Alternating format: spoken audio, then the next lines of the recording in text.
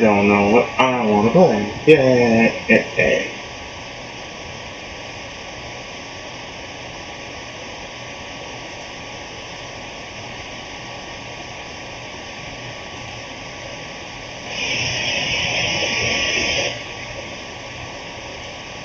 Yeah, I really don't know what I want to play today. But we'll do Saint Sienna like that special game. AK, it's Saint Sienna. We'll do that special game.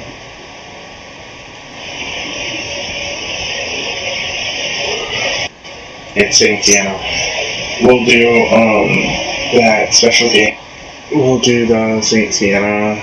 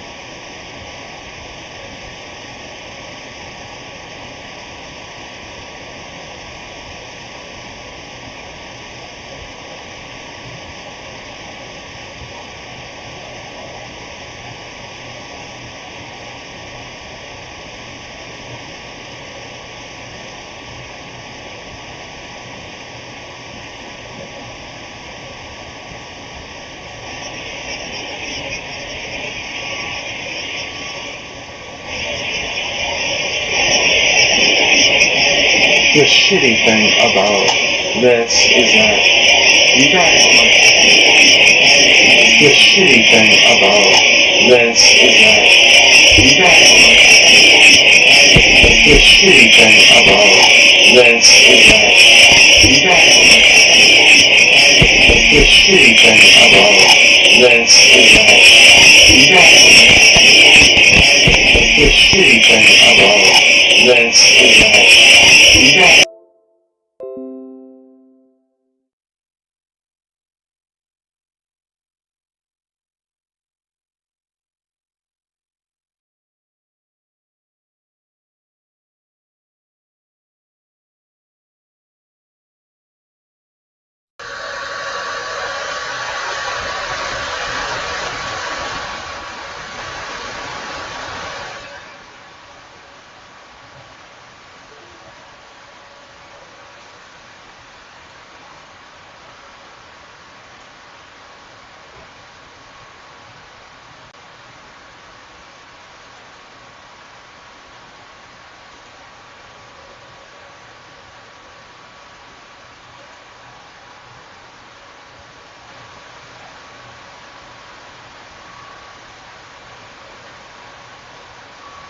I am sorry, there's nothing you can do about the noise.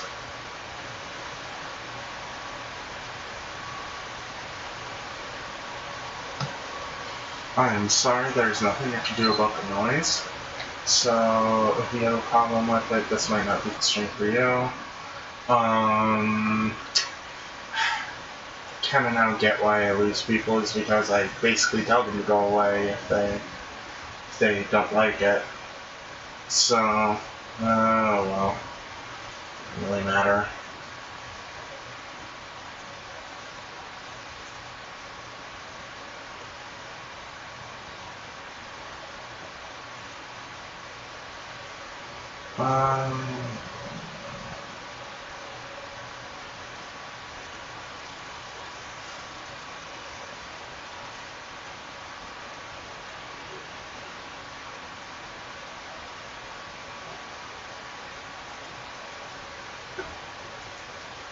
Yep, everybody please pray for Japan.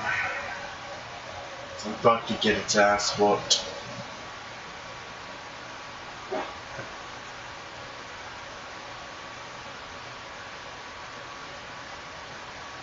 by a tropical storm. Or not a tropical storm, by it technically counts as a typhoon, even though typhoons and tropical storms, hurricanes, and all those wonderful doodads right there are all basically the same type of storm.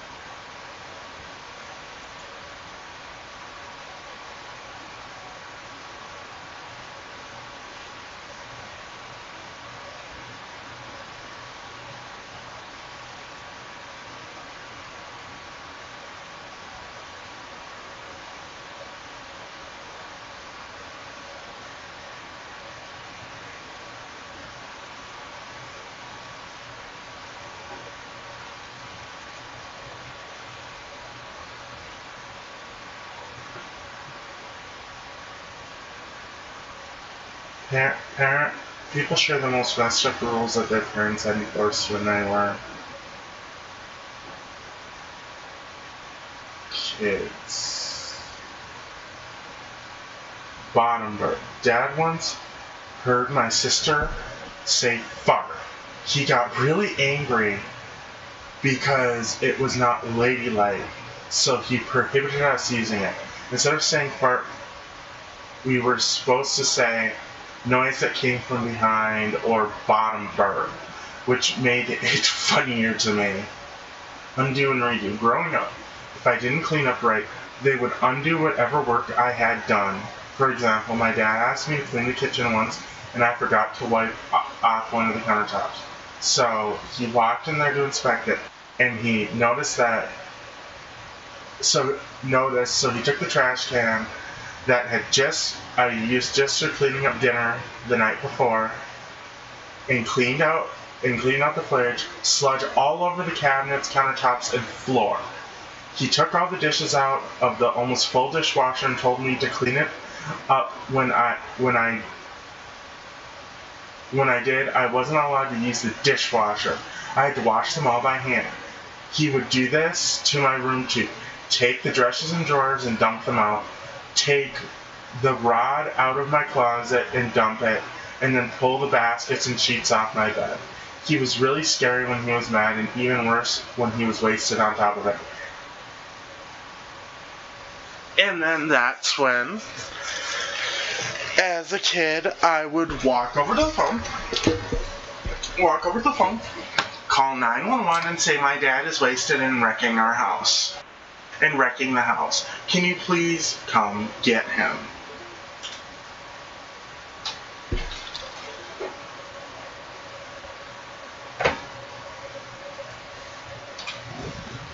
Cool.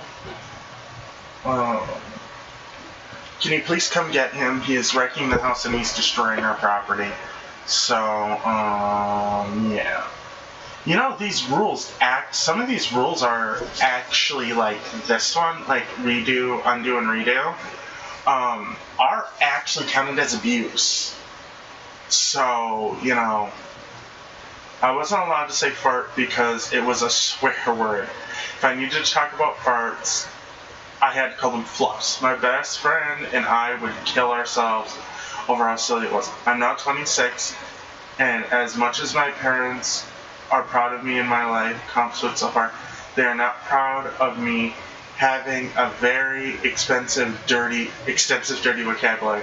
It feels good to prove them that I can talk like a degenerate and be successful. Not even free to pee. I was not allowed to use public restrooms. My crazy grandmother, and especially my mother, believed that you could contract STDs and other diseases from them. I mean, some of them look that way, but you won't. Um, from them.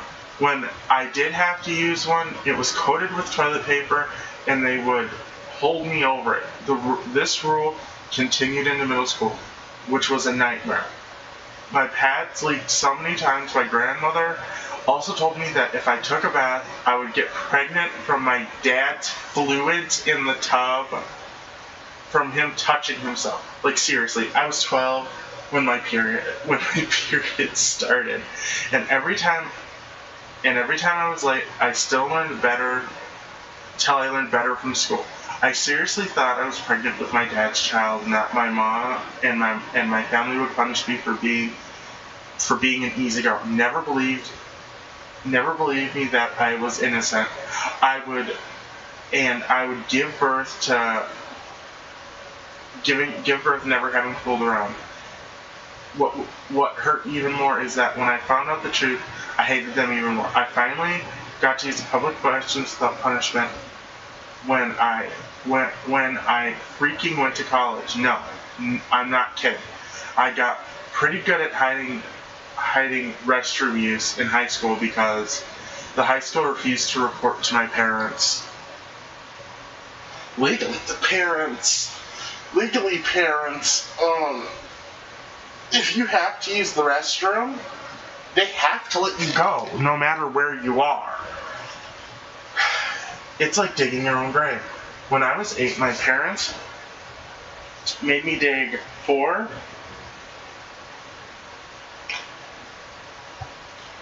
foot long, 4 foot deep holes in the backyard just to fill it back in because I liked.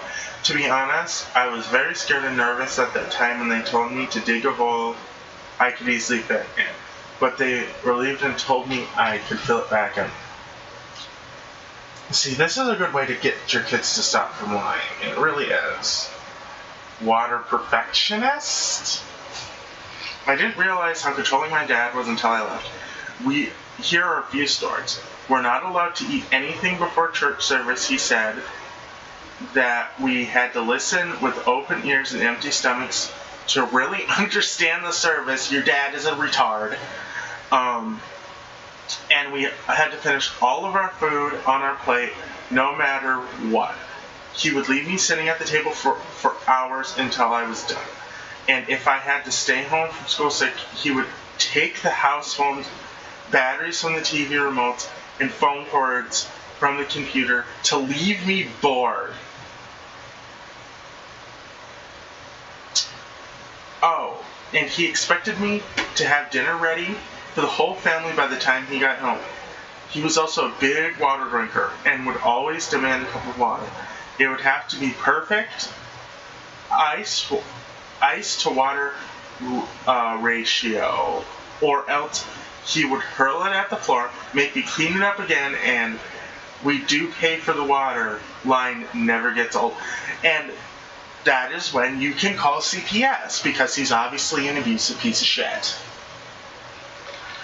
There's a fine line between abuse and rules.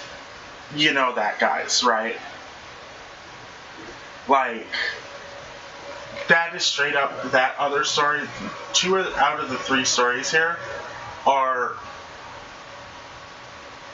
abuse. Straight up abuse.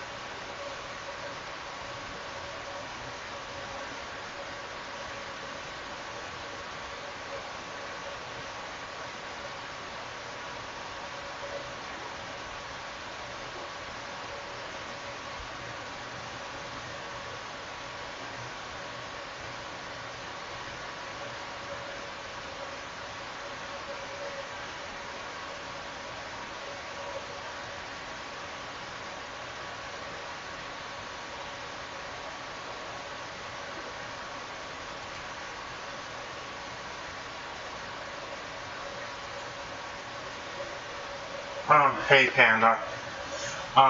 We were fighting. We were fighting over a beanbag chair. My brother pushed me, and I fell on the fireplace. Busted the back of my head open. My father scooped me up and rushed me to get stitches. I was 5. My brother was 10. It wasn't until many years later I found out how my mother dealt with it. My brother, after my father and I left, as the door closed behind my father, carrying me out the door, my mother looked at my brother and said, "You killed your sister." And yet, mental abuse. Lovely. Cracking your head open doesn't necessarily mean you're going to die. But, you know, my dad got really pissed at me and dumped out a box of Fruit Loops cereal, and then he made me sort them by colors, counting each of them, adding them together. Then vacuum them up the crumbs after I put them back in the box. At that time I was 50. My entire bedroom was taken away for 5 months because I missed the bus. And the only thing I had in my room was my mattress and a pillow. No sheets, no anything, just a pillow. This is abuse. Yeah, this is definite abuse. They could get arrested for that. No, Aaron Carter, no one gives a shit about your life. My dad made me go out in a dress one time. I'm a guy. I was staying with him for a week and skipped school one day. He came home to get something and found me watching TV and I said I was sick and couldn't go. He goes back to work. The problem was it was Friday and there was a party. My dad and my stepmom came home and started making dinner. I get better. Afterwards, say I'm going out. Obviously, this was met with skepticism. My dad showed up. In the midst of this, I argued my position passionately. At a certain point, my friends were dying laughing, and my dad switched from trying to get me to admit to a lie, just to see how far I would go to prove I wasn't. What an asshole. This is actually hilarious. How far I would go to prove that I would. He even got my friends to tell him where we were going, just keep saying he couldn't, and just kept saying he didn't believe how improbable the whole thing was. He even told me I could go if I admitted I lied about being sick. But I was Doug. I told him he could pick what I wore and prove that I was lying. My dad, notoriously terrible taste. This was before normcore. My dad picked a dress made from back pockets of jeans, like an entire dress made from denim back pockets. It was freaking absurd and extremely uncomfortable. A massive jean dress made of exclusively seams. It didn't breathe and it barely moved. It chafed. I didn't give a damn about wearing a dress. But this was torture. Yeah, so I wore it to the party.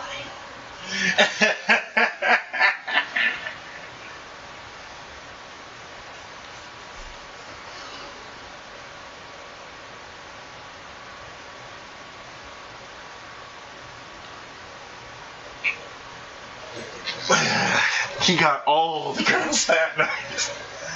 Where to start? Okay. Dress code and all. Where do I start? We have our own dress code. No form-fitting pants, tops. No jeans unless they're from the men's section or 4 sizes too big. The pants had to be full length, no exceptions. Tops were covered the top half of my thighs, because if my butt's showing, I was too easy. Your parents are assholes. Tops have to have a crew neckline. Sleeves went down to my elbows. No makeup until I was 16. I started sneaking some into my room for natural looks. We also weren't allowed to wear heels because heels are for dancers. And we also weren't allowed to have guy friends because all guy friends want to do is get into your pants. That is rude. girlfriends had to be pre-approved and good influences, not going out during the week, no sleepovers, no parties, duh. For a while, I wasn't allowed to have my phone in the bathroom with me. Still not totally sure why. No social media. As for serious stuff, I wasn't able to seek mental health because it was a waste of time talking to strangers for an hour. Yeah, no, this is abuse. Most of these are, I think, just straight up abuse. So, no music was allowed when cleaning in the house because it would distract us. And if we wanted to play a song, it would have to be about Christianity, because listening to non-Christian was punishable by being grounded for weeks. We are not allowed to do anything with our friends on Sundays because it's our family day, even though we never did anything as a family and just stayed shut in our rooms. Pokemon promotes evolution. Should I even bother reading this one? Because her parents let's see, what's the name of this person? Whatever the name of this person is, their parents are obviously so stupid it's ridiculous. Fuck off. There are a lot of TV shows I really want to watch, mainly things like Pokemon, because it obviously promotes evolution because your parents are fucking retarded. The big one, though, is I wasn't allowed to get my driver's license. I had to learn how to operate a car and drive in case of emergencies, and I was not allowed to get my license. There was an extreme amount of whining when I needed to be picked up late due to my after-school activities or be dropped off at Sunday competition. When I was the ungrateful one if I complained about them yelling at me or having to go get me to an event. For school activities, they signed me up for that I didn't want to do in the first place. No harm, just watery. My mother's go-to punishment, which I'm sure will carry on when I become a parent, was cold water to the face. Just enough to shock you. I have vivid memories of each time she came up to me with it, and I got it the most out of my siblings. Yeah, that's just, and yes, I am going to be saying abuse a lot during this, okay? Because a lot of this is abuse.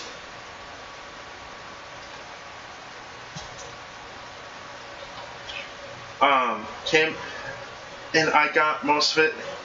Once, my younger brother was throwing a tantrum in the kitchen while she was washing dishes. She turned around, shot him with the sprayer. Definitely not the craziest thing I've seen, but the most creative.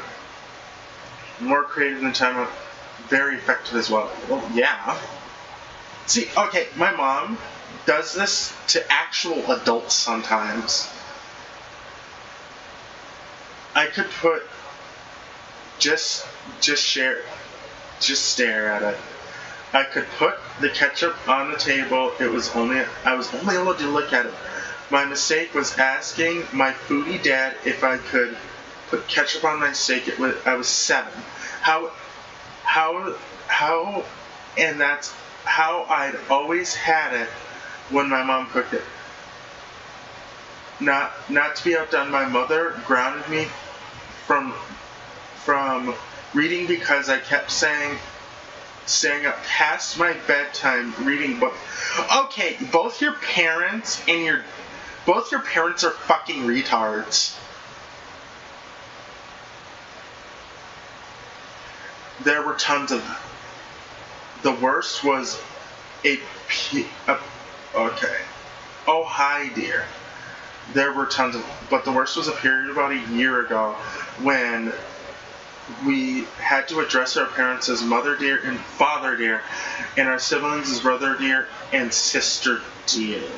My father was a sick jerk who came up with that one day and strictly enforced it until he went on his next deployment. Luckily, he forgot about it the next time we saw him. You know, I get being in the Army is a hard thing, and following all the rules to a T is a hard thing. But don't take it out on your family, you son of a bitch. Clean before you go. I technically I was technically allowed to go out, but my mom was always in her some sort of qualifier, like mow the lawn, then you can go, clean your room, and then you can go. For a while, I tried to always have the lawn mowed in my room clean, to sort of ahead of her, so she would say yes, spontaneous plans. But she would always come up with something that I needed to do.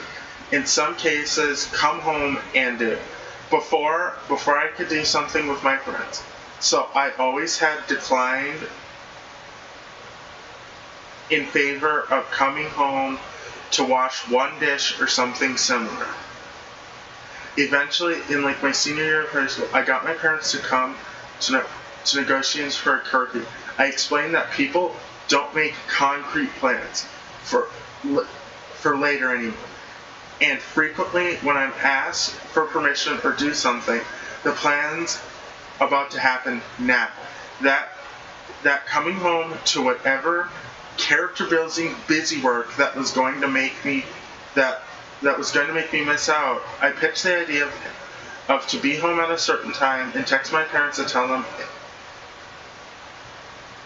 where I was. I was not allowed to ask specific permission to do every little thing as long as it's set in stone. Lists of chores were done insidiously, and a tone implying that I was unreasonable. Oh, you want blanket permission to do whatever you want all day? Is that it? So every night I snuck out. It's the only thing you can do. Okay, I'm sorry. I get parenting is hard. I have two friends who have a total of, if they were to actually live together, a total of, okay, one is just having a baby, 8 kids together. Okay? If they were to mix the kids together, it would be a total of 8 kids. Okay?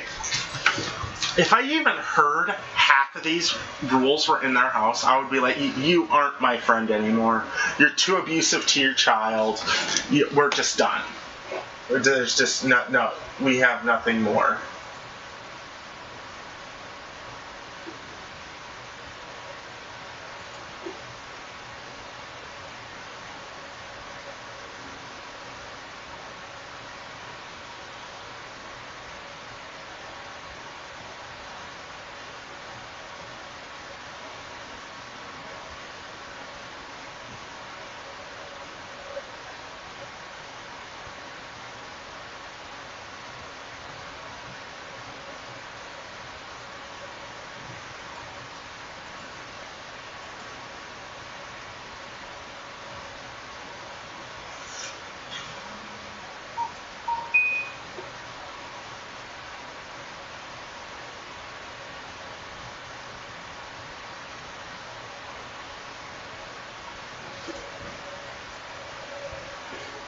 Event.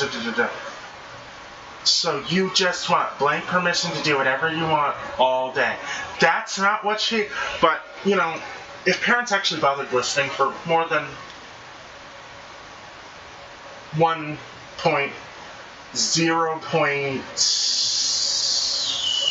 second, 0.0 seconds, they would hear that she's trying to propose that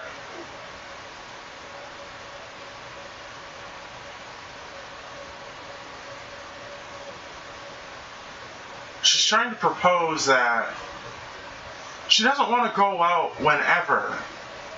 No, she's saying that having to wash the dishes every 10 seconds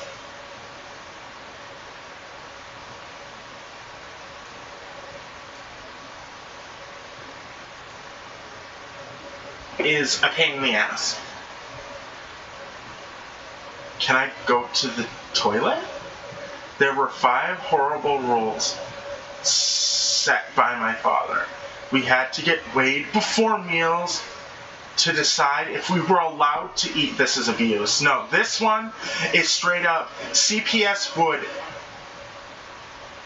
instantly take these kids. Like that. No, there's body shaming.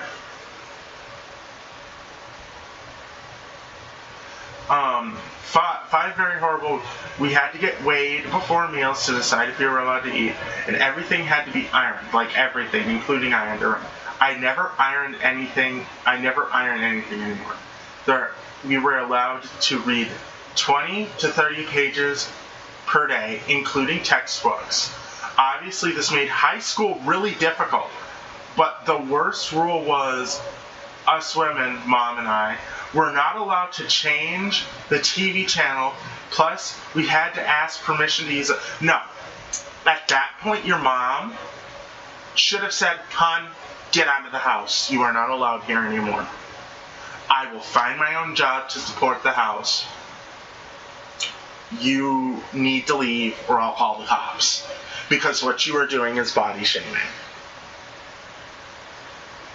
Banned from using a drinking glass? My mother was pretty narcissistic and selfish growing up. We had some pretty odd rules we had to follow. One of them was that the house had to be spotless 100% of the time. If there was even a crumb left on the counter, she would flip out on us for hours. She had a hard time letting little things go. She would make me wake up at 5 a.m. and yell at me if I didn't get up right away. Then, right when I got home from school, she would find something I did wrong in the morning and yell at me for it. When I would continue to mess up in some way until I went to bed, the cycle would continue the next day. A weird punishment I had was if I didn't wash a glass after using it. It was 10 or 11 at the time. She banned me from using glasses to drink out of, so I had to either cut my hands under the faucet to get a drink or drink out of the garden hose outside. Looking back, my mom was most likely had some sort of disorder as a result from trauma from her own childhood. She lies a lot. Everything has to be perfect. She uses me as a scapegoat, is manipulative, mostly gaslighting gaslight as well, making me believe I'm the fault for most things. I'm just glad she's halfway across the country now. See, that's the thing, is a lot of these kids here, especially this one and this one right here, could sue her dad for emotional distress. No naps? What? I wasn't allowed to be in my room for an extended period of time, except to go to bed at night. So no naps. My laptop was required to stay in the living room at all times. When I started community college, because dorms were expensive, I was required to report to my father and stepmother's room every day as soon as I came home. They would yell at me if I didn't come up without being told every day. Texts must be responded to immediately. My father threatened to report me as a missing person because he called me while I was on a shift that ended at 3 a.m. and didn't text him back until the next morning. One time, my stepmother asked me for my full name, race, history of coworkers, and whose house I was going to play DVD. It was a one-off event. It was still super weird. I'm sure there are more that I can't think of right now, but I've had no contact with them going on 8 months now, and it's been a while since I interacted with their craziness. I'm surprised your dad hasn't had the cops come to your house. Wow! That is actually, being too controlling can hurt a child. Like, straight up hurt a child. So, they could both go to jail for wasting police time. What grandma says goes, fuck that. My grandma was not. I was lucky enough to not have parents like this, or grandparents like this. My grandma had no leaving the table until you eat your food rule. Pretty reasonable, except she would prepare our plate often with more food than you wanted. One time she made me chicken salad sandwich, but the chicken salad had turned and she wouldn't let me leave. She just sat across from me, making sure I didn't get up until I ate. This went on for hours until my mom got off work, picked me up, and it wasn't even that strict of a household. I think she liked control, and this was one of the few areas she could exercise it, which is understandable. You're not allowed to be angry. Nigga, fuck yourself. So this was something I only really came to understand after I left home and got some perspective on my child. But basically, my sister and I were not permitted to be angry. It wasn't that we weren't allowed to shout or raise our voices.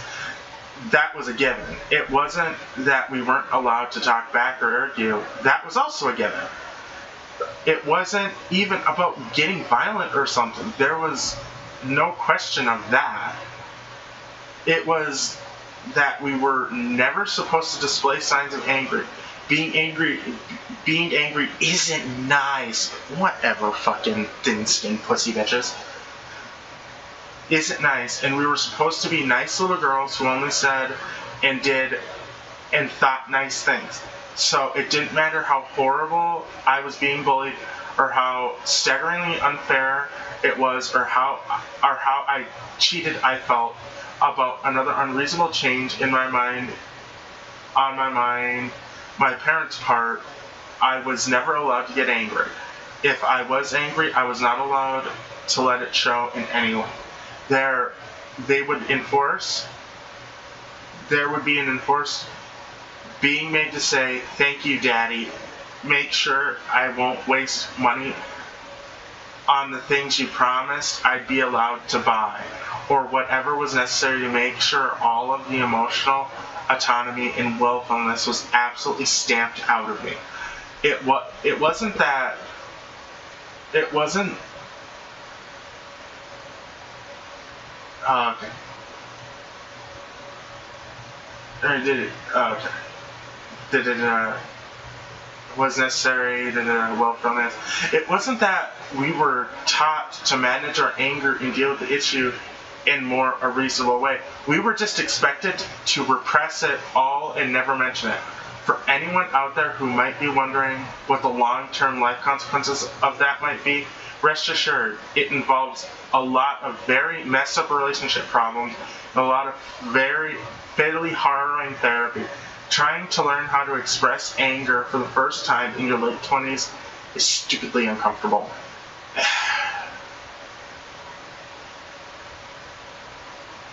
Don't be as scared again.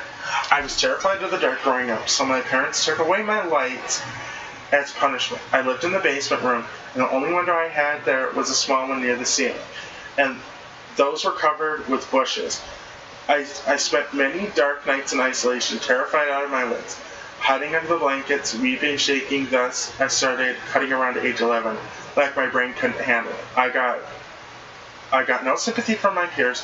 Everyone was like fraidy cats, scared of the dark. When CPS got involved when I was 15, this was brought up. My dad laughed like they were claiming child abuse because I wasn't allowed to have cake for breakfast or something minor. He didn't know why cutting was a bad thing because he considered that a joke. He was just doing that for attention. It's convenient. Self-punishment built right in.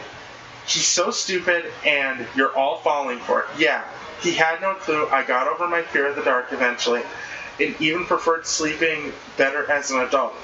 But my childhood still gives me PTSD flashbacks. I'm gonna admit this right now. I don't like the dark. Okay, I'm terrified of the dark, but, that's the thing, is that you can't force your child to not be scared of the dark. At all. Like, ever. You can't. A fear is a fear, and fears take time to get over.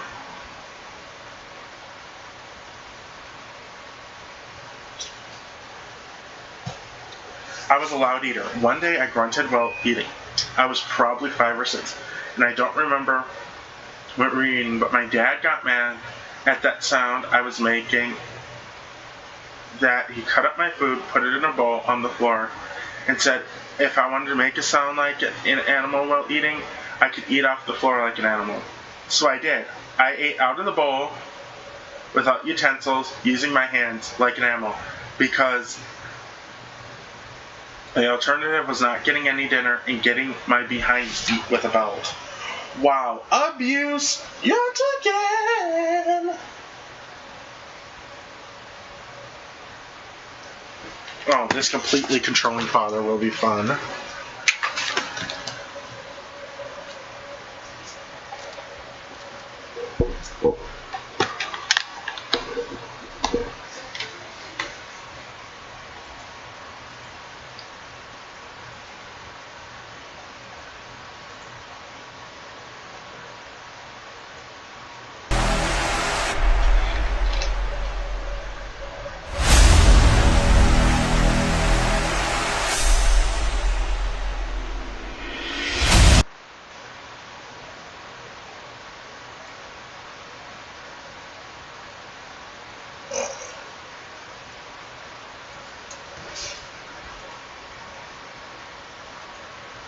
My dad has a severe, untreated anxiety disorder as well as OCD.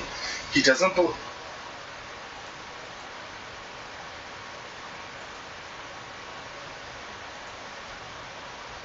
He doesn't believe in psychology, psychiatrists, medication, etc.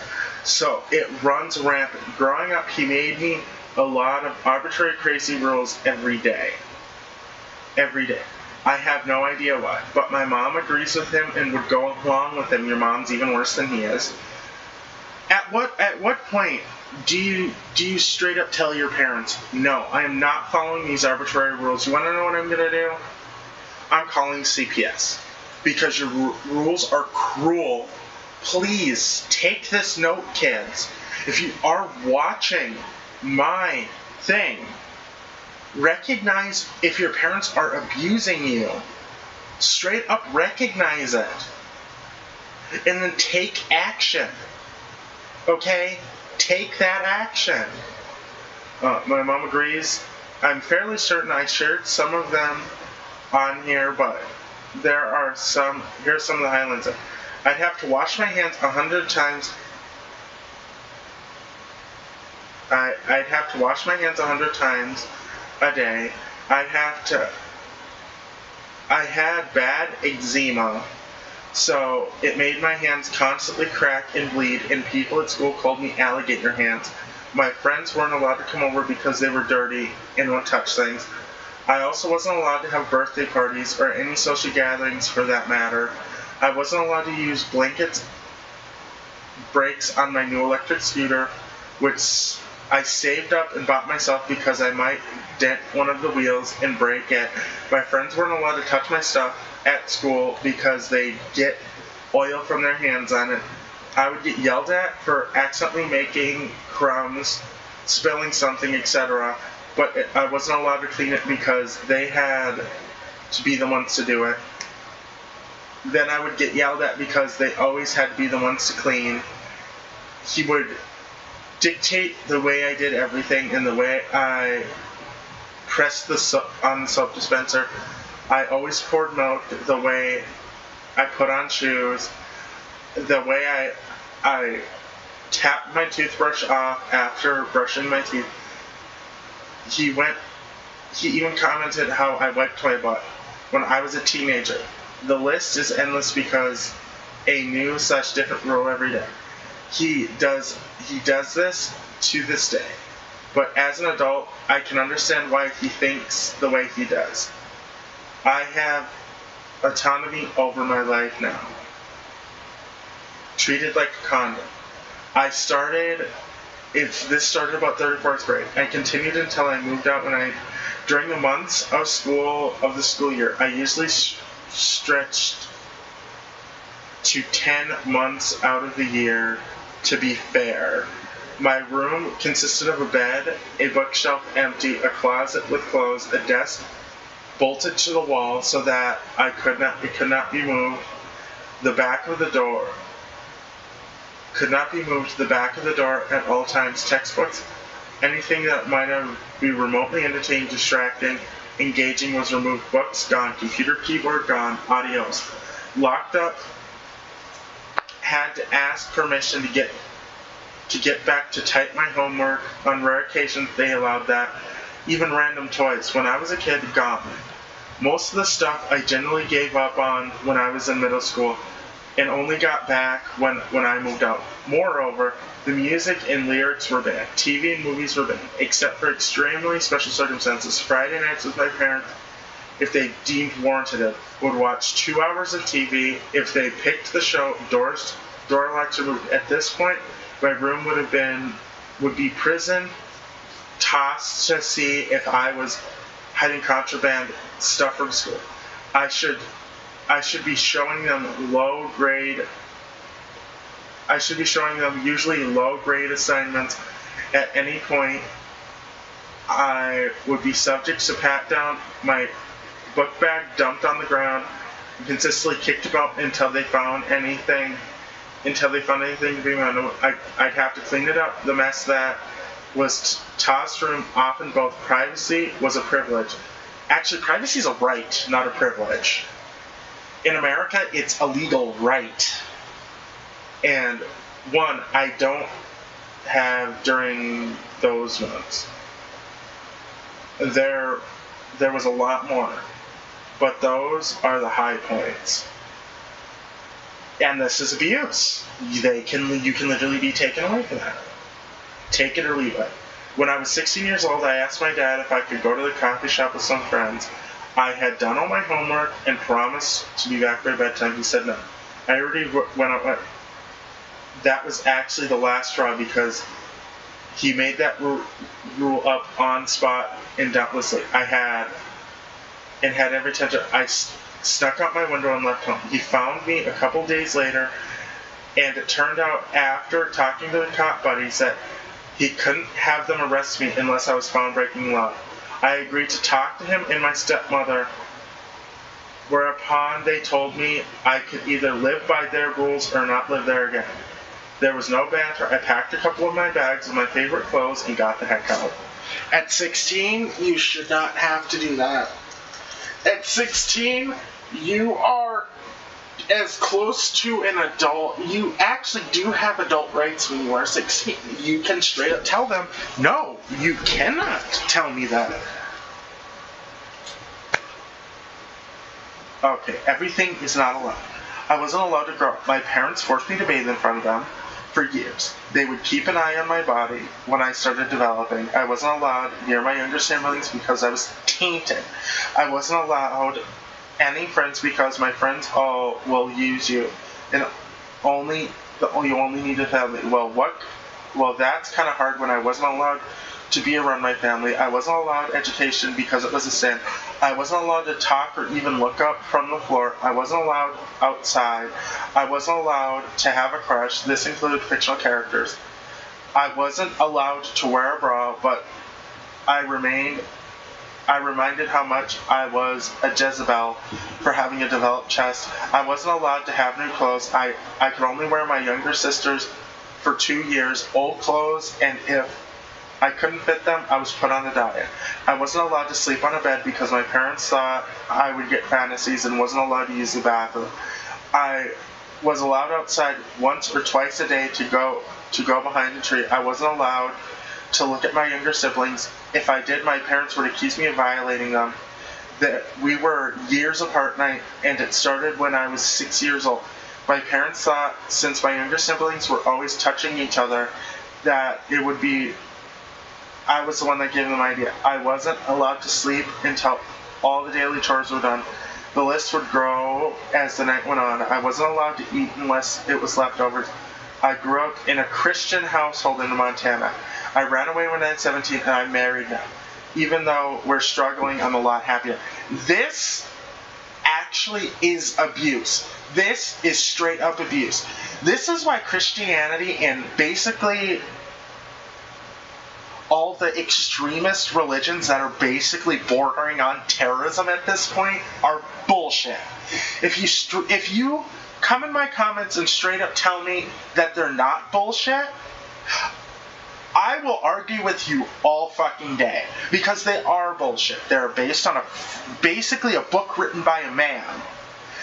I'm not even going to say the Bible's not real. The Bible, whatever, it's in my mind and in my family's mind, it's just a bunch of fictional stories. Okay? You can't... And actually, I have read the Bible, and I believe in most of the stuff in the Bible. Most of it is good. It's just that Christians like this cherry-pick the Bible. They don't actually follow the Bible. You could talk about in Hebrew? What? I grew up in Bengal, in English and Hebrew. My parents weren't religiously Jewish, but my mom is only part ethically Jewish, but both studied Hebrew in college and wanted me to grow up bilingual. Oh yeah. I swore it makes you smarter apparently, but when I was 10, I swore for the first time out of anger in front of my parents. This wasn't just a normal swear either. This is bad, really bad. I heard one of those words at school a few months before. They calmly decided for that week during the summer for vacation, I didn't have to go to school. I would have to speak nothing but Hebrew. It didn't matter where we went. We went to the pharmacy, the grocery store, and other places normally during the week. To a cashier, the other kids at the playground, and my parents, literally everyone else. I could only speak Hebrew. It was honestly torturous.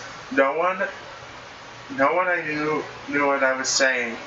I wasn't allowed to write anything down either. I tried my best to gesture about what I was trying to say and confuse people more. Other kids wouldn't play with me because they thought I was insane.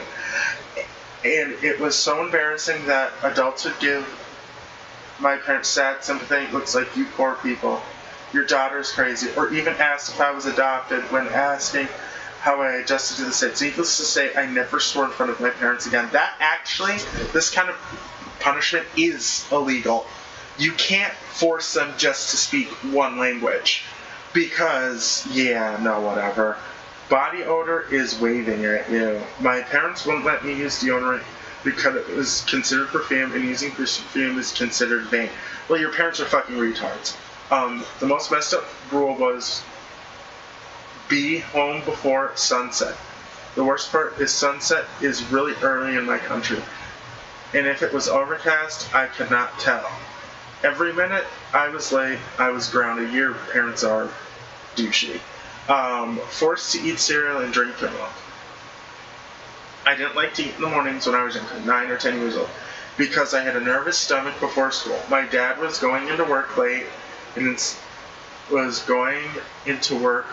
decided that I needed to eat Apple Jacks and cereals and that I needed to eat in front of me.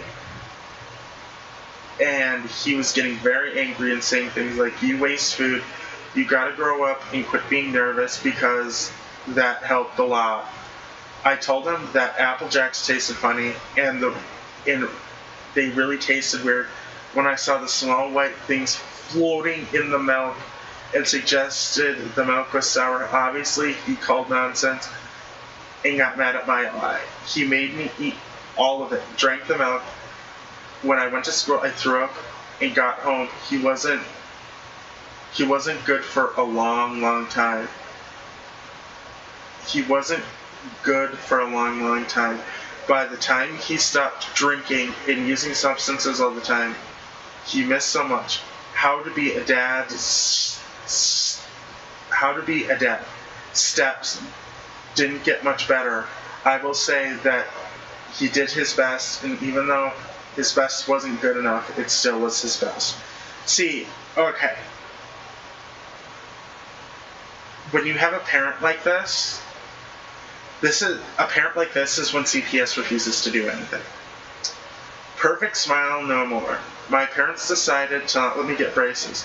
I was with a friend who got caught stealing, and after denying any involvement for hours, my refusal and threatened me, believe me, and threatened her, even went to her house. I eventually lied and said I was involved and they canceled my braces. I still have crooked teeth to this day. My parents think I'm a petty thief, and your parents need to kill themselves. But whatever. They're for naughty girls. My mom wouldn't let me use tampons because they're for naughty girls, and no padded bras. This means, and I mean padded like your high beams don't show. No push-up because, you guessed it, they're for naughty girls. Not to mention my mother refused to buy any bra that was bigger than a size B because it simply couldn't process the deal with the fact that her young daughter was stabbed. I was a C cup by 6th grade. What? For the record, I was about 10 or 11 years old when I started needing a bra, and sanitary products, naughty comments were really inappropriate, and naughty comments were really inappropriate in women. Household commitments turned into a nightmare. My childhood was riddled with household commandments where here are some of them first. If you were old enough to have an email privileges, all emails are fair game for parents to read.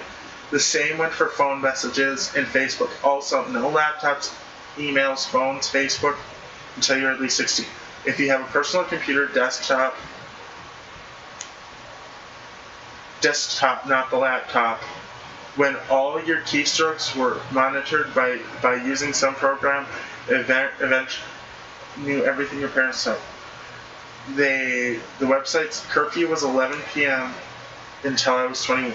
I'm now 23. I have moved out, and when I go home to visit, my curfew is still midnight. Until my senior year of high school, my bedtime was 9:30 p.m. on Sundays. Strictly enforced 3 hours of TV a week, 8th grade. My mother's sister could use any shoes or clothes she wanted from my closet at any time she wanted to. No permission required. However, I was not allowed to wear anything that belongs to them. Also, I wasn't allowed to say never and always. Nothing is never or always. My parents saw those words as exaggerations. For example, if something like a man, we always have chicken for dinner, we would be reprimanded or grounded. This is abuse. I could deal with all this, but one rule that was really messed me up in the long term was a diary or journal rule. If you kept a diary or journal of any kind of notebook with anything remotely personal with it, your mother would take it and read it, and then she would leave us a note and let us know she had seen it. She would give feedback and would punish us for things written in our diaries. Her justification was reading them was her right as a parent. Legally, no, it's not. Actually, diaries are counted as legal documents.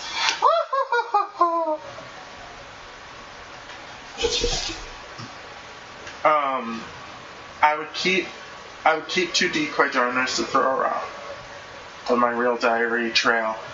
When she found the decoys, I would throw them out, craft a new one, and then take the real one to school and work with me. I needed my real diary because it was the only place I could express freely myself. So I simply would not keep one. Simply not keeping one was simply out of the question. I was on my person. It was on my person at all time. And then one day at school, I took a shower. My mom went snooping. She found my real one in the middle of my mattress. She took it, read it, and saw everything I expressed and wanting it to disappear. She screamed at me and kicked me out for 2 nights as punishment for writing such horrible things. Abuse. The special word of the day is abuse. No dinner conversation. It was my dad's rule not talking at the table, other than the occasional, do you want some more? Or please pass that. We could not talk about anything, and no small idle chat was allowed. The first time you did it, you got yelled at. The second time you did it was a whooping and sent to your room until the next day without the rest of your meal. I think this was because he grew up in a very large farming family, 11 boys and 3 girls and 2 adults. Having to feed a family of that size 3 meals a day was likely time consuming, and there was farming to do. So the faster the members could get the eating done, the work would be done. this was back in the late 40s, 50s eras. I believe the carryover from that, he loosened up when he was over 50, and 2 out of the 3 of us were kids over 20. Now, the meal times are hugely social. We laugh, joke, and talk. We even have occasional food fights with one another. Okay, this isn't abuse. This one is, he grew up in an era where families couldn't, where he worked on a farm, you have to eat quickly and you have to get shit done. The evil stepmom. My stepmother tried to boot myself, 14-year-old self, and my brother, a 12-year-old, out because she didn't want us living with her. My dad realized that if that happened, he would end up dealing with child services, so he compromised. As a female, I was allowed to still live in the house, but remained in my bedroom unless asked to come out for dinner. This is a... See, the thing is that CPS would just tell him to get rid of the stepmom. That's it. Compromised the feeling. I was asked I had to ask to use the bathroom. My door had to be open at all times. No phone was allowed. I was never allowed to be given cash, so all of my stuff, school, bus tickets, sanitary products, etc., were bought for me. I often went without lunch, and she didn't make it for us. Only her son, and we weren't allowed in the kitchen. The teachers at school Teachers at school worked this out pretty quickly in Sudbury. My brother was not allowed in the house. He lived in a van, I mean a literal work van, around the side of the house, and was allocated showers and bathroom time. He had to eat outside, though it was cool. One day, when I was 15, the police came to my school and said I couldn't go home as my brother had done something to set her off, and she chased him up the street with a broom. She then came back to my trash room and trashed my room in the van with an axe. Oh my God! That was more than abuse. She wanted to kill those kids. There was no ifs, ands, or buts about it. She wanted to kill those kids.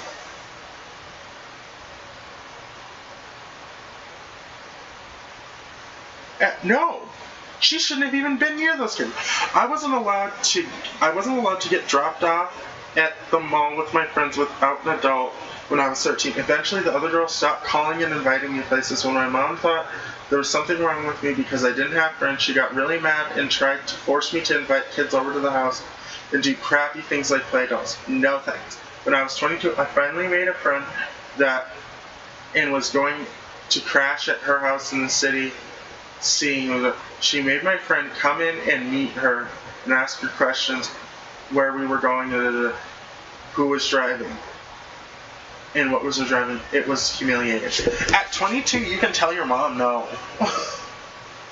I was 20-year-old college, still living with my parents, and had a 10 p.m. curfew on the weekends. I ended up getting kicked out of the house for disobeying too much. I also never developed a social life because I couldn't go to a single party that wasn't chaperoned by my parents until I was 20.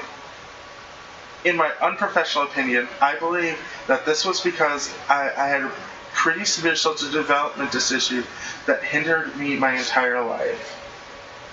Orally? Oh, really? I had to charge my phone in the kitchen after I went to bed. They said it was to keep me from staying up late, but they were secretly reading through my texts.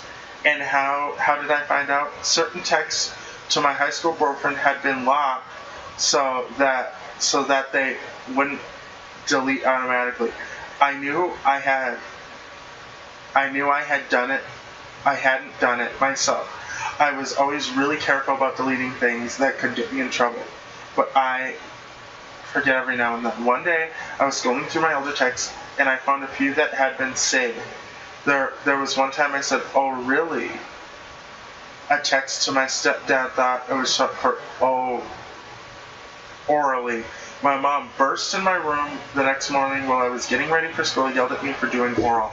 And that's when you punch your mom in the face. There is for 365 days. When I was 14, my friends used me as an alibi for when she got hammered without me knowing. This ended up me not saving her ass, but handing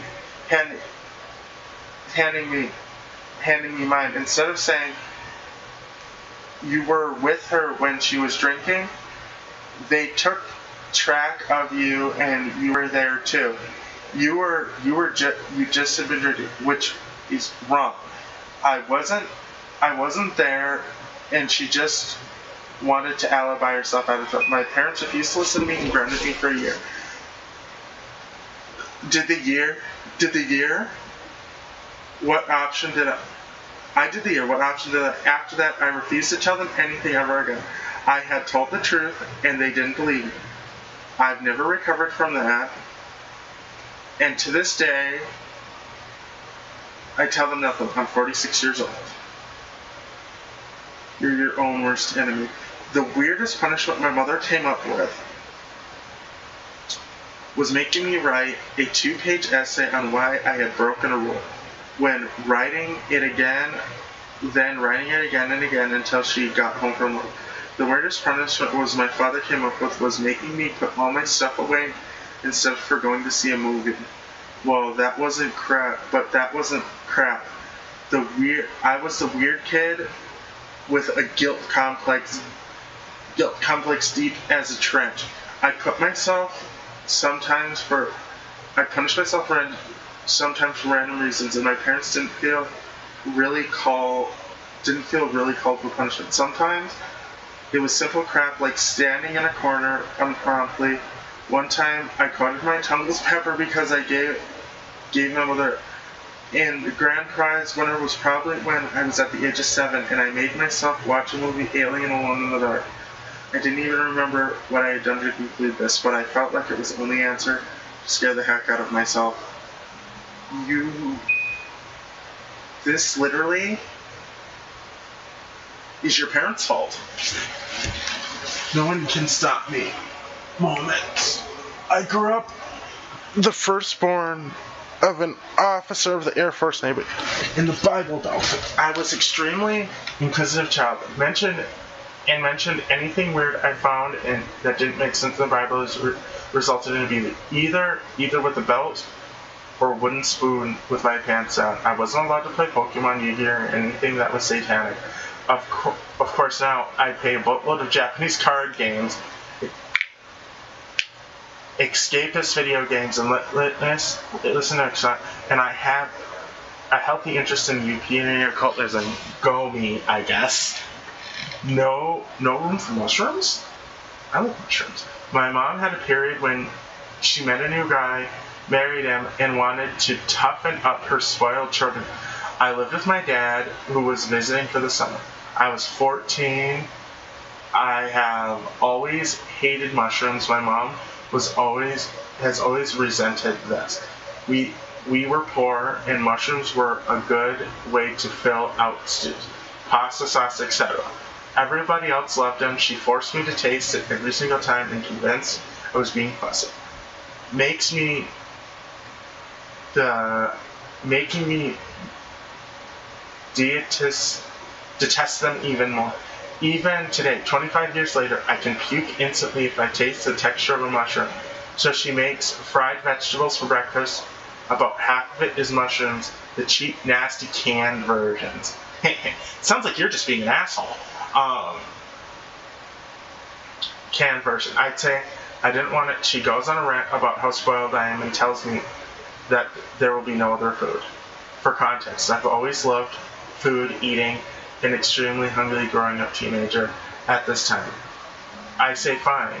She then serves me the same portion of vegetables and mushroom mix for breakfast, lunch, dinner, and for 3 straight days, and I refused to eat each time. I was really hungry that summer. Sounds like you're just a dick. People share the exact moment they went from being attracted towards someone to complete. Okay, so how many are there?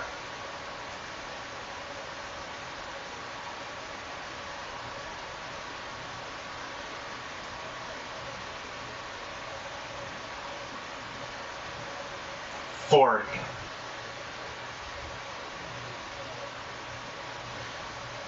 Okay.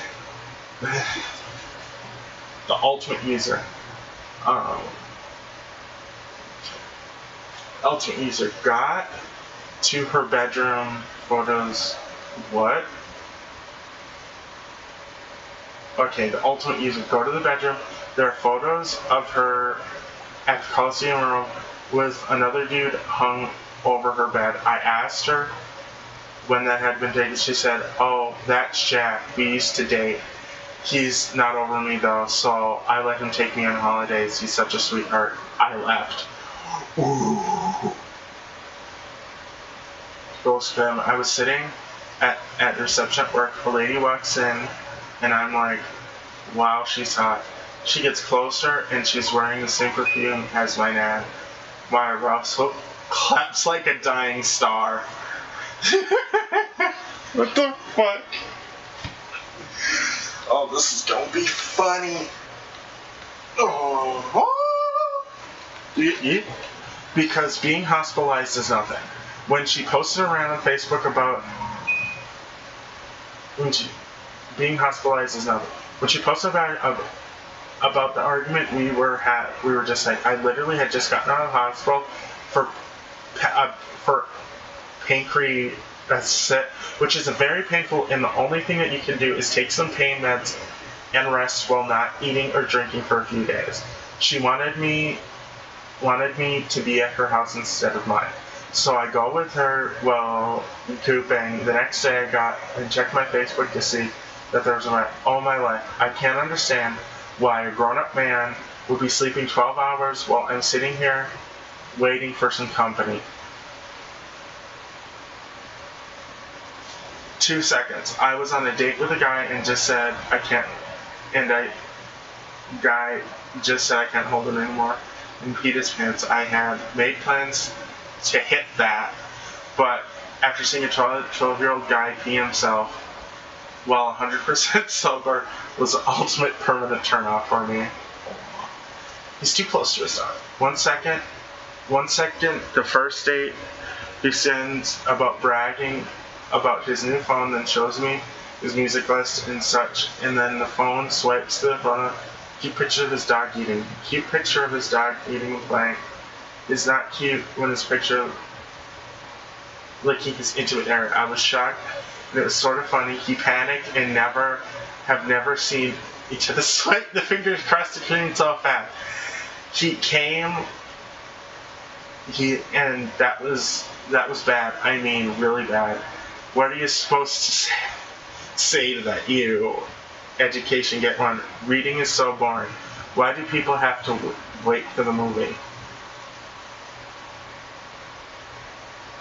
To this, my friend, an old manager, and I were drinking and dancing at the bar. Nothing really bad. Usually just plus a little grinding. She said something about having a one-night stand while later she was sitting and I were giving her a lower back rub. I started getting alert towards her rear and she said, "Be careful." I didn't check I didn't check how well I wiped. My intimate parts ran inside me like a scared mouse running back into a hole. I totally lost anything that may have been there that night. Still gross.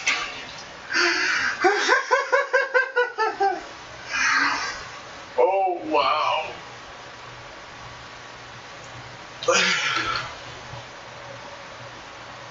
An Iranian flasher. He pulled his most intimate parts up while I was giving me a ride home. A complete 180 attitude went from garments to total no. Sam was a friend of mine from work.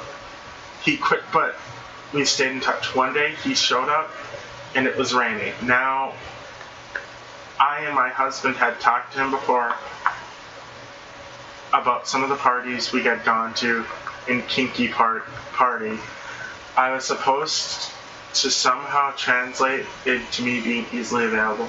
He offered me a ride home. When I got halfway there, he He pulled his pants open and grinned. I screamed at him and told him to let me out. He grinned with a very, very prepare yourself sort of grin.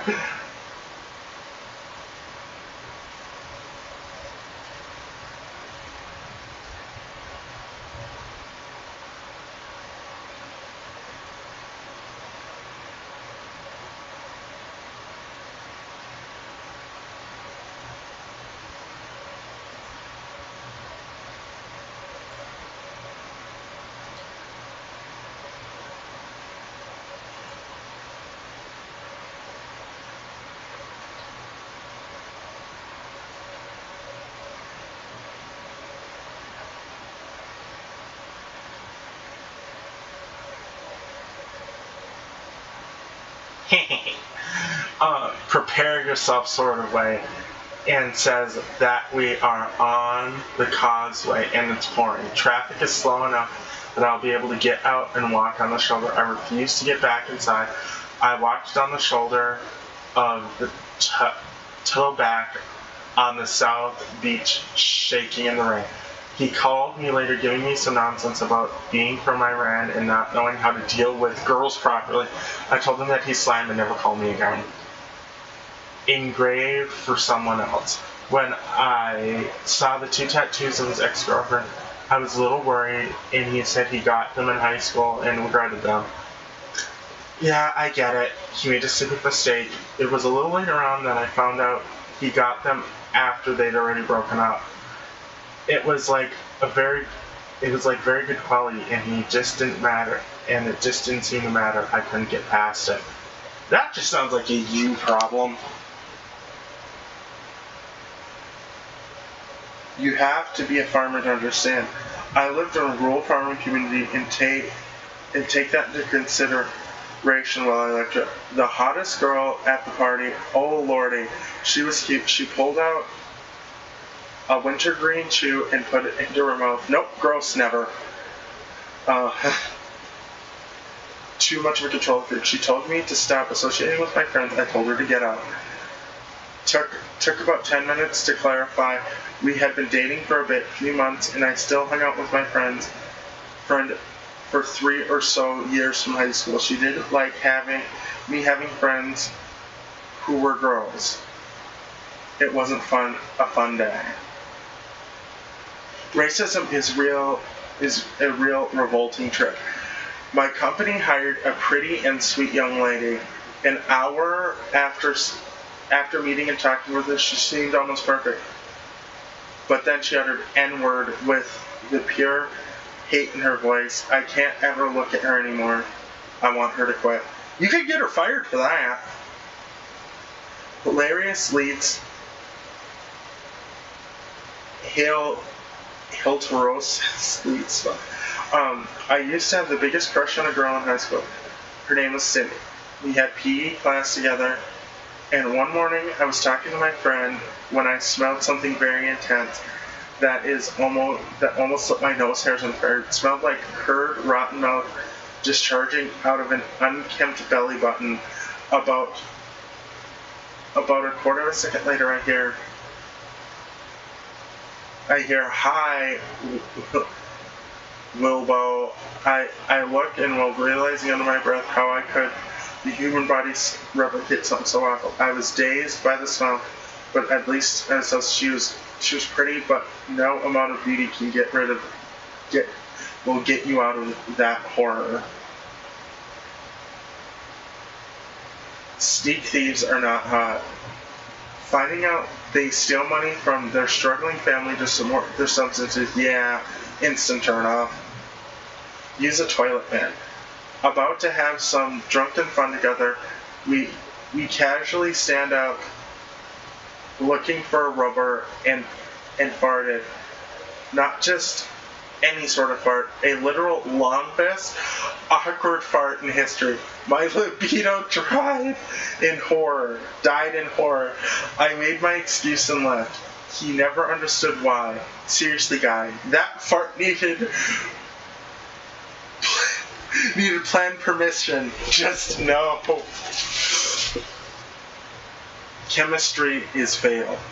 My last girlfriend, every time we had relation that was a certain lack of passion, I couldn't put my finger. But then one time she stops in the middle of messing around and says, I never do this, and starts to get more romantic. Like, I'm cool. Then literally less than 10 seconds later she stops and goes back to making out.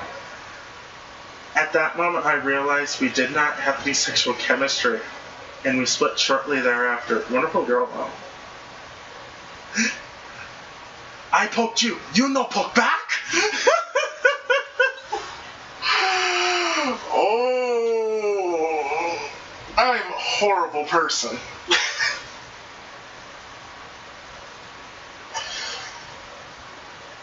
Okay. So, We will be playing Shadow Warriors 2 after Saint Sienna, so don't worry. Rejection is hurtful. This one time I was walking down the road back from the bar. I see these two girls approaching towards me. Both are very attractive. I said hello. These ladies would have been attractive to immediate response. Maybe if you weren't incredibly ugly. My instant heart, and that was to know that what that girl thinks of me from Bryn. That's what girls think of me. From there, I've been pretty much turned off permanently. That's sad. As bad as Jar Jar Binks. She's referring to Darth Vader as Star Wars, as in character being Star Wars. I've never been so unaroused in my life. That sounds like a you problem. You might need your wiener fixed. Dog, whoa. Dog destroy. In the time it took him to complete the sentence, you should get rid of the dog. My first introduction to an attractive, polite, briefly on-receiving sociopath. The next day, he tried to hit me with a car. We were 17 years old, so my best friend Chloe's placed drinking in the shed, playing with a new puppy and the 12-year-old dog, and me learn how to play pool. Chloe invites a guy over she knows will come, and bringing his friend Steve. This turns out to be a pretty terrible idea. Things are going well. Steve is cute and sexually showing me how to play pool. I'm sure you guys have all used this trick before until super assault. That dog is really old and kind of gross. What? Get lost. He's my dog. Not really. You should put him down. He's really old and gross. I'd do it. What?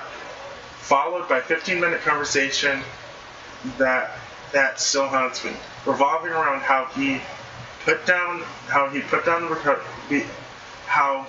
wouldn't put down the puppy because it's pretty cute, and dealing with it and detailing how he could turn it into a guard dog. No point of guessing. Yes, torture. We kicked him out. Tell him that if we ever see him again, Chloe's big brother will be enlisted to kick him around a bit. His friend quietly says, but he's joking. Don't believe him. The very next day, we're coming back from a football game, walking along the edge of the road to keep out of long grass. We notice a car coming behind us. Look, and it's Psycho Steve. He floors the car and jerks the wheel over pretty close to the footpath. Thankfully, we scramble between two cars. Not sure if he really planned on hitting us, honestly, or just really scare us. But he was doing around 100 kilometers on a residential street. He came close enough that it felt wanting it back. We legged it back to our parents, and nobody would believe us. If that Steve guy kept his mouth shut, there would be a chance I would have made out with the guy who tortures puppies.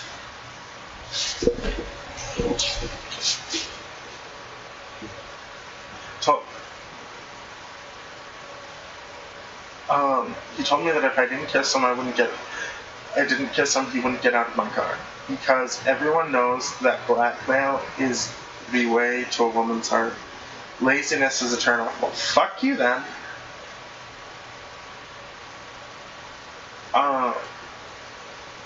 there was this really nice girl I met online, and we started talking about weight loss because I'd lost about 60 pounds from being like 260 pounds.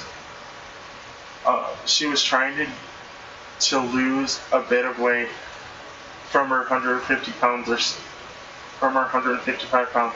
So anyway, we were talking and she was being flirty. She was really cute, and I asked her what she thinks about a job, and she said my parents can take care of me forever. She was about 20 years old and instantly went from pretty darn cute to about a 3 out of 10. You know, these people are just assholes. Some of these are assholes, and some of these are actually legit.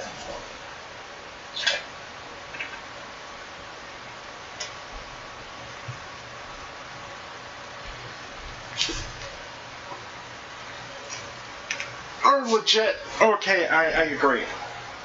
Some of this is a turn.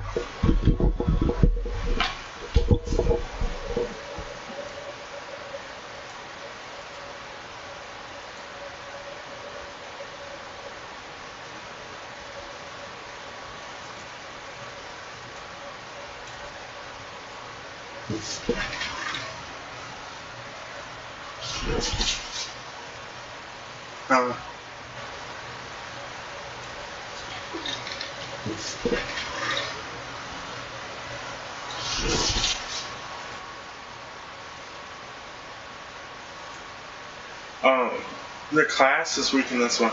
We were going on a date in New York City. She told me the only place she ever goes is Times Square and Joe's Bar. I wish I was making Sbarros. I think we have one of these. Wish I was making it up. Okay. So she likes the restaurant. Get over it. Too much arrogance by half. Too much arrogance by half. About a minute, my boyfriend of 3 years I had broken up with a week prior, and I just got past the crying stage, began to realize how much of a jerk he had been, and that maybe this would work out for the better. But still some residual feelings. I get to Facebook, said, maybe we made a mistake. I call him back. First thing out of his mouth was a smug, look, you took me back. I wasn't attractive. That is an attractive look on anymore. Smartphone addict. Being so involved in your smartphone, I have to repeat everything I say. It's one thing to ignore someone and show them that you're not interested, but to say what after 10-second delay is just plain rude. She wasn't very charitable. I went out to dinner with a girl, had a great time, and decided to grab a bottle of wine at Kroger's and head back to my place for a movie. At the entrance of Kroger, there was a guy collecting money for the Salvation Army. The guy happened to make eye contact with us as we were walking into her son. Do I look like the kind of person that gives a hoot about charity? Like, don't flaunt your privileges. I made a comment about paying student loans, and she proceeds to laugh hysterically and go, aw, your parents didn't pay for your college, kind of ruined the mood. Just be a nice person. Fuck off! I thought it was ridiculously hot when I saw him. Then I overheard him talking to his friend and making extremely homophobic remarks. Any attraction I felt to him quickly switched to contempt. And another guy I thought was very attractive until he was a jerk to his waiter, complained a lot, bossed him around like he was a server. Again, all felt disgust for him. Being mean to wait staff is rude to anyone who is forced away to you for a living is absolutely uncalled for. The risk of online dating. I really, really like this guy I met online through an online dating site. He was nice on the phone, kind of green when it came to relationship.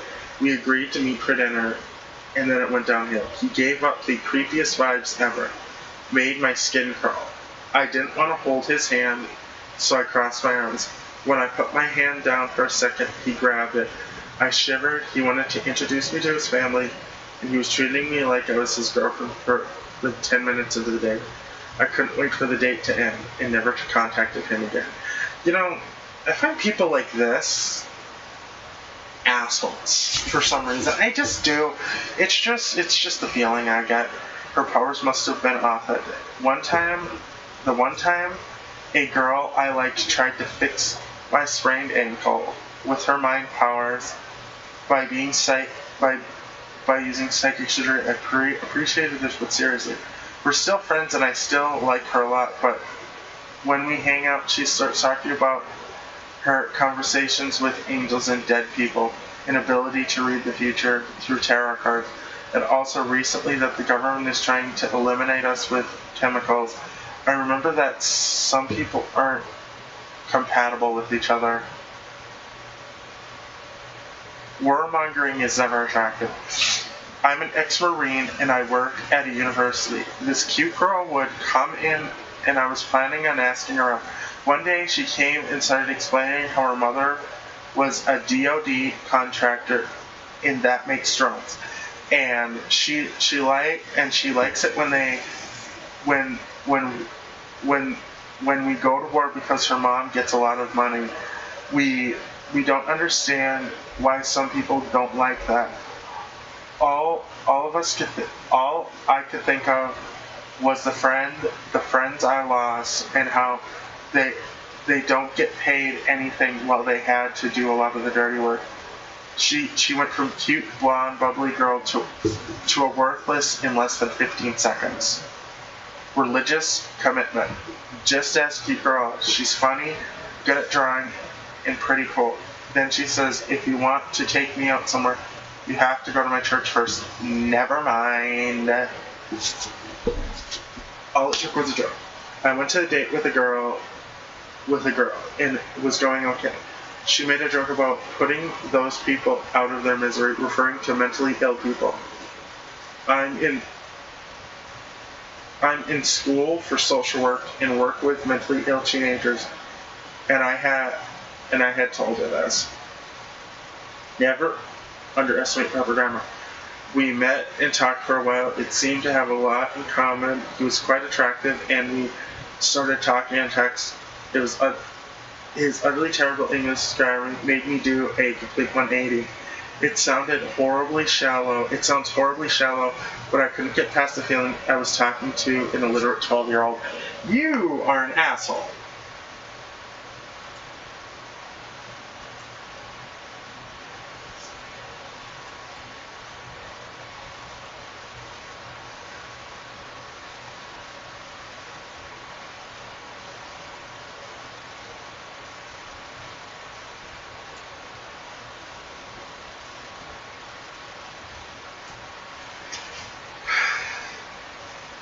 What's wrong with the monkey house? I started grinding on the dance floor with a 9 out of 10 after a song or two or first was like, how much money do you make? I told her that I'm a zookeeper at the monkey house, walked away. I'm actually an engineer. Uptown Dallas Scouts have some real wannabe princesses. Hope they find their millionaires. He's an engineer. He makes a lot of money.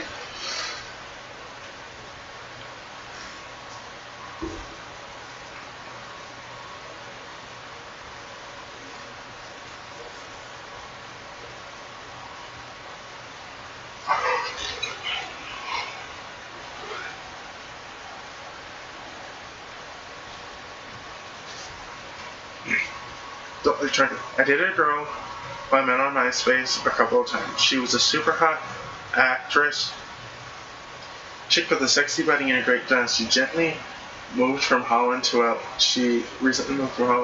We had some awesome conversations for having a little fun. Then we ate breakfast the next day. Right before she was about to leave, she set a bunch of Scientology literature on my coffee table and asked me to please read it. The disposition of my attraction was almost audible, like someone let go of an inflated balloon without trying it first off. Scientology is a joke. too much male energy. I have an interest in genealogy, collecting rocks, carving rocks, you name it. But I foolishly picked up what I was referring to as a really nice example of a large quartz crystal. She told me that my male energy had polluted her moonstone. Nope, that was quickly. I noped out of there quickly as possible. The tactics clearly did not work. The guy I liked tried to make me jealous by texting me about how he's going to the bar to hit on teenage girls, which according to him was completely because he's still a young demigod at 29 years old. Ew. He then tells me I should be happy that he still wants to take me on a date, even though he could have all these 17-year-old girls instead of me. Apparently, at 24, I'm too old for his taste. Immediately realized I had nothing to do with them. I want nothing to do with them. Reading is not stupid. Half an hour of flirting. She probably admits she has never read a full book, even in school. She cheated by listening to audiobooks because reading is stupid. Instant turn off. Fuck you. We had a few dates and with this girl, and things were going really well. We were really into each other for the short amount of time we were dating. Then one morning at night, she asked me to come over and cuddle with her because her dog threw up and she was scared. I explained it was 9 a.m. on a Monday. I couldn't drop everything. I assured her that her dog would be okay. And keep that in mind, she had been out.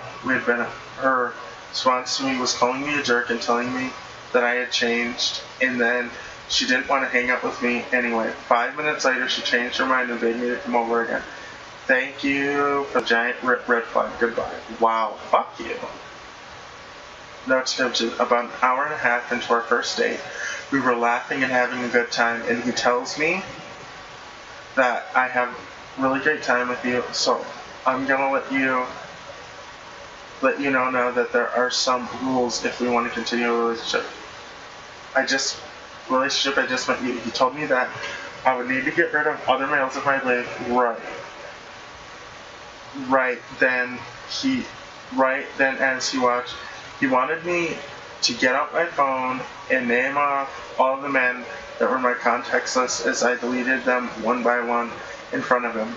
He believed that he would be both people needed to get rid of temptations of the opposite gender. I would have to be in him alone. I wish I could say I came up with some witty, amazing comeback to make him see the error of his ways, but I just said no.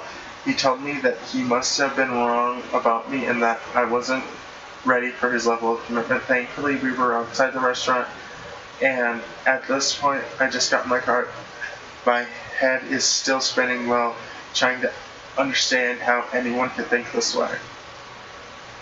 Well, he might have been hurt in the past by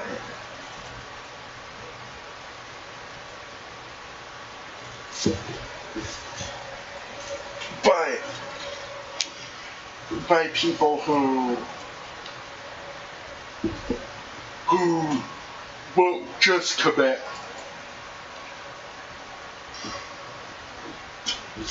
That's the thing.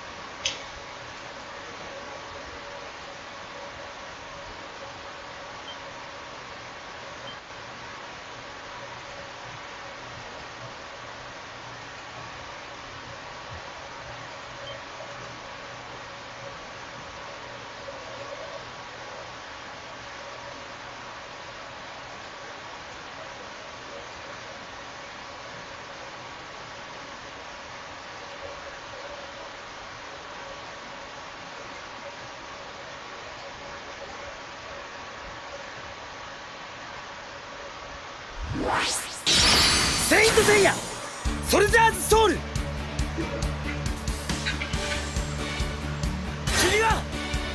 伝説の中にいる。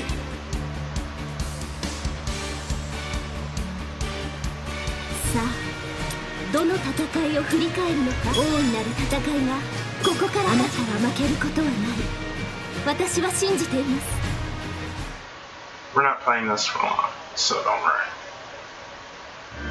サンクチュアリ決戦の火蓋は切って落とされた。邪悪の矢を受け倒れたアテナを救うためにゴールドセイントの立ちはだかる12の級を突破せよ。急げアテナのセイントたち。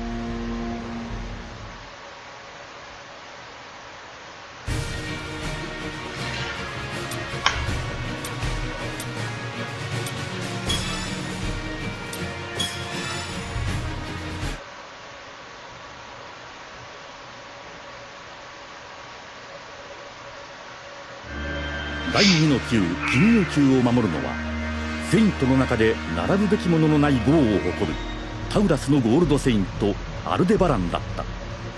支流たちをいとも簡単に弾き飛ばすとは。勝手にこの金牛級を通り抜けることは許さん。このお牛座タウラスのアルデバランがな。なんだその構えは。戦う気がないのかアルデバラン。ブロンズごときにゴールドセイントが構えを取るとでも思っているのか。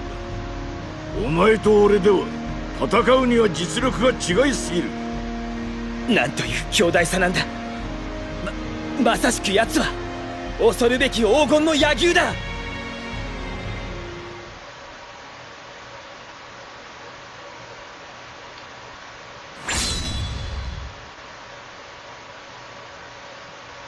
No, this has no. この奴がまさしく奴は黄金の野牛。このタウラスのアルデバラン。はいとこのままでも十分お前を倒せる。ペガサス水星剣。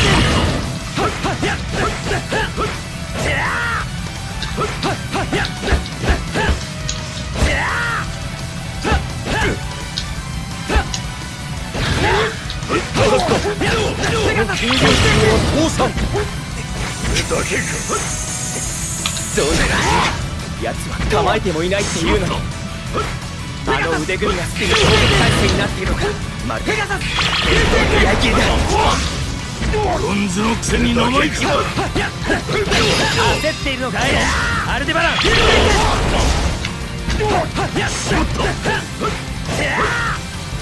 あ食らえ。パーフェクトウィナー。ブロンズセイントだからって甘く見てちゃダメだぜ。これが俺の実力だ。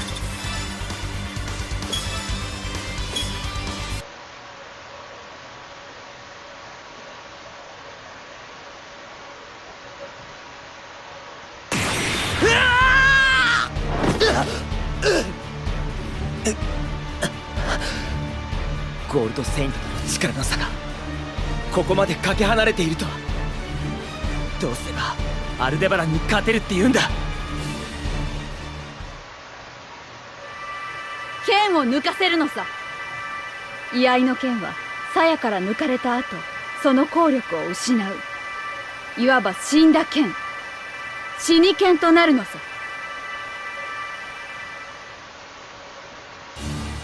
グレートホーンを封じるためにはお前の剣を抜かせる以外にない。居合の剣を封じるのと同じようにな。それが分かったからどうだというのだ。貴様の実力ではどうあがいても俺の剣などを抜かせることなどできんわ。抜かせてみせるさこの流星剣で。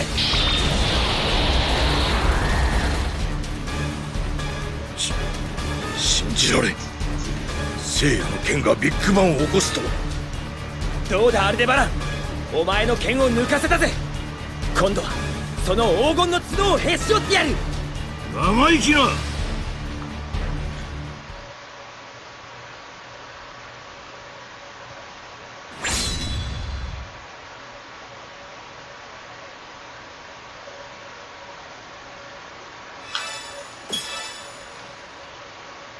その黄金の角へし折ってやる。おい聖夜、一気に葬ってくれるぞ。ファイト。俺のこの黄金の角をへし折るだぞ。もしそんな奇跡的なことができたら俺はあっさりと敗北を認めてくれる。流星君、これだけか。ペガサス流星君。これだけか。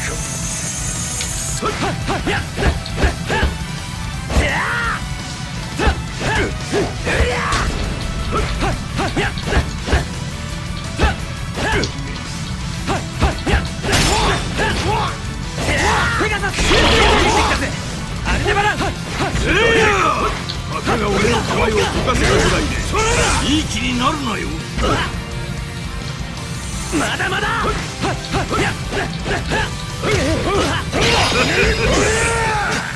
ブロンズの実力などペガサス流星君。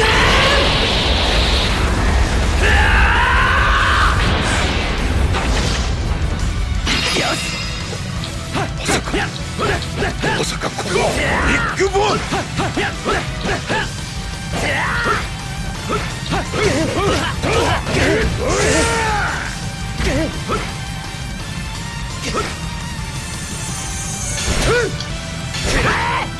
グレートああくらえ。しまった。せいや、しまった。究極セブンセイヤに目覚め始めたというのか。これだけか。ウィナー。ゴールドセイントの強大さを知ったぜ。ちょっと手加減しすぎたかな。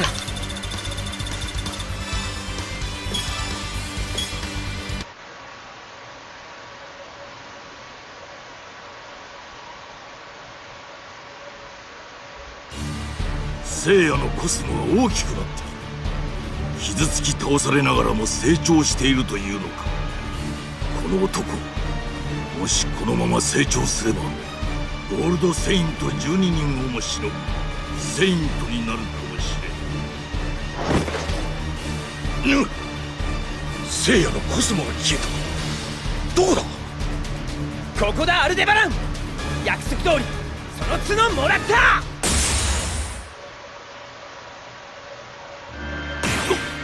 何。どうだアルデバラン。約束通り黄金の角をへし折ってやったぜ。さあ潔く負けを認めるか、それとももう一本もへし折ってほしいか。確かに俺の負けだせよ。このタウラスの角をへし折った男などお前が初めてだ。行くがいいせよ。この金牛球は通してやる。だがこの先も同じように行くと思ったら大間違いだぞ。ゴールドセイントを決して侮るな。分かっている。あんたとの戦いでゴールドセイントの強大さが嫌っていうほど分かったさ。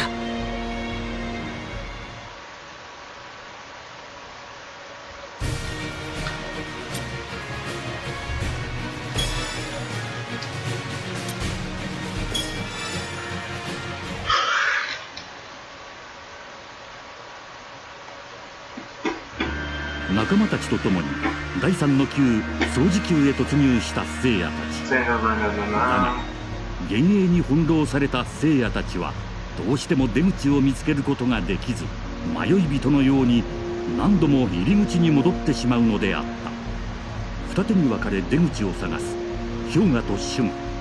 その前に双子座ジェミニゴールドセイントが立ちふさがる。この男がジェミニのセイント。なんて存在感のないやつなんだ。まるで亡霊のような。おそらくこの掃除球の迷路は奴が作り出した幻影のはずだ。つまり奴を倒せば幻影は全て消える。あ、ちょっと待って氷河。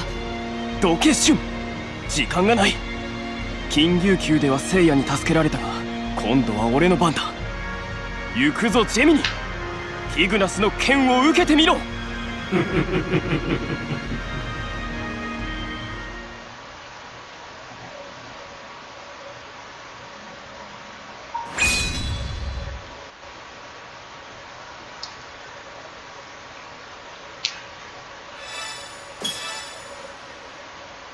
このキグナスの闘気によって倒れてもらうぞ。この掃除機ファイト。今日だ、落ち着いて。このジェミニのセイントはどこかおかしい。心配するな。敵がどんな巨大化をしてこようと俺のコスモで全て凍りつかせてみせる。オ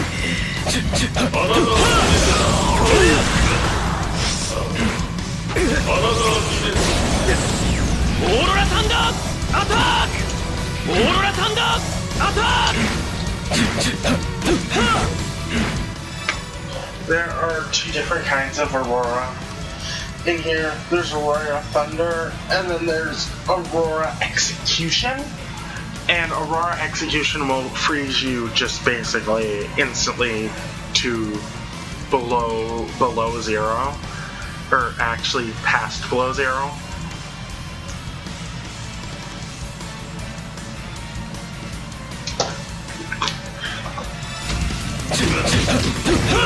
まるで攻撃が奴の体を素通りしていっているようだ。オーロラサンダー。いや、あるものが。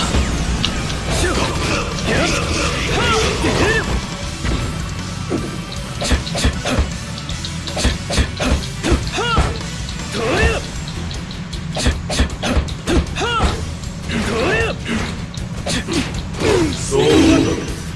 異次元の敵がもう一つで待っている。この俺の闘気で全て凍りつかせてやるぞ。前、まさかどうよ。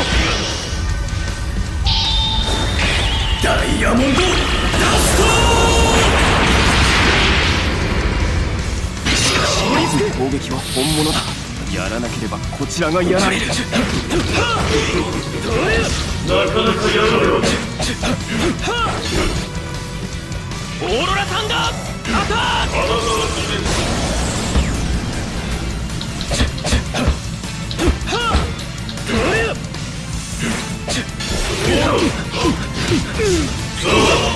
息の根を止めてやる。ダイヤモンドダスト。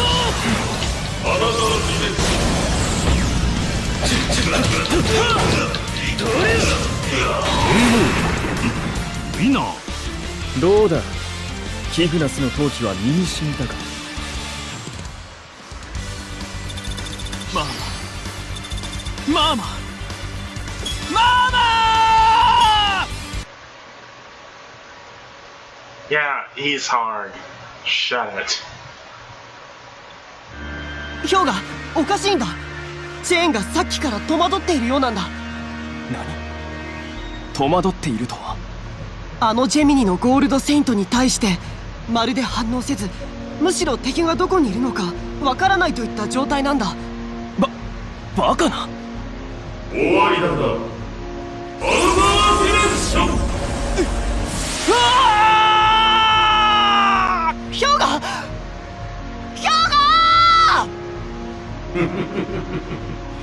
キグナスは異次元の彼方へ消え去った。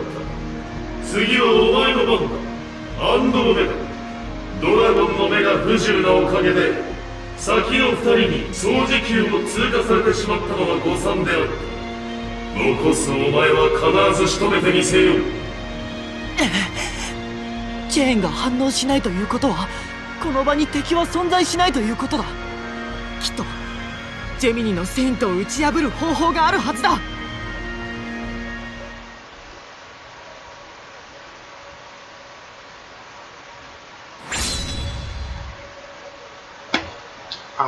This attack up by 10 is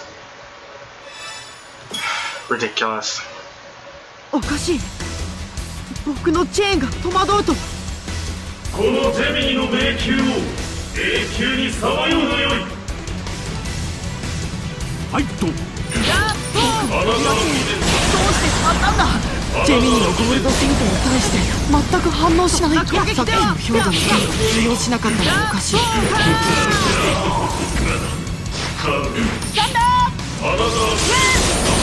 僕は本当は誰も傷つけたくない。アテナのためにお前を倒す。クソ、なんて強靭なんだ。こんなとこで負けるわけにはいかないんだ。レギュラーチェーン。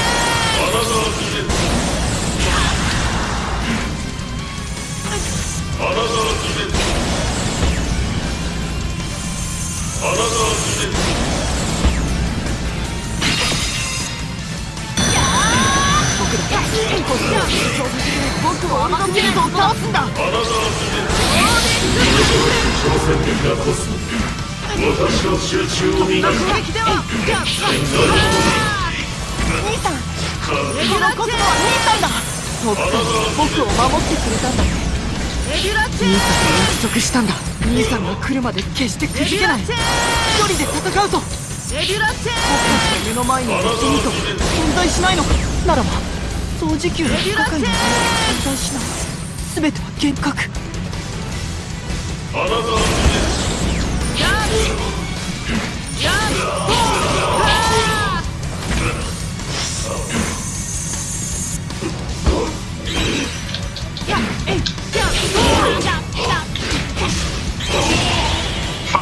KO ウィナー。バカだ、私に貴様の攻撃など通用せんのだ。シュン、どうしたのです。諦めるなんてあなたらしくないではありませんか。立ち上がるのです。諦めてはいけません。あなたには今こそ本当の僕の力を見せてやる。フ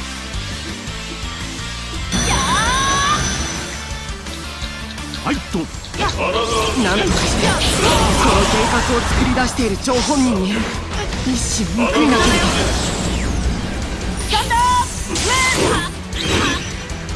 そんな攻撃ではクソ、なんて強靭なんだ。こんなとこで負けるわけにはいかないんだ。そんな攻撃では兄さんと約束したんだ。兄さんが来るまで決してくじけない。レビュラッシ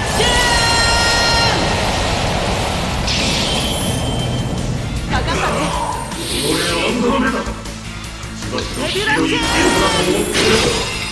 もはや容赦せん。レビュラッシュ僕たちの目の前にいるセリと存在しないのか。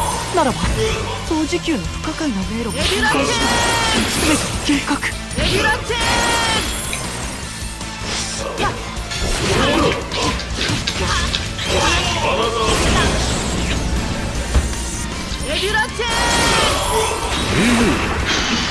ウィナー。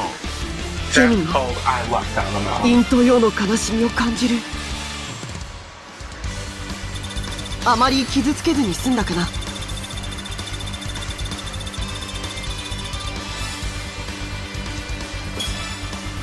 I actually have almost all the same. I think I have almost all the Saint Seiya games for PS3. どこに隠れていようとも僕のチェーンは幻覚を作り出しているものを見つけ出して倒す。そこがいけスクエアチェーンよ。倒すのは目の前のジェミニではない。それを操っている異次元の向こう側にいる男だ。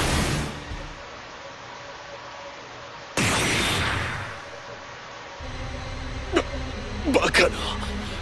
異次元空間を超えてこの私の体に直接攻撃してくると。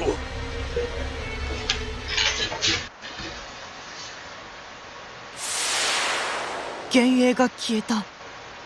やはりジェミニのゴールドセイントはここには存在しなかったんだ。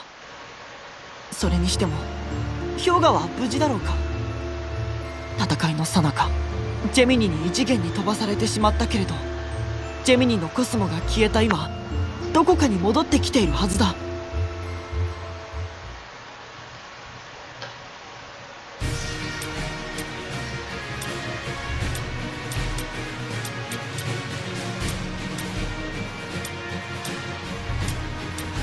Okay, there are like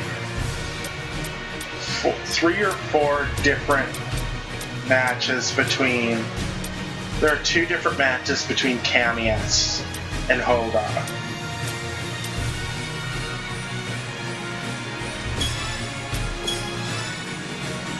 You know, if you have like epilepsy or something, the attacks on. What's this way? 巨階級を主に任せ単身で四死球へと乗り込む聖夜。I would say seizure inducing, but you know.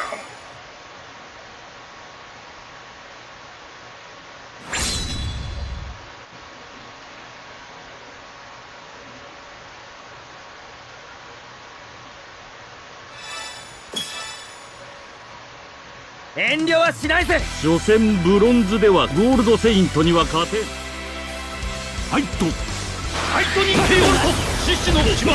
なんだあの冷酷な目は。なぜアイオリアの目は輝きを失ってしまったんだ。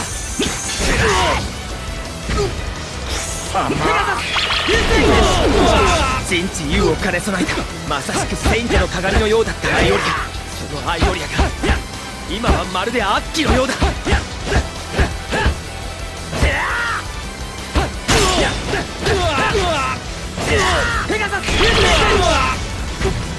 俺には効かんぞ。実力もわきまえずゴールドセイントに挑戦してきたその愚かさを思い知るがいい。たとえ勝てないまでも後から来るシリュウやシンのためにせめて一矢を。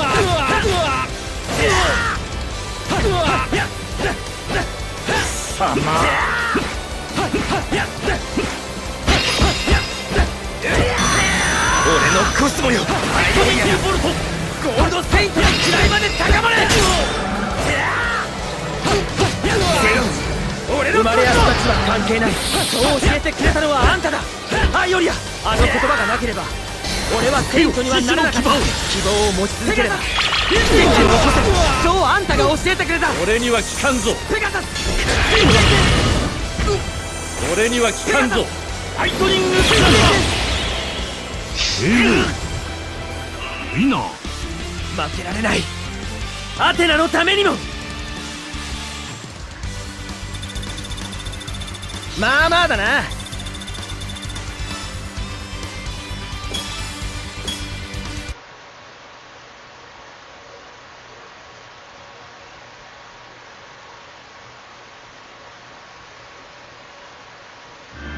待て。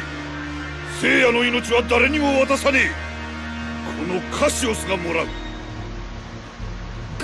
カシオスと言いたいところだが事情が変わった。聖夜、ここは俺が抑える。お前は早く先に行け。アイオリアは教皇の元老魔王剣にやられて洗脳された状態なのだ。元老魔王剣は犠牲者の前で人が一人死なないと解けない伝説の魔剣だ。なんだって。どけカシオス。お前ごとき増票に用はない。どかぬ。あんたの目が覚めるまでは。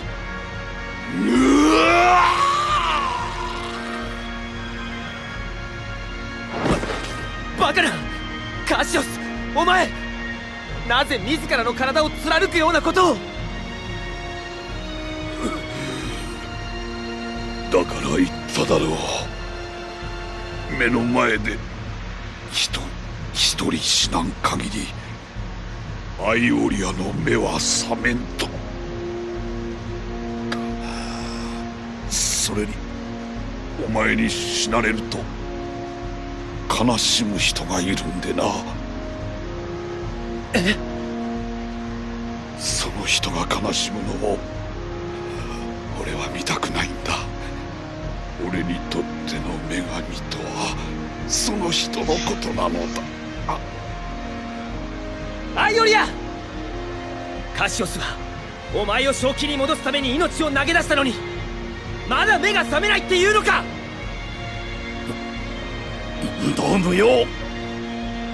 アイオリアも魔剣と戦っている。一撃、アイオリアを目覚めさせる一撃が欲しい。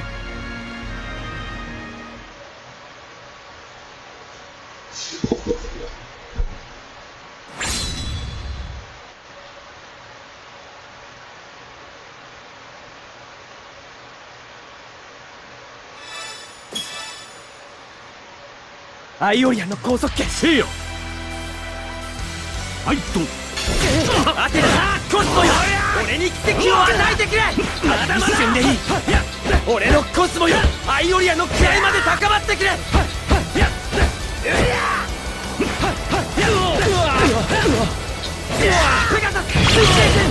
様がいくらコスモを高めたところで俺を倒すことはできん。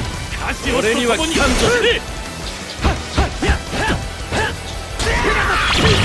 アイオリア、勇敢な戦果というだけでなく、人間としての優しさを持っていたあんたを取り戻すためにはこの命あるでな。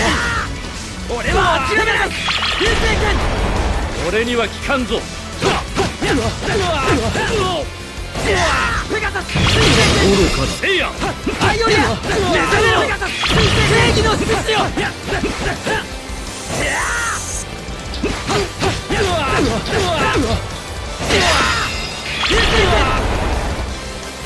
俺には効かんぞ。俺のコスモペガサス、流星剣。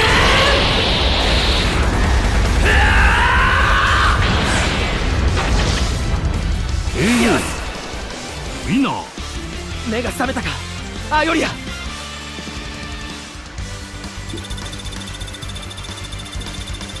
これが俺の実力だ。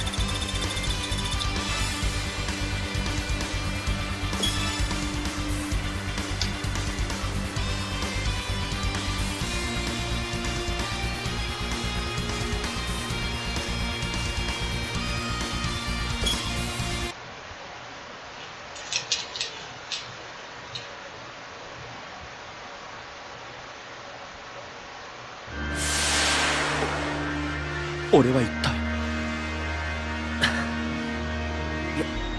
体よかった。完全に元のアイオリアに戻ったんだな。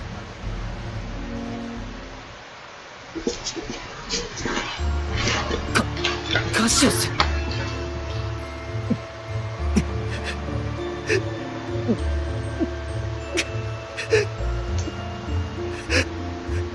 カシオス、今度は星になってシャイナさんを守ってやるんだぞ。せいや。アイオリア、カシオスを手厚く葬ってやってくれ。時間がないからな。俺たちは次の処女級へ向かうぜ。待てせいや、一つだけ教えてやる。絶対に釈迦の目を開かせるな。釈迦の目が開かれた時、その場にいる全てのものは生き絶えるのだ。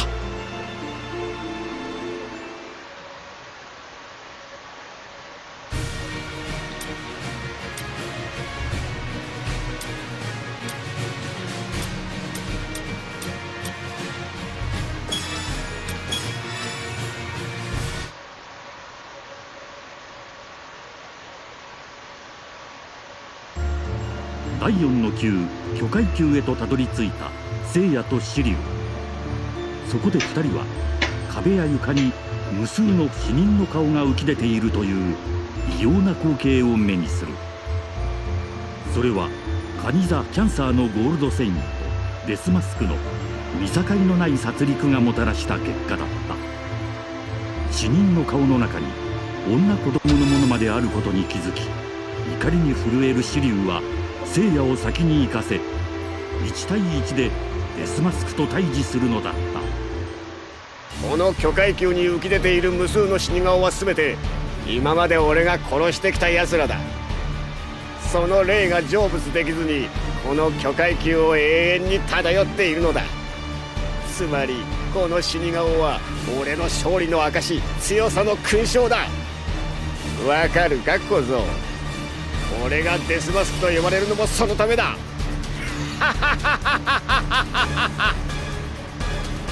そんなものが強さの勲章になどなるものか。セイントの名にかけてこの紫龍、全力を込めてお前を倒す。いいだろう紫龍、お前とは五郎峰での因縁があったな。今日こそあの世へのトンネルとでも言うべき石式を通って地獄へ行け。くらえ石式冥界派。なんだこれは。うわ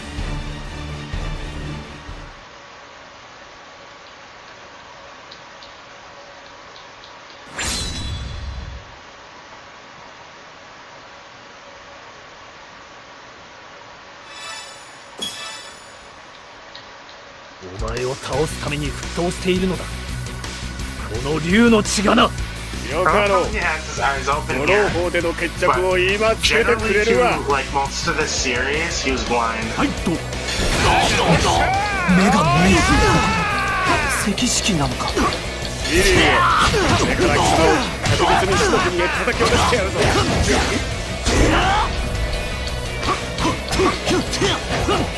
五山昇竜五山優勝。なんだあの遠くに見える光は。あの白くはもしかして氷河なのか。向こうに行ってはいけません。あの人たちが行こうとしている場所は地の総領城さん。氷河を助けるまで俺は死ぬわけにはいかん。五郎砲でムーに助けられた奴が何をほざくか。貴様は誰も助けることができる。ここで死ぬのだからな。しかしどうすればここから脱出できるんだ。耳を澄ますのです。シリあなたを救おうとする者の声に。昇竜のこと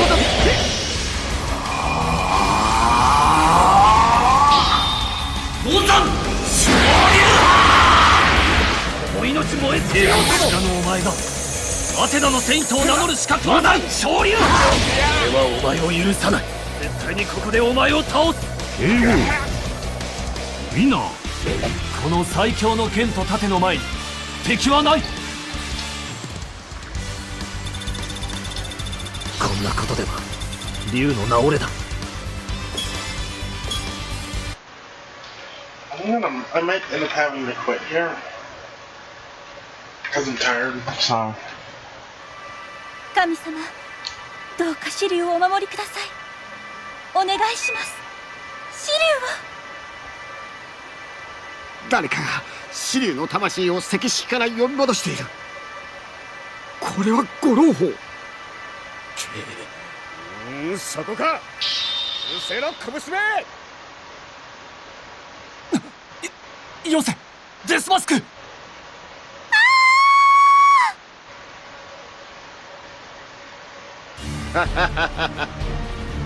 あの小娘、ずいぶんお前のことを思っていたようだったな。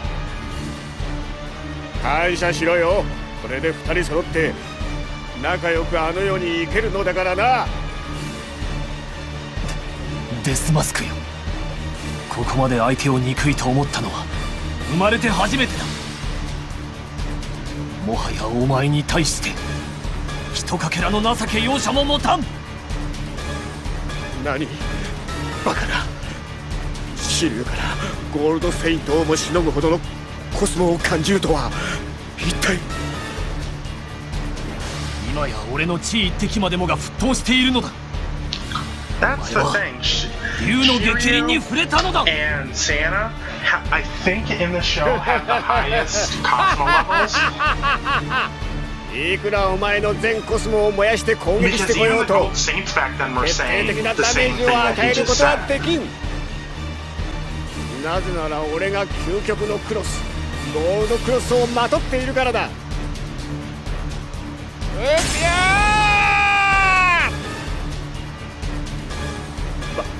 バカな。キャンサーのゴールドクロスが全て俺から離れただと。おそらくゴールドクロスの意志、悪に染まったお前をクロス自身がゴールドセイントと認めなくなったということだ。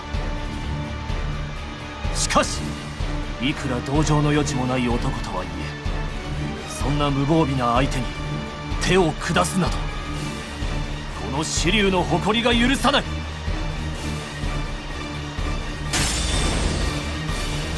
さあこれで対等だ。あとは互いのコスモの力のみが勝敗を分ける。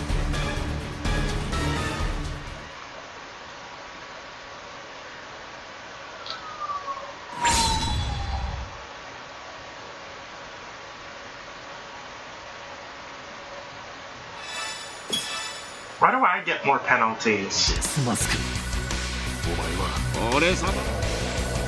はいとバカめ、お前は俺を倒せる唯一のチャンスを無にしたのだぞ。コスモの勝負ではゴールドセイントの俺の方が上だ。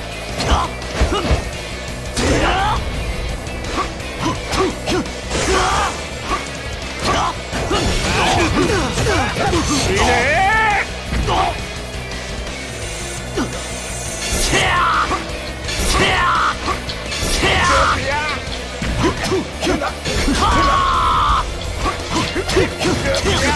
コスモは確かまだブロンズセイントの域を出ていないかもしれない。悪を滅ぼす真のセイント、たとえ一瞬でも俺のコスモゴールドセイントの域まで高められるはずだ。星の国で赤色冥界派を食らい続けると、おそらく魂は見つかったになり、見知らぬ知恵を飛散し、未来永劫を現世に転生することもあるまい。ああシリュウ、お前の魂を引き裂いてやるぞ。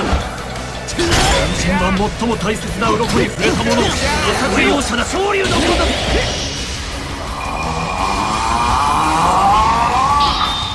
銅山昇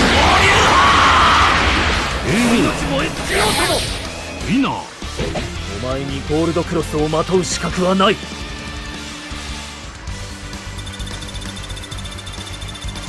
まだだ、まだ高みを目指せる。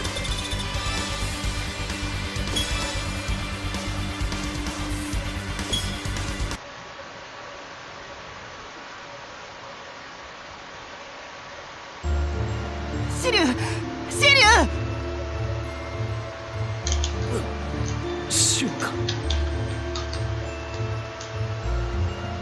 あ、誰か俺のコスモに直接語りかけてくる。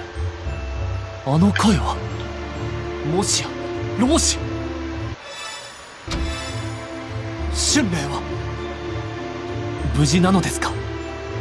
よかった、老子ありがとうございました。シリュウ、君まさか目が見えるように。見える、いつの間にか見えるぞ。そういえば以前老子に聞いたことがある。生命の源であるコスモを最大限まで高めることで肉体は治療や薬を超えた奇跡的な回復をすると。シリュウ、よかったね。きっとデスマスクとの戦いで君のコスモは最大限まで高まったんだね。ありがとうシュン。さあ急ごう。次の四死球で聖夜も立つ。Okay, guys, I hate doing this, but I am going to end this right now, here and now, because, you know what, here and now, I would say here and now because I don't really want to be doing this all day, but then again, I still have to test to see what times people come, so I'm just going to change the game.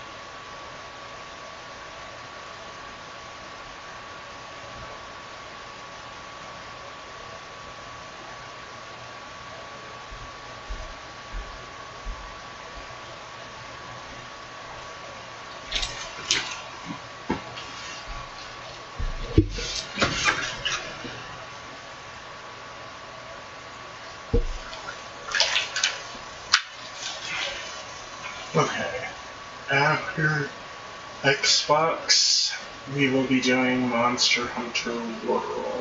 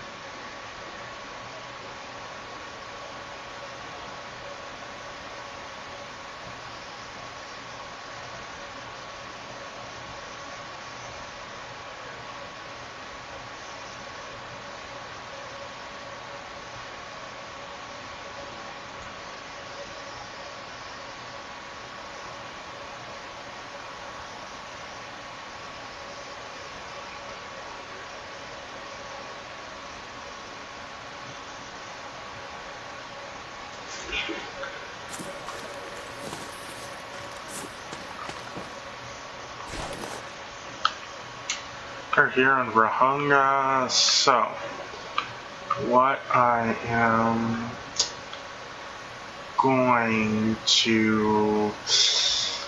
I don't know if I want to fucking go on Rahunga, or if I want to... You know what? Let's go on to Harshfelden and see. We'll get stuff done as we go along. We'll shoot anything that we see. But, what we will do is... I don't know what we're gonna do.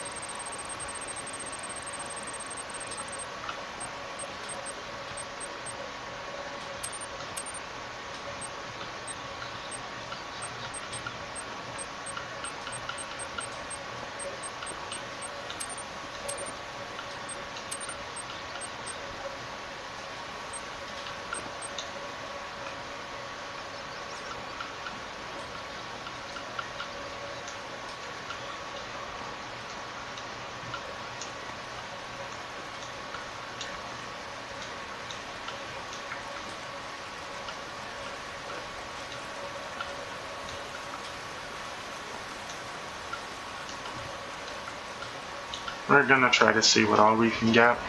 And I might change my gear every so often.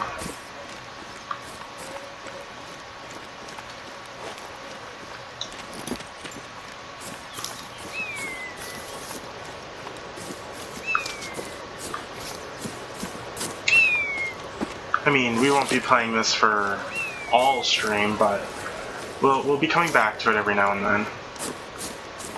So, it's more of a breaker to help me relax, since I'm going to be doing this for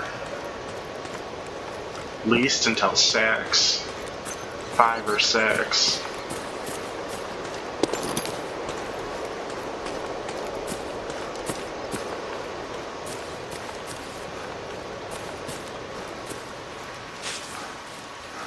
Not the game, I mean streaming till 5 or 6. What I'm testing out is what times people want to come and watch me stream.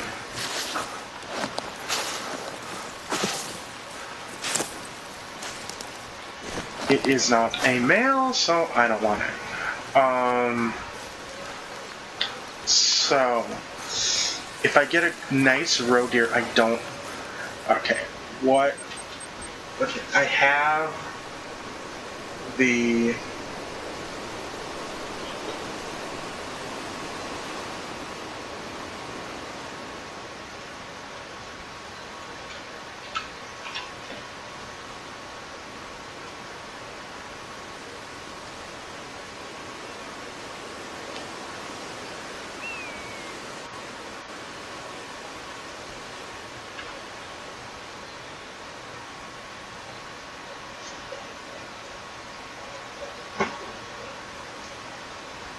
Winter.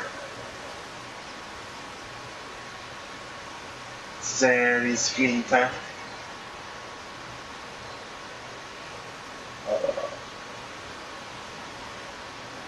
Spreadsheets.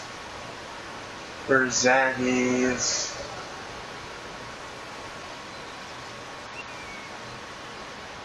There we are.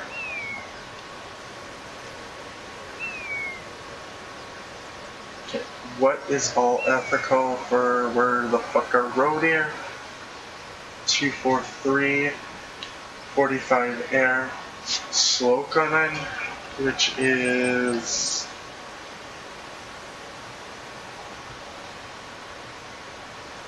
Solican 3030, 357, 45 Colt, 400, 420 grain arrows. Okay.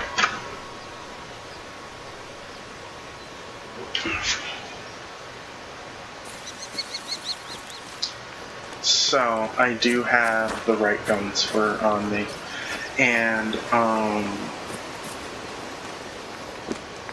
okay, what I will be doing is really just kind of running around looking for diamonds. It's not really anything too big or major that I'm doing. It's just me on my diamond search trying to fill my trophy lodge with nice diamonds, maybe a rare or two. I have like 4 places. I have like 4 4 or 5 trophy lodges. I have 6 trophy lodges. All aren't really full. The only one that's really has any animals in it is my first one, number 1. And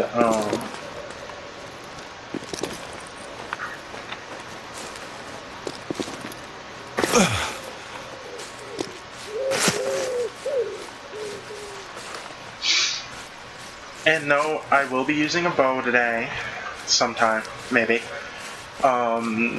And it might be one of the new ones, and I'll only carry the bow, and I'll have all the other stuff with it.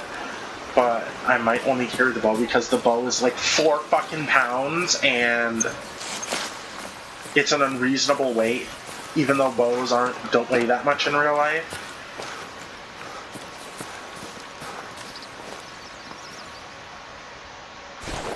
Let's see what all I can get.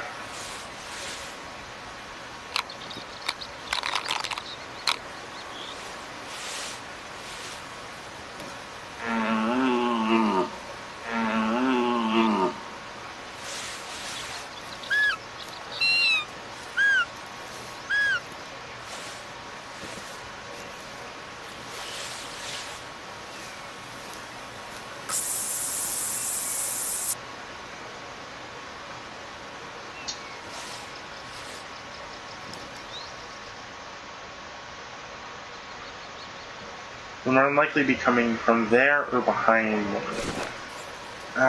This isn't a very good spot.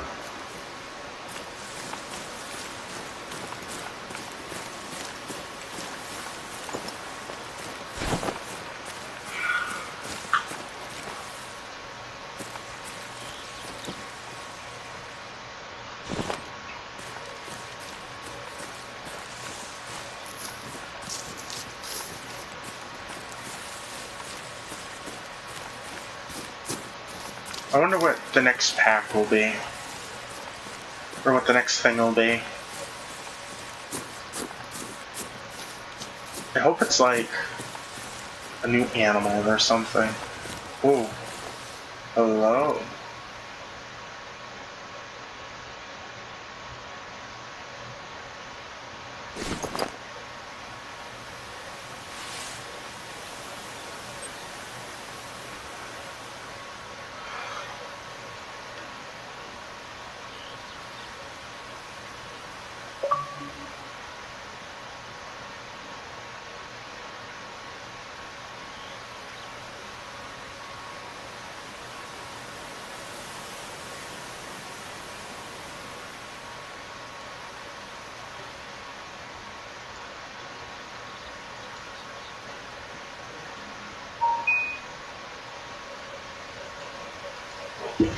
Okay, I can just get him from here.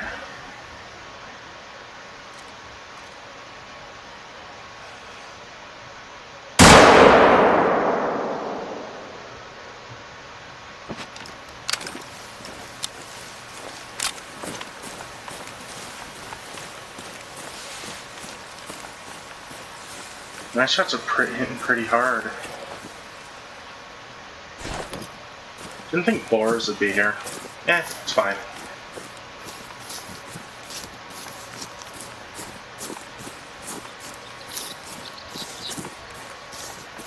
We might be just jumping around the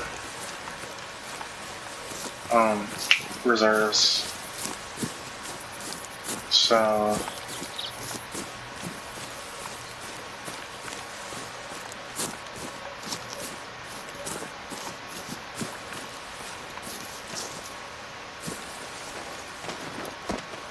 great start. You'll be able to bag a ton of boar in no time. Well, it's probably going to take you some time, to be honest. okay, so if I want to kill them, I'll have to go get a different gun. Okay.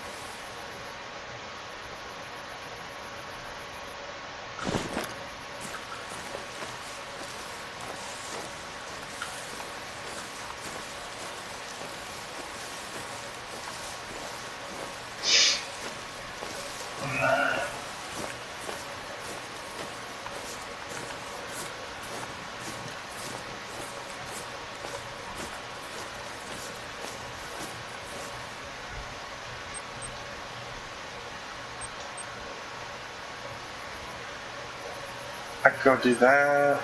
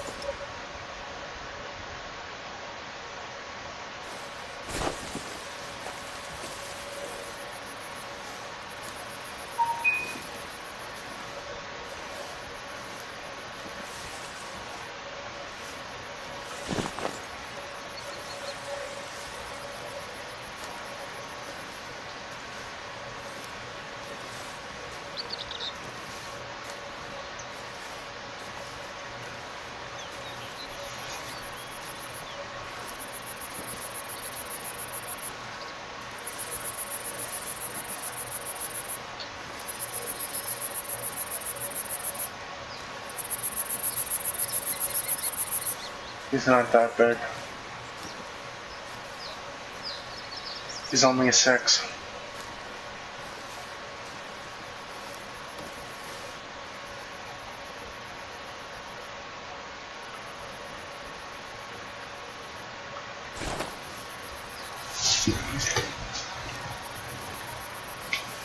I mean, 6s are nice and stuff, but I don't need any more. He's like, all I ever see is 6s lately.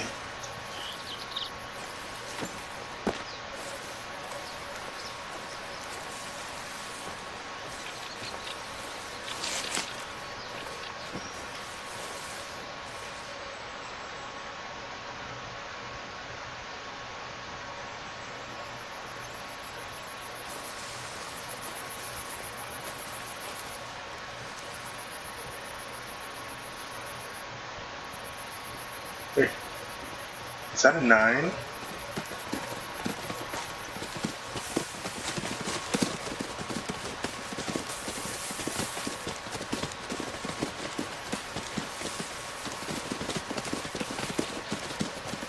That's 8.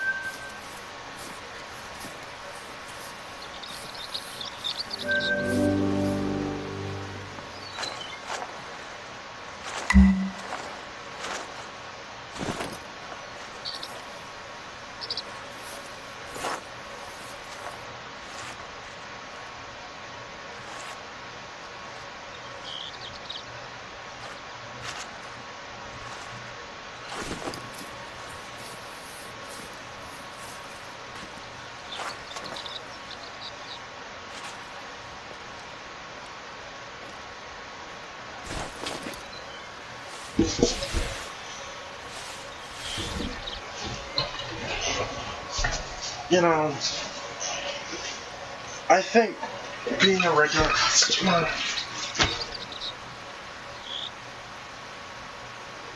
at a place should at least get you something. It's not even really an entitlement. It's like, oh, you come here often enough. Oh, we have like, some places do, some places don't. Like, I'm just talking about small places. Like, I'm not saying that they should just give you money for coming. I'm saying that they should, like, have, oh, you're a regular. Oh, here's, what, 5 to 10% off.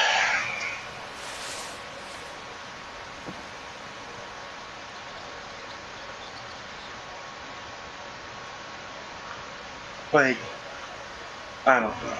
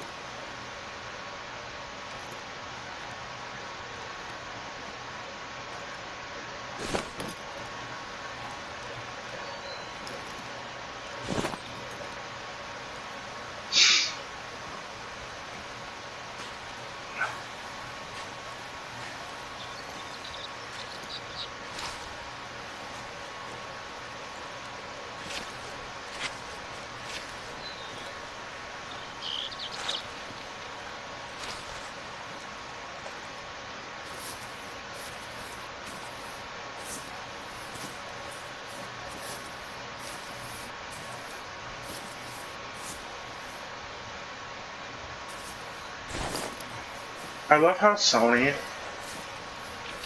dropped Facebook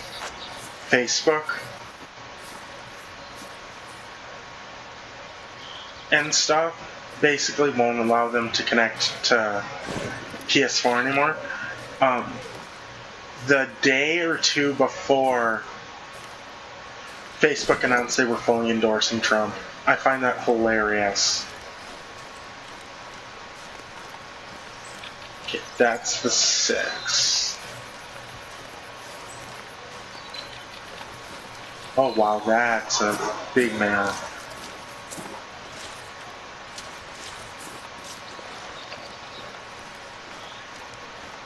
Big guy.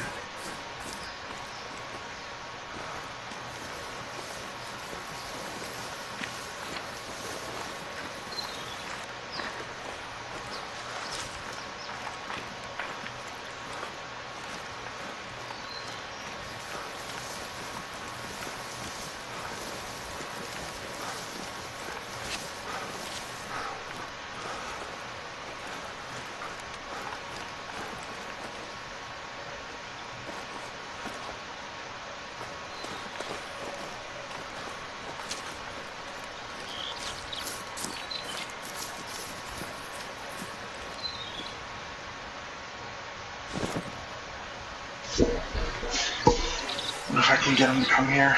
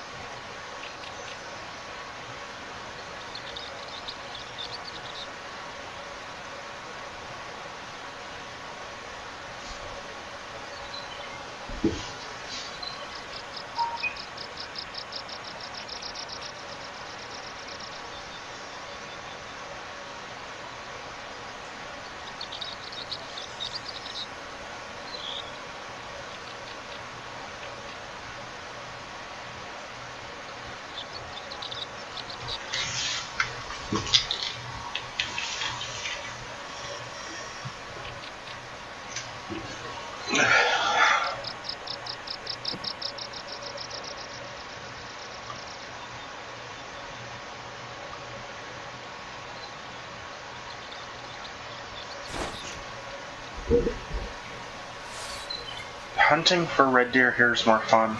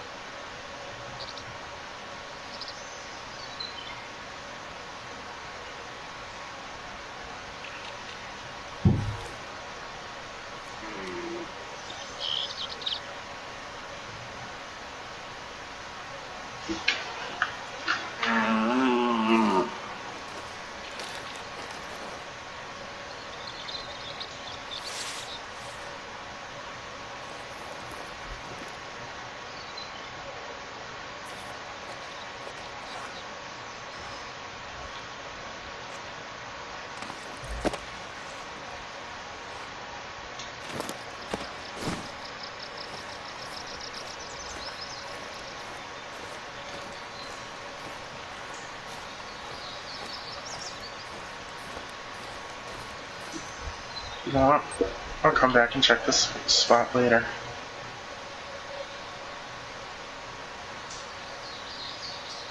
But I am going to the fields over here.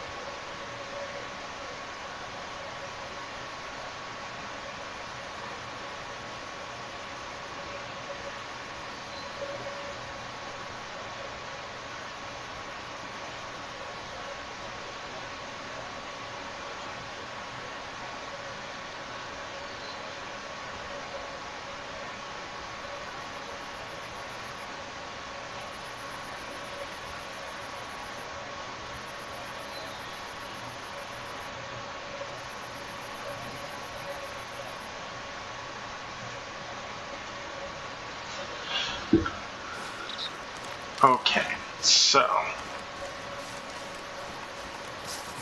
I know that one is on my map, which is fine.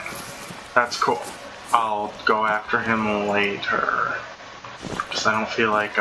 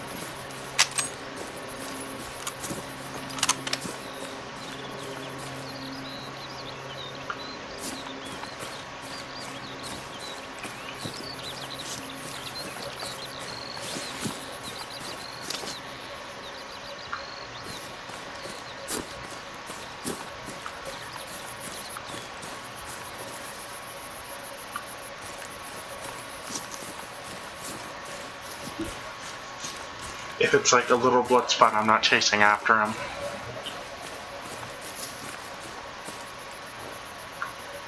He hasn't died yet, so I'm not chasing after him.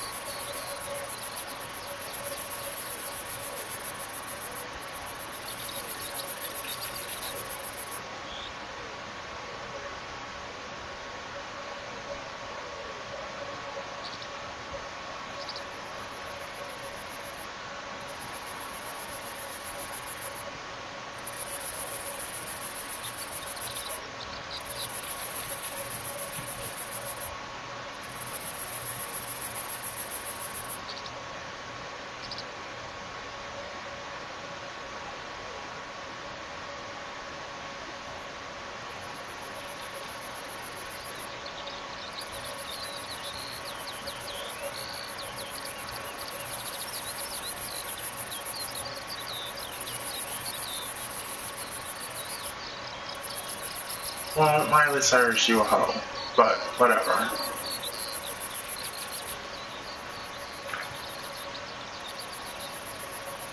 Oh, he did die.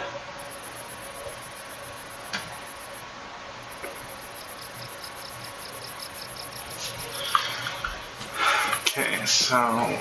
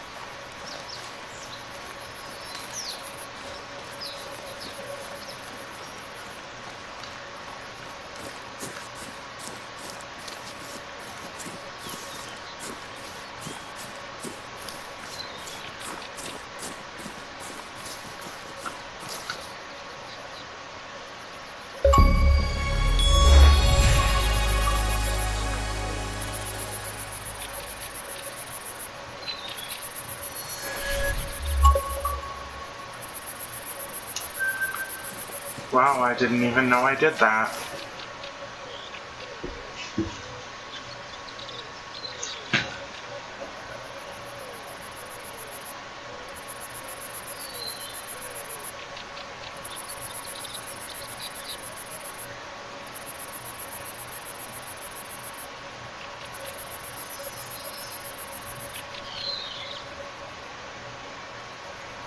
don't want to be over me. Damn it. Whatever.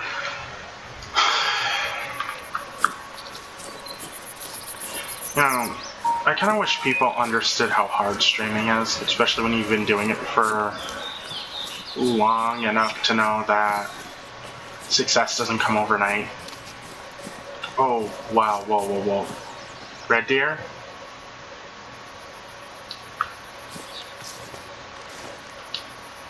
No, fallows. That's one dinky male.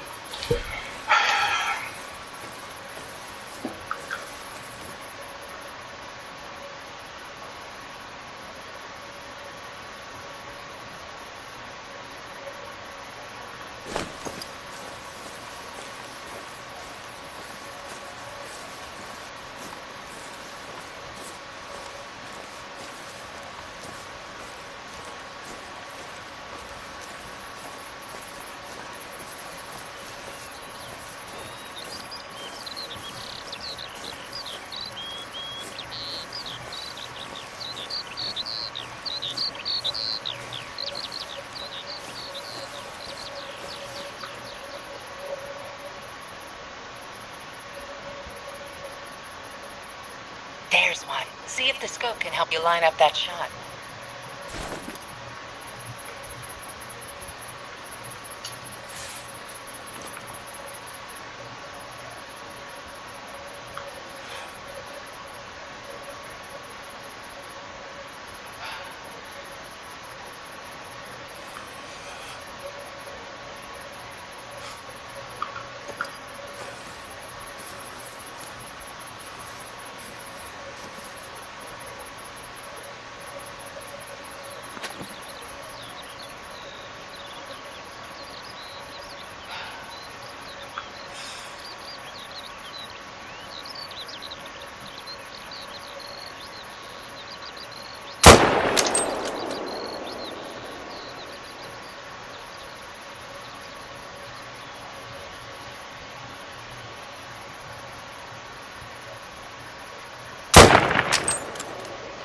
You know what?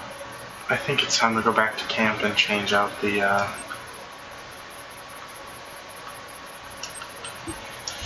guns. At least just this one, because this one just doesn't want to do anything.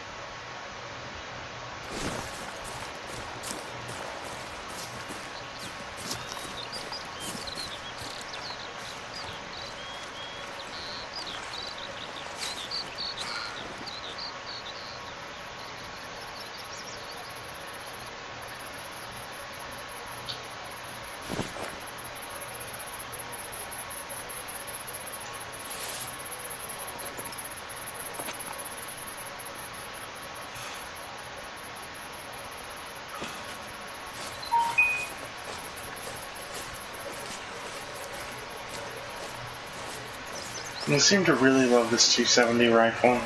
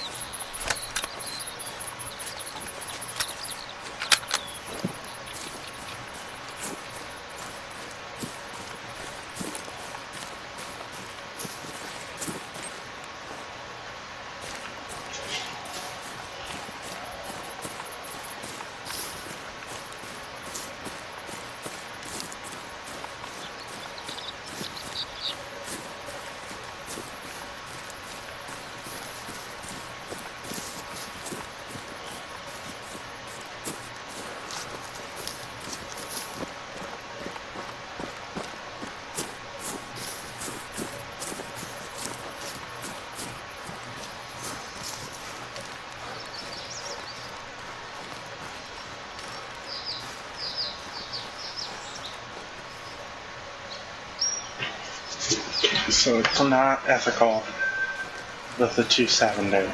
Okay.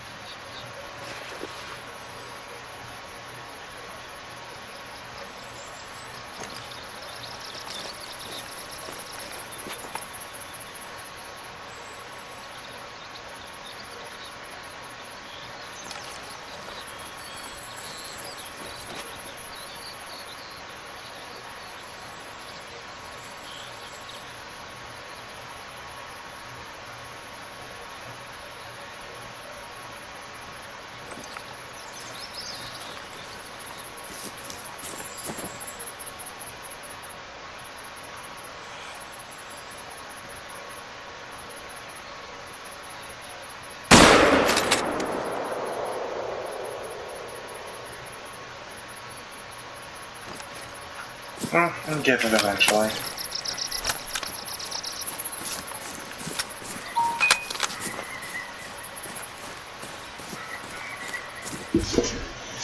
I'm gonna go to another field. Yeah, I'll walk up here.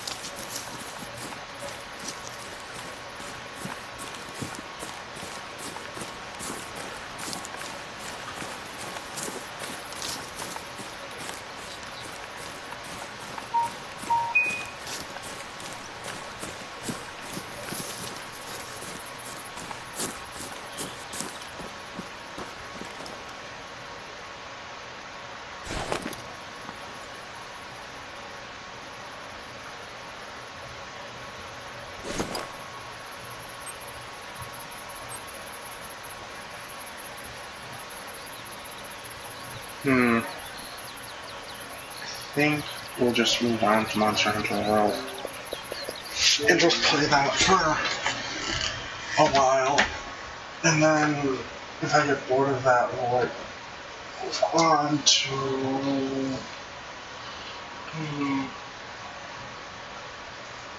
let me think.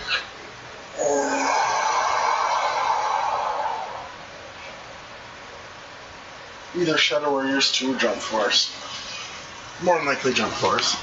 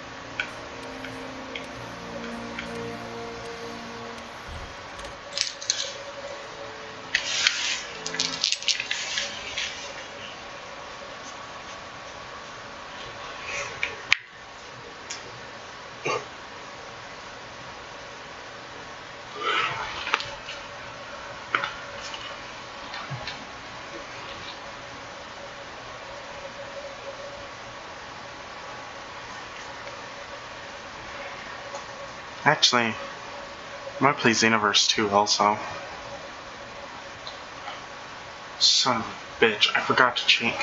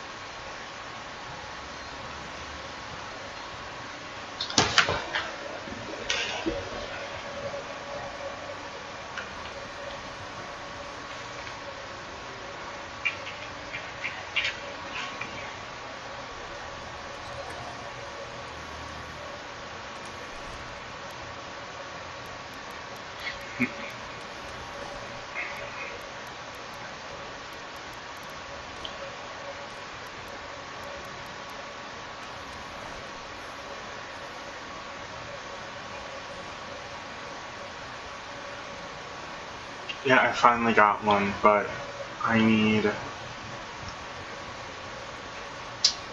How many more?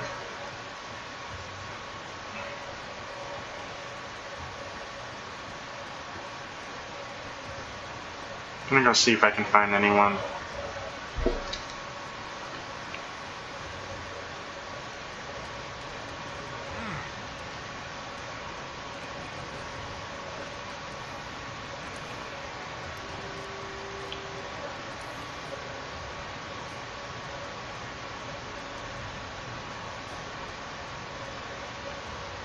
And I only need a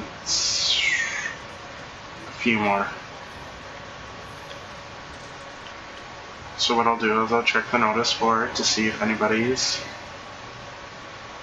doing any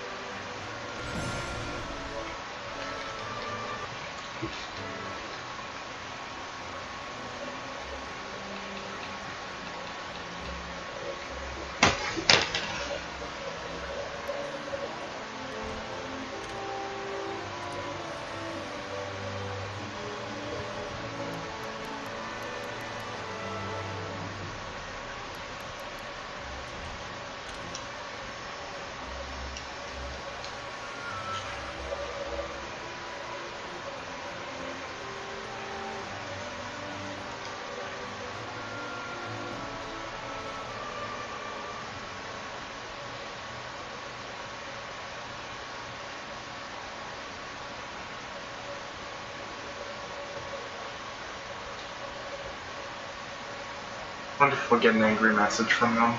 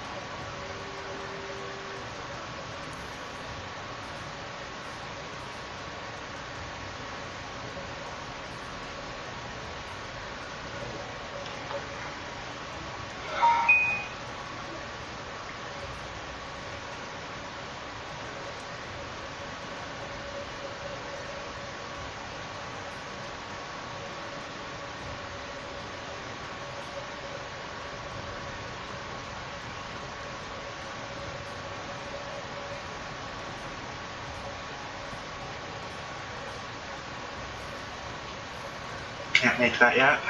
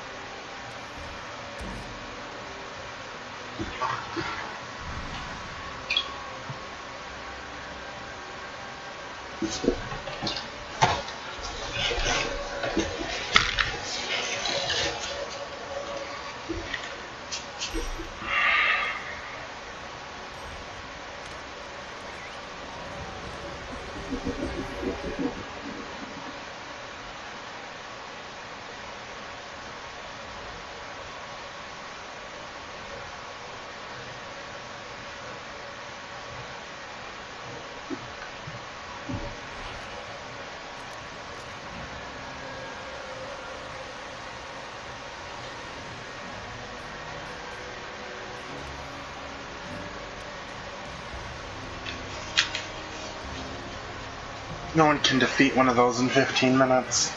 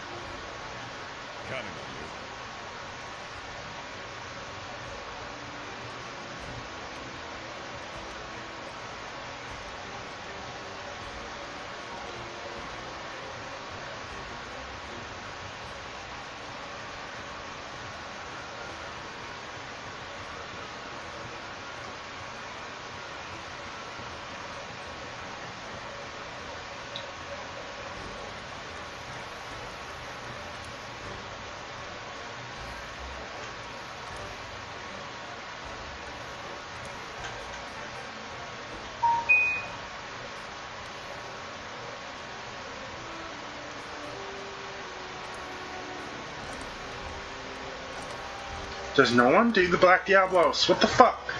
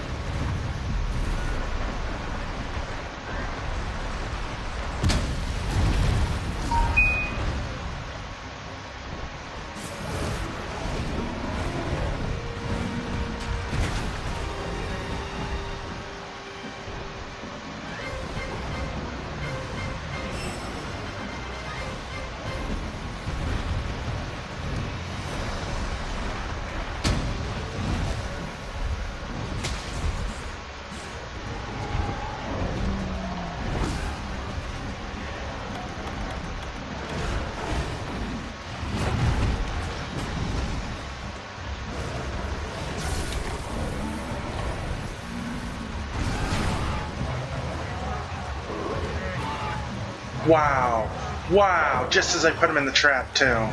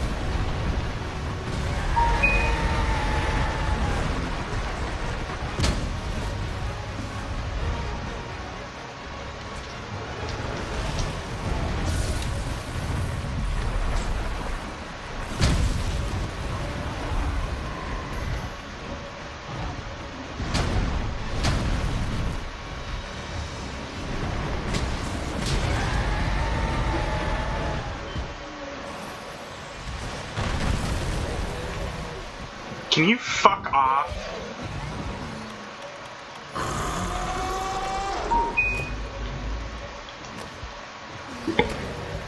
Don't bother me.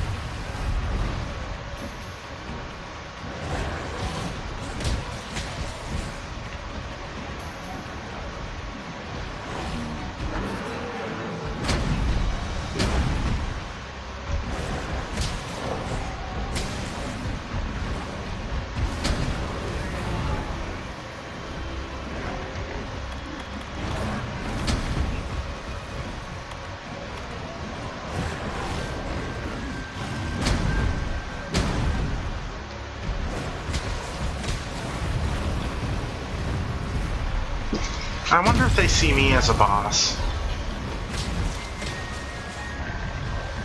Because I'm attacking them, and they're attacking back.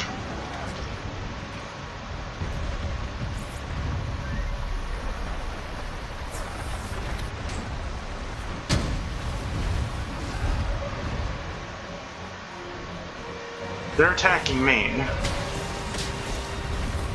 and I'm attacking them. So do they see me as kind of like a final boss in their life or something?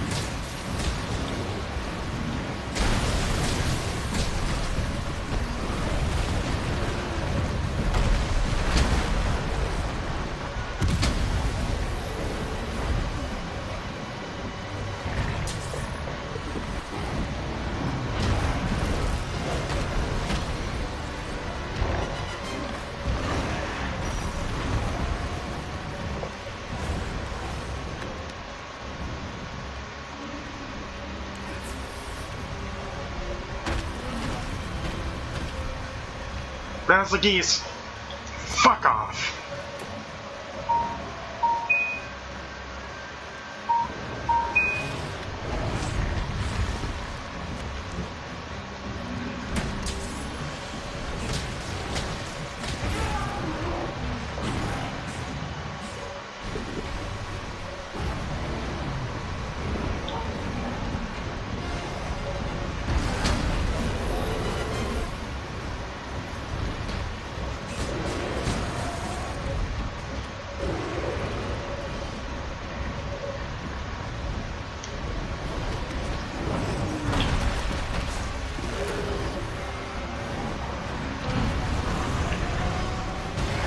This must mean the Black Diablos is 10 times stronger than a normal Diablos.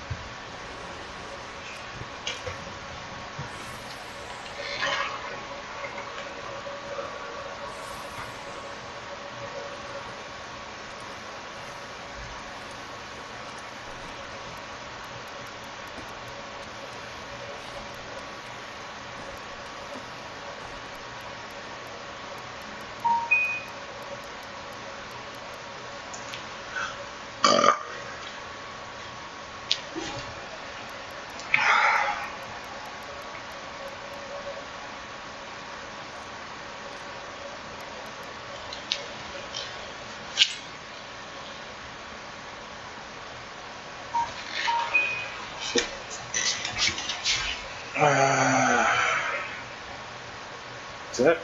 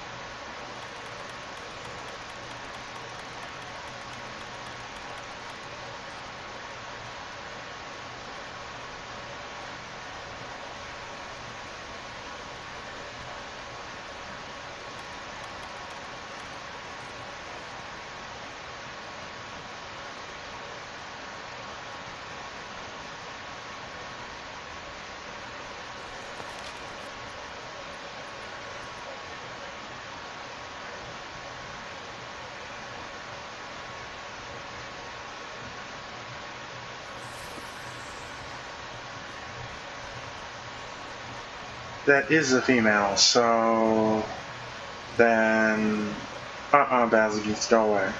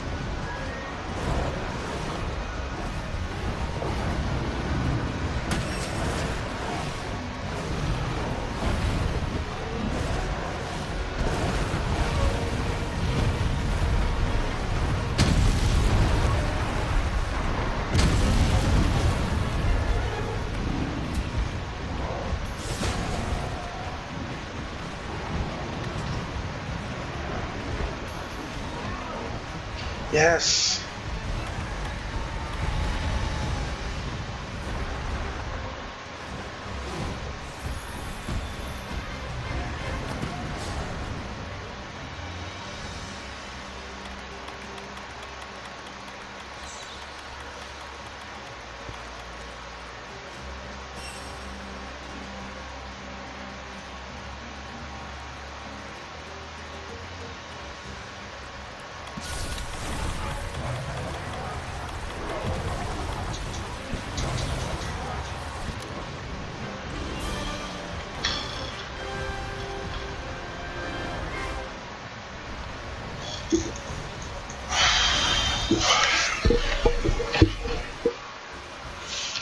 I shall be back.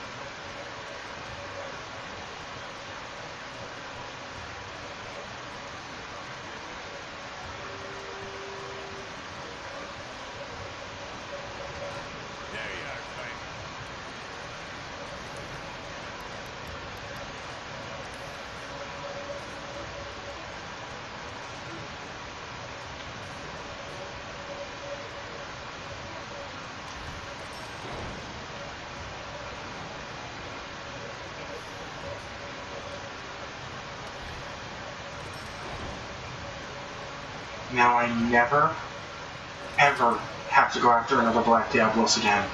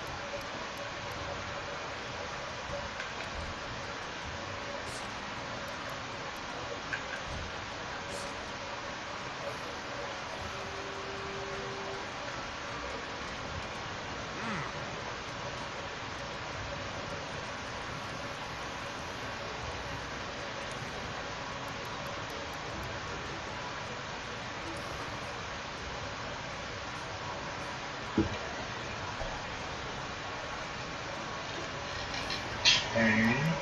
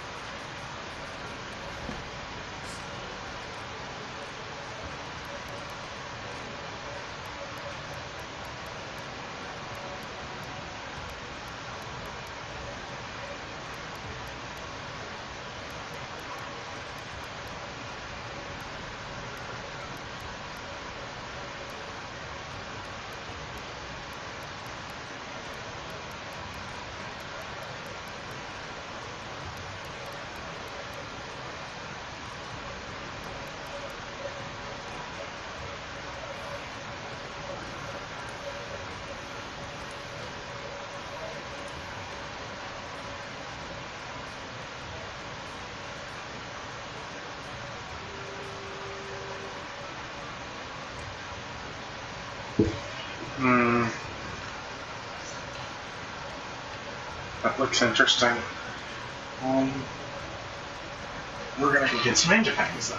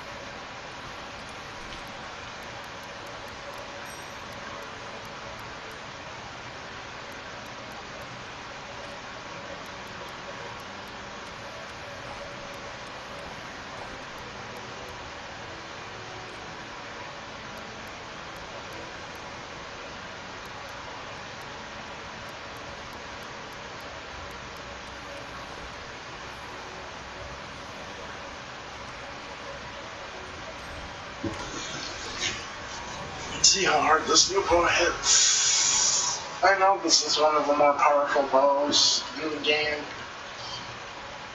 So, I know it's one of the more powerful bows. It's not the most powerful bows.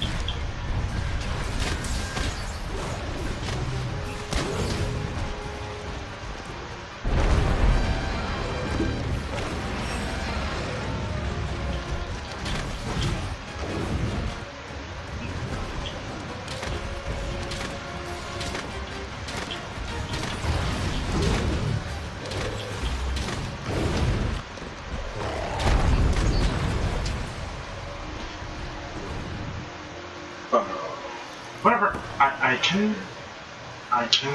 Well, just what I'll do is I'll just use another weapon.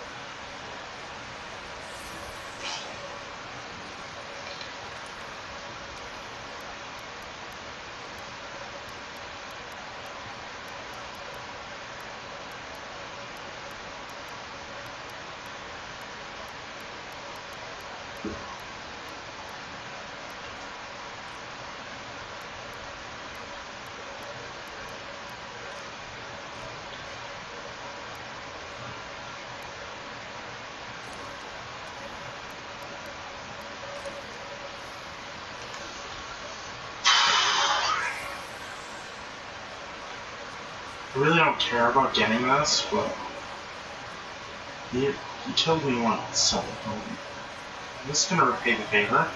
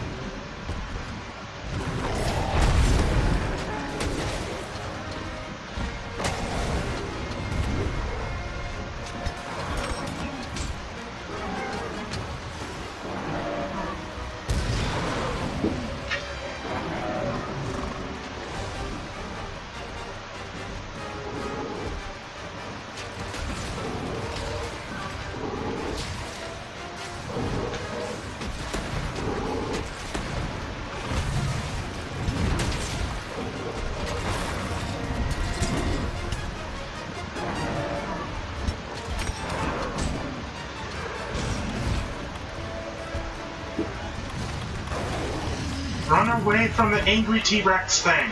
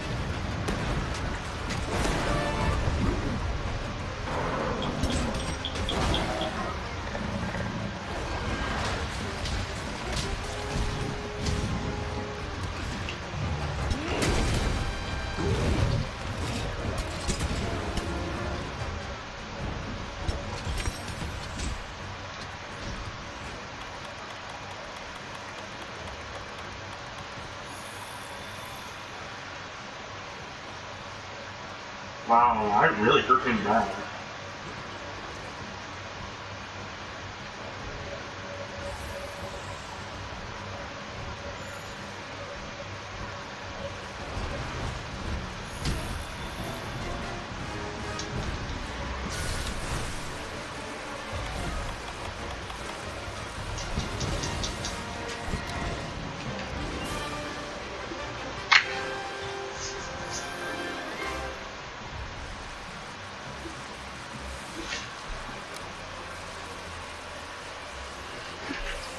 You know, I kind of wish you could some of the herbivores in here.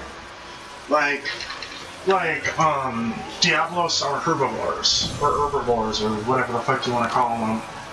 They don't eat meat. So you should be able to at least walk up to them a little bit.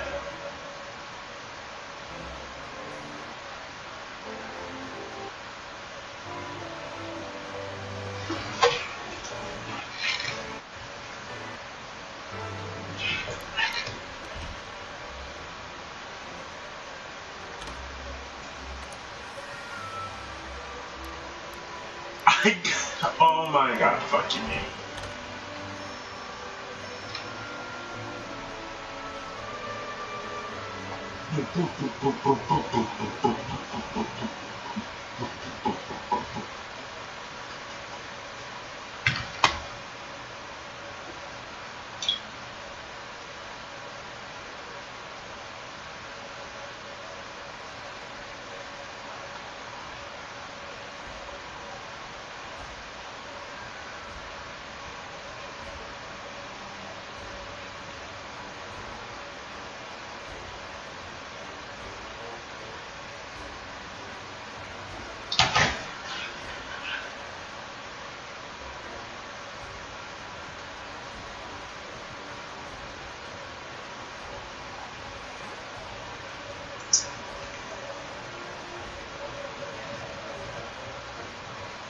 No, I'm just gonna go fuck around for a while. What I'm gonna do is I'm gonna go around and I'm gonna try to discover all the bases. Let's see if I can do that. Change. Fuck.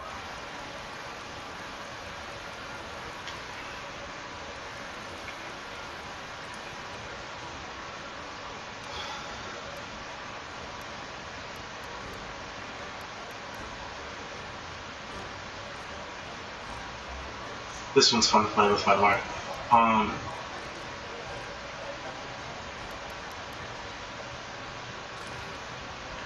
take this with me, just in case.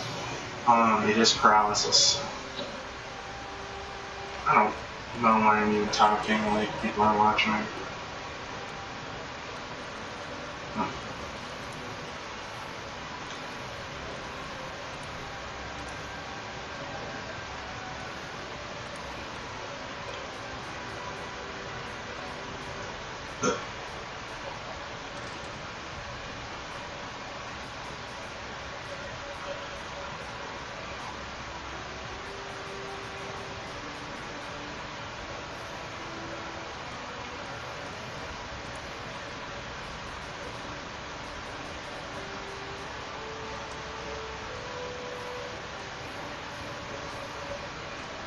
Expedition time, yay! World map. Wilshire. Willspire. I love how Anjanath armor has cleavage and doesn't cover basically anything, but on a female, and it's like in this game, and it's like I get fan service is a God-given right of most people who make games like this, but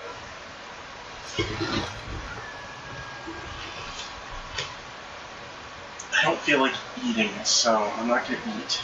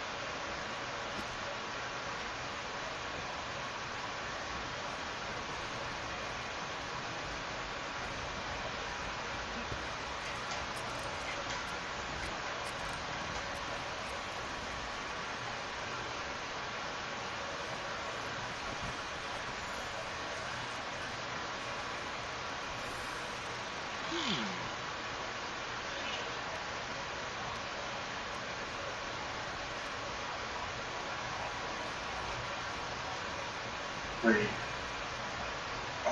That's a Tempered Rathian. I'm not messing with that right now. Look at the track though.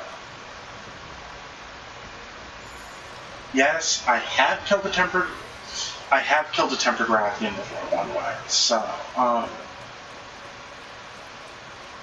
least I believe I have.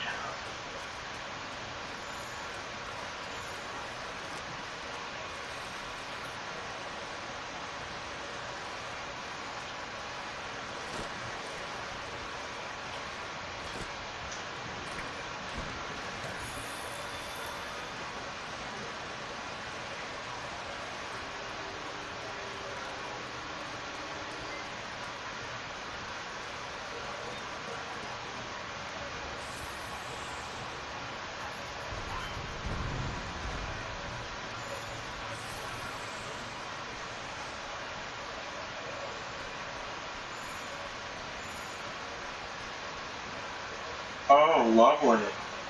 Tempered. There are tempered ones all over. That is lovely.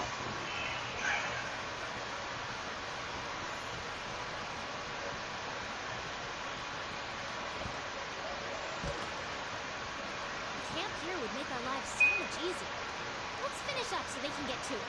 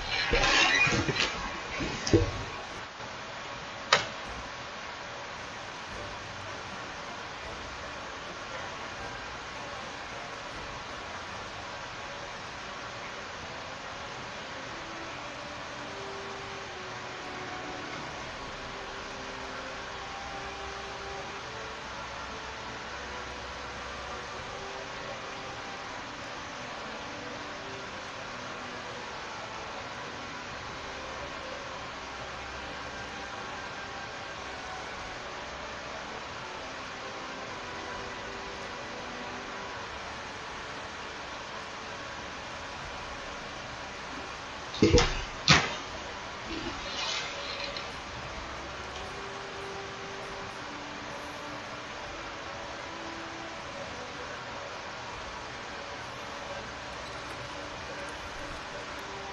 is an Elder Dragon, so I don't need...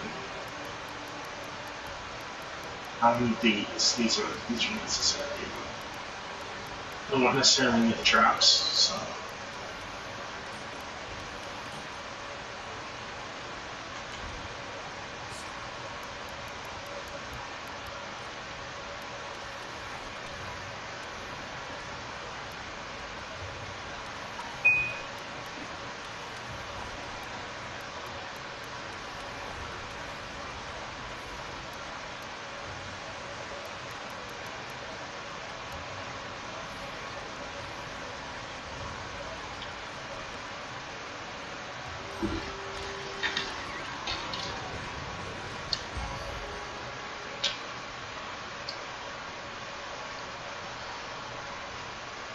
I know with Teostra, he is really hard to fight. And I've seen speedruns of him, and he's really, really hard to fight, so...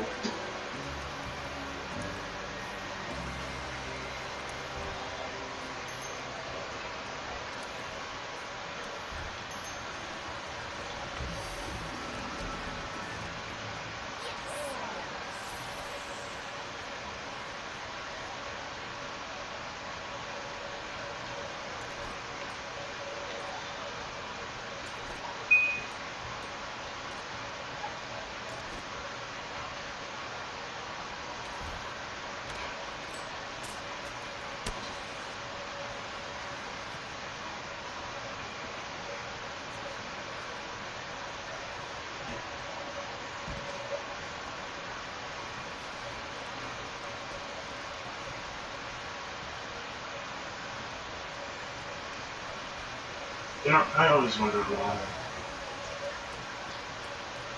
That, like, I mean, Elder Dragons get you different gear.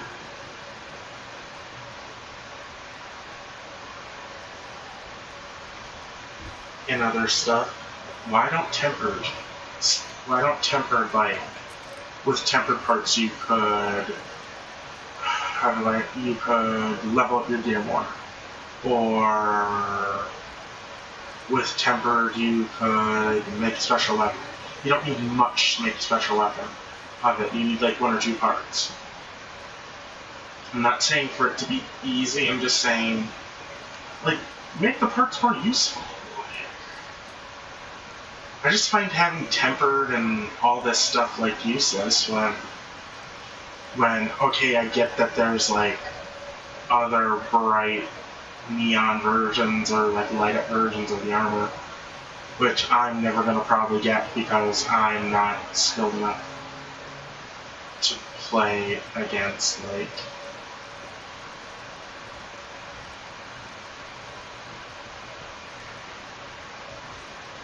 of that level.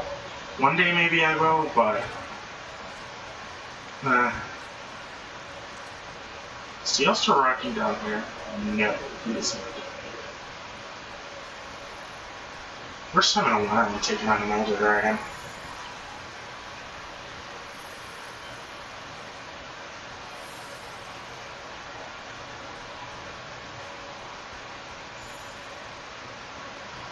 I have a feeling nobody's coming. Because no one likes this mission. I want the temporal mantle, so...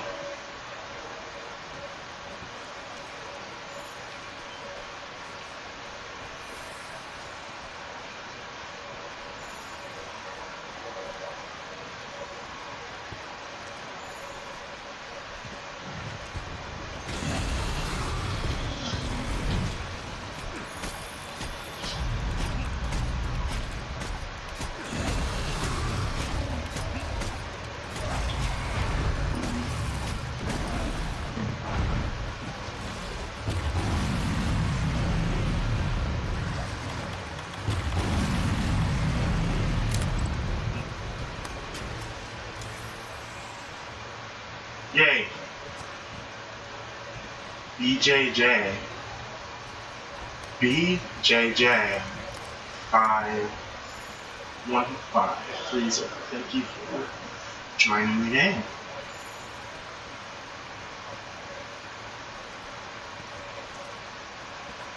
Oh, I must have heard it pretty bad. And I did that.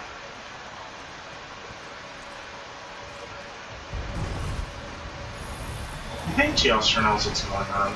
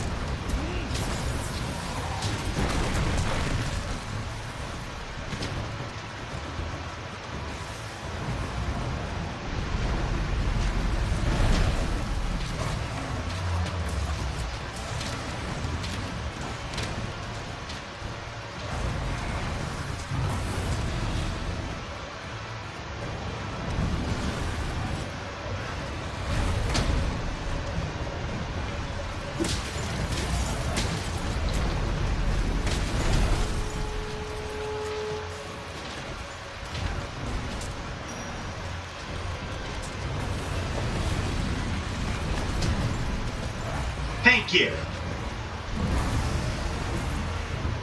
Jesus.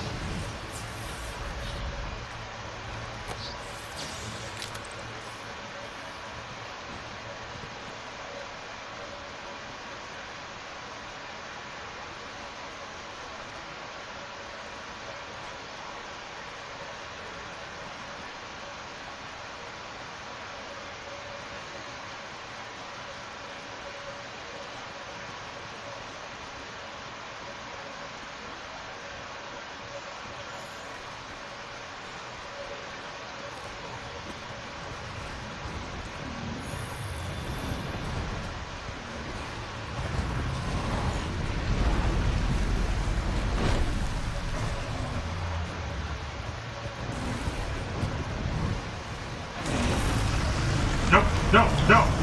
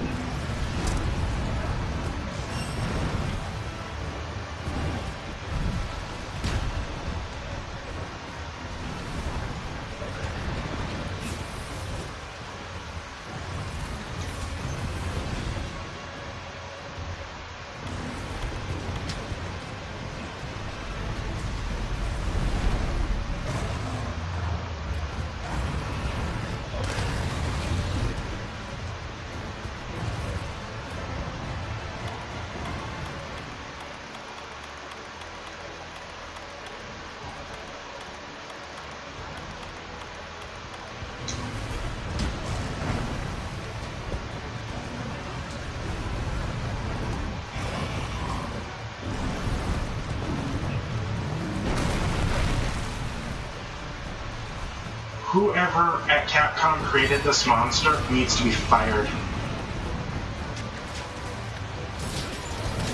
I mean, I love Testarossa, personal favorite. But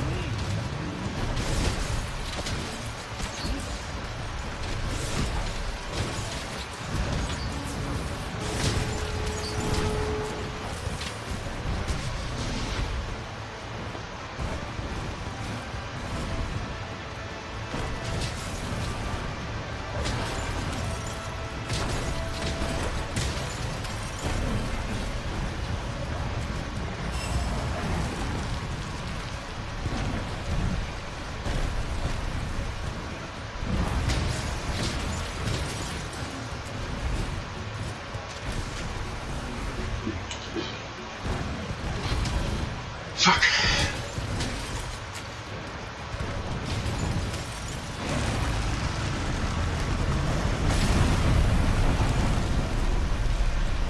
Thought I could block it. I'm a dumbass.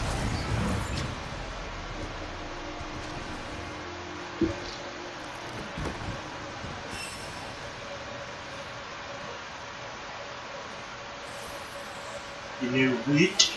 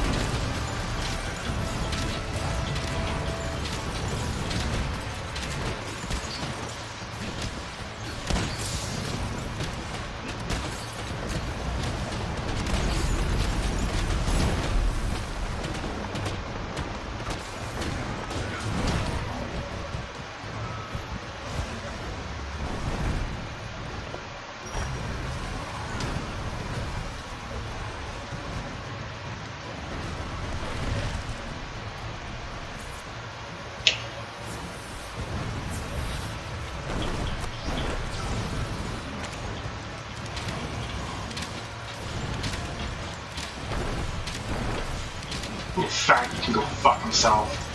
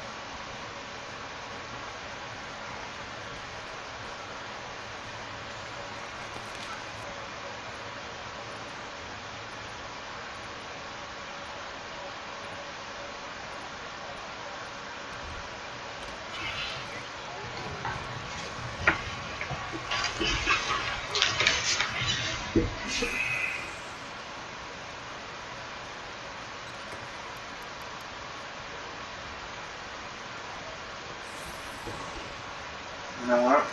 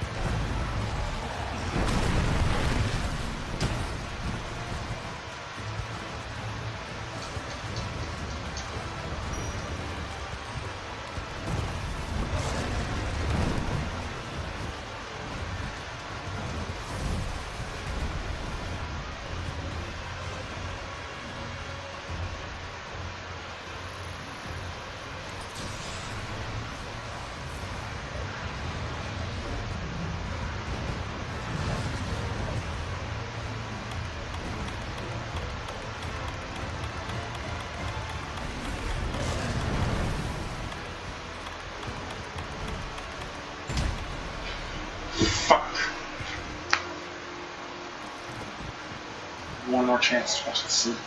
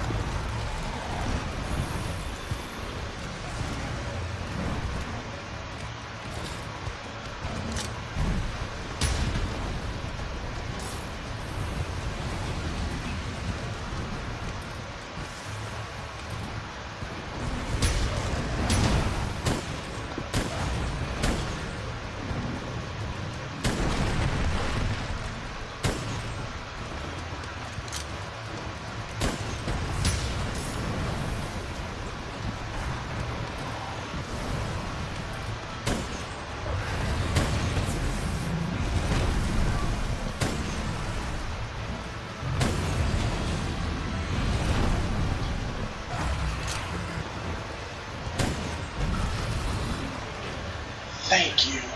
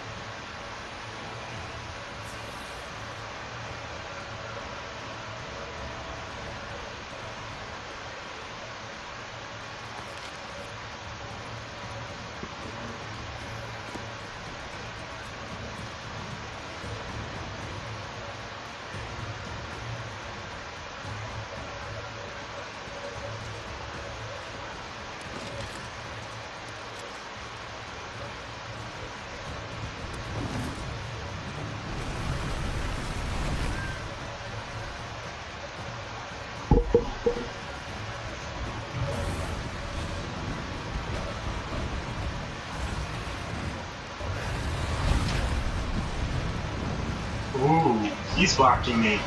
Oh, okay. You want to play that? Uh-huh.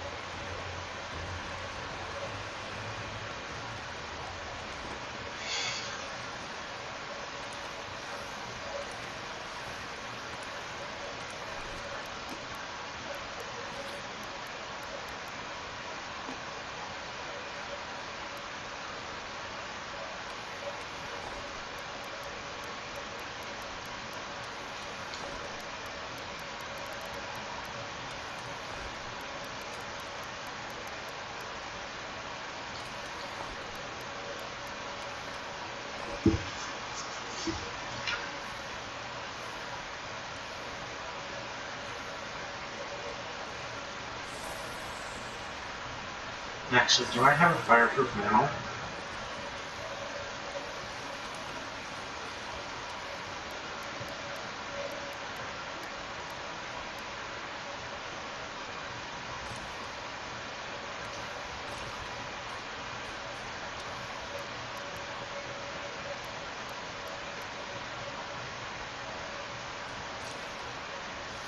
Only 10 minutes? I have no choice then. I just have to do this quickly then. And if he kills me, he kills me.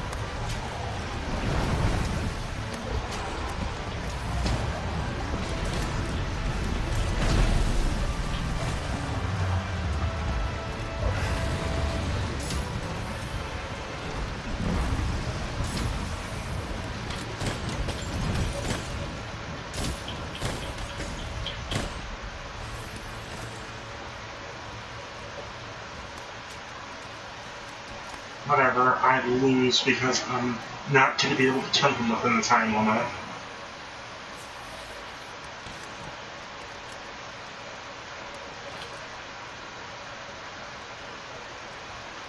Unless he's really that bad. Unless he's really that gone, then no, he's not.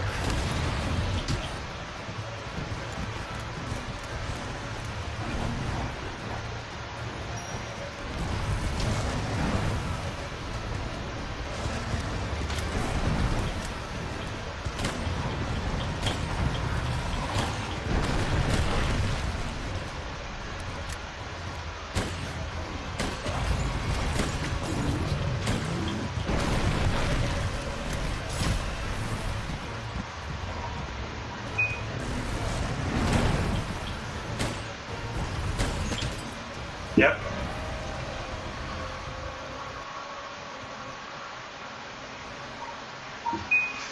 It's fine with me. I am gonna try again, yes. But, I'm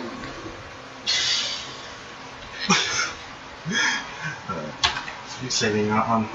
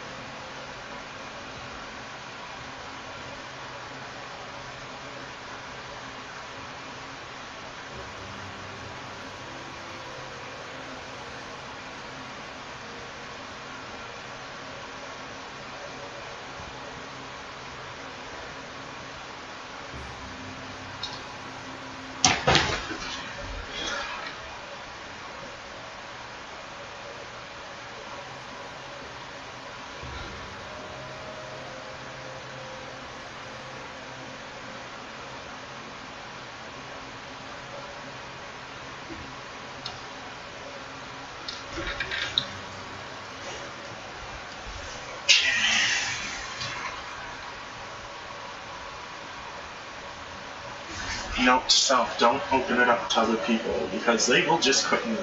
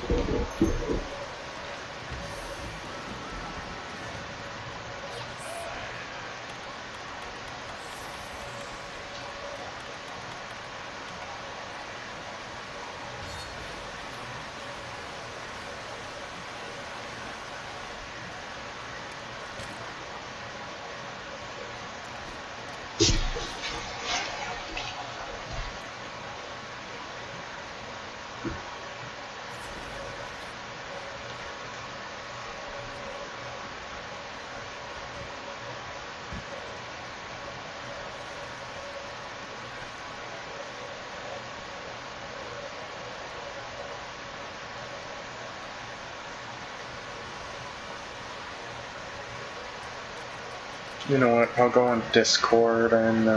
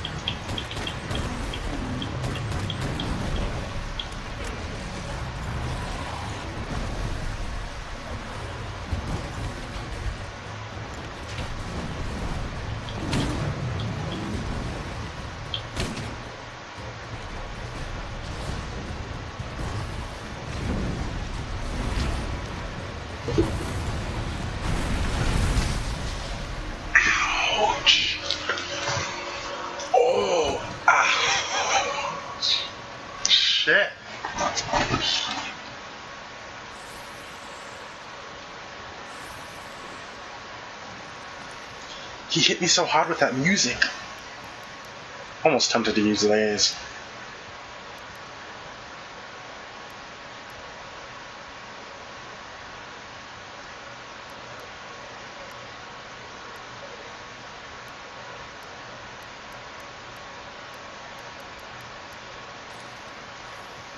Might as well, like, block shit, so...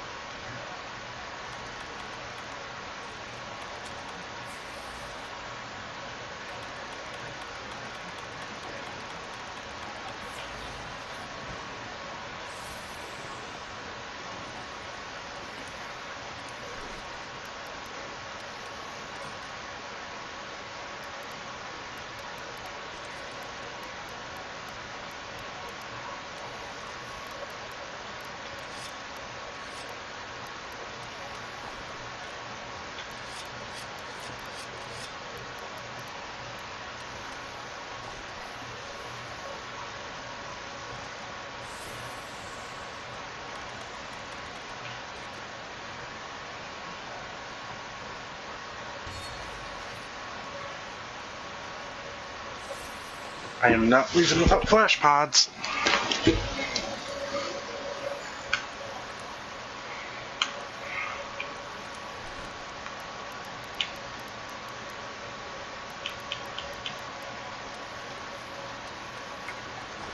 Because if he tries that supernova thing that he does, that means I'd be defenseless. Because you can't block it with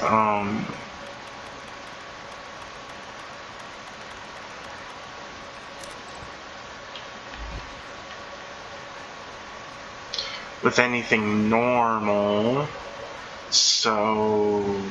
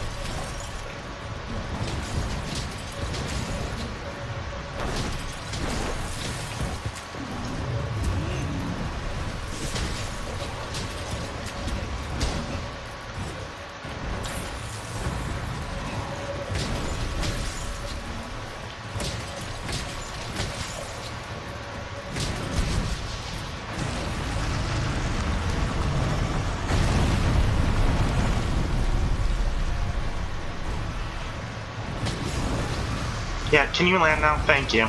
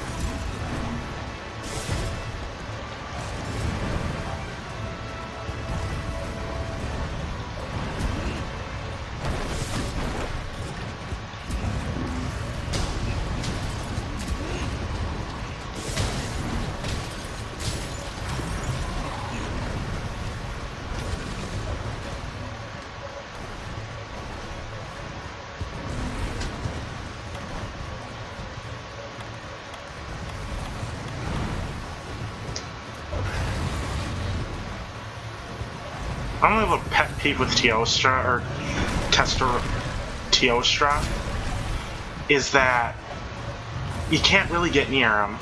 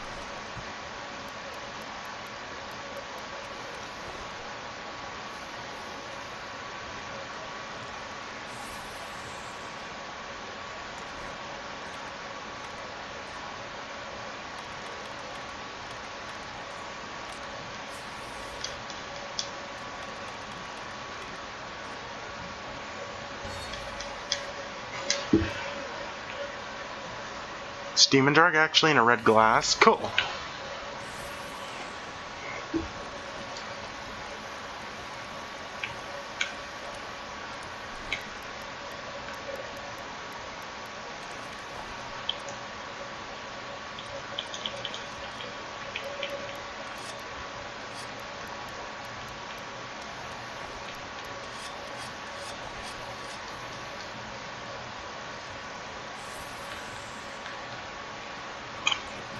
This thing's capable of, like, fucking killing, what's his face?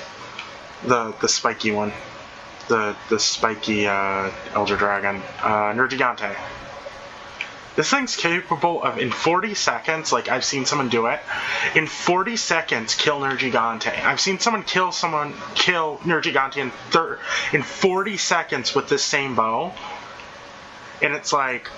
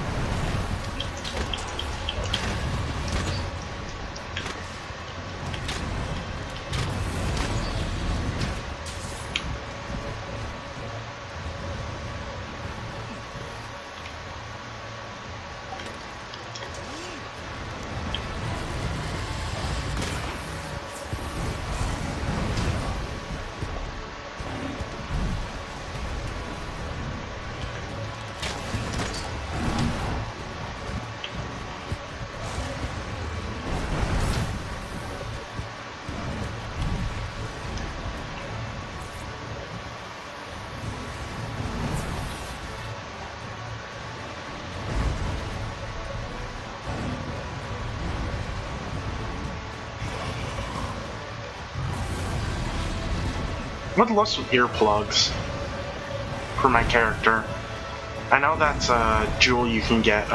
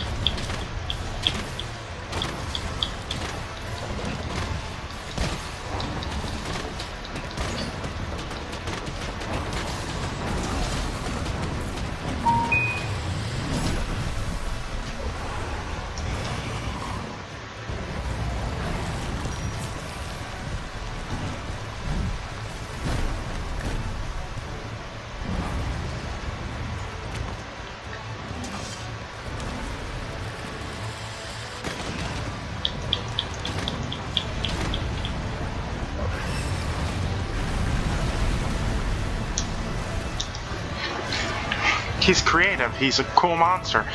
He's just a pain in the ass to kill.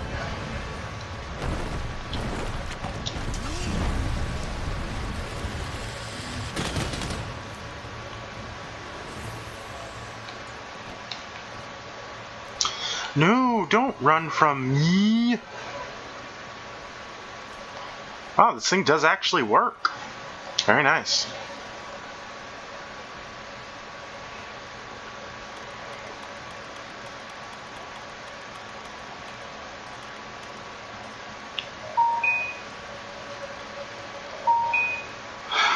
Okay.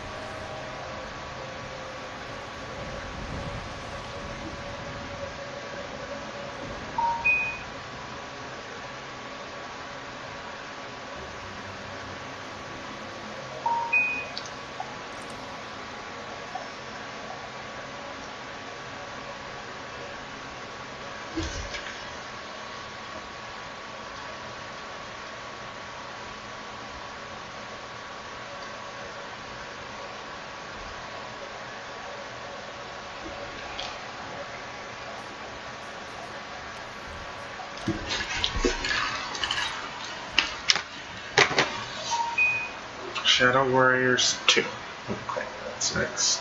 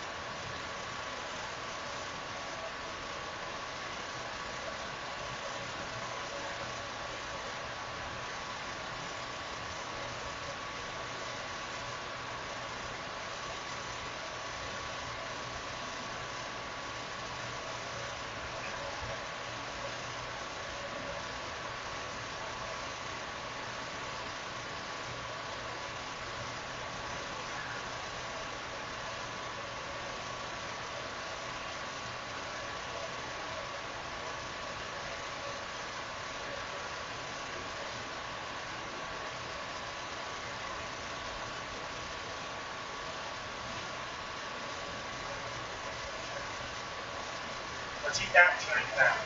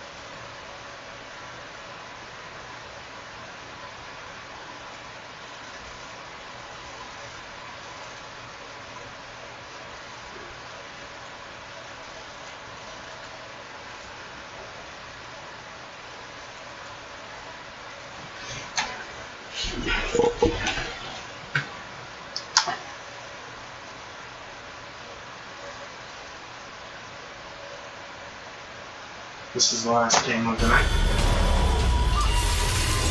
Okay. So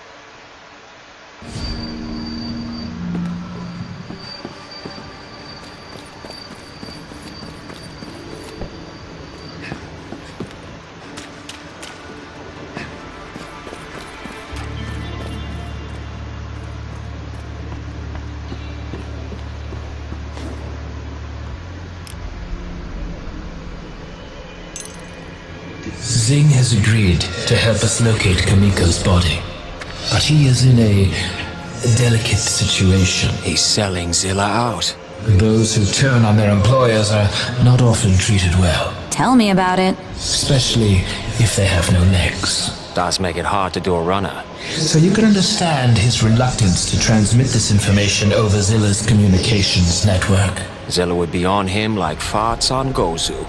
Indeed. You must go and see him in person. He will direct you to the body. Once you have freed it, meet me at the outer gates. And how the fuck am I supposed to get it there? Thanks to its thirst for black rain, the body will naturally be drawn to the gates. But we must be careful to intercept it before it arrives. If it drinks too deeply, It may become too powerful to control. Wait. Let me make sure I have this straight. I'm gonna free a monster, then keep it away from the thing it wants most, and if I fail, the world ends? We don't go to war with the plan we want. We go to war with the plan foisted on us by supernatural sociopaths. It's not my first rodeo, Skippy. Let's do this.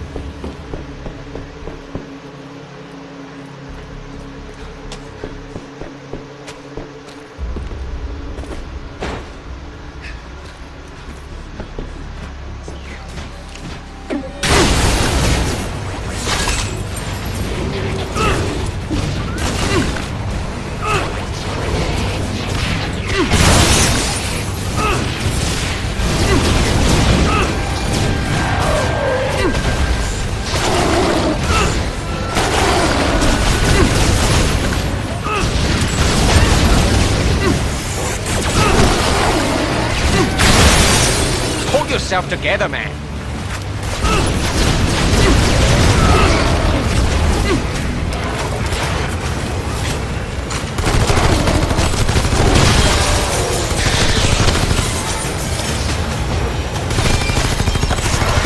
Feels good.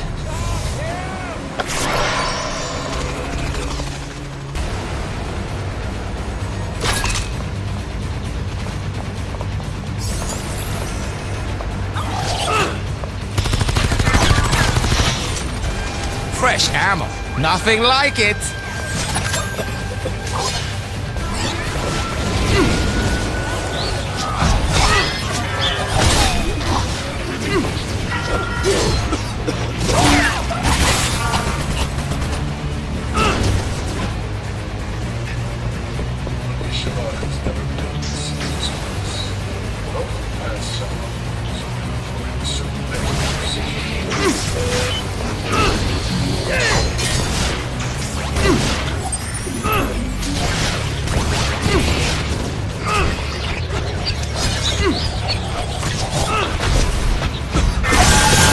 Looks like this isn't your day.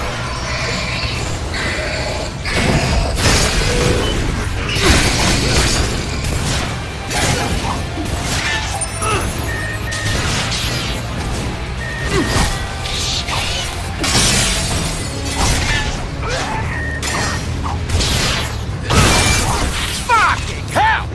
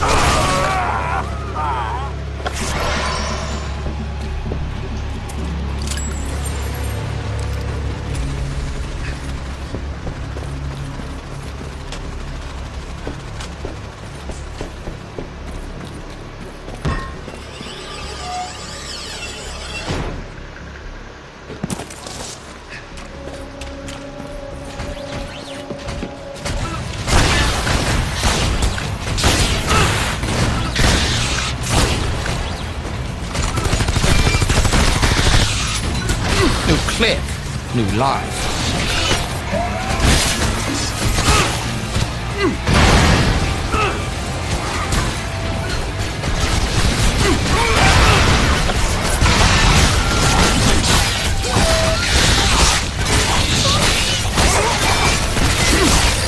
Killing in the name of...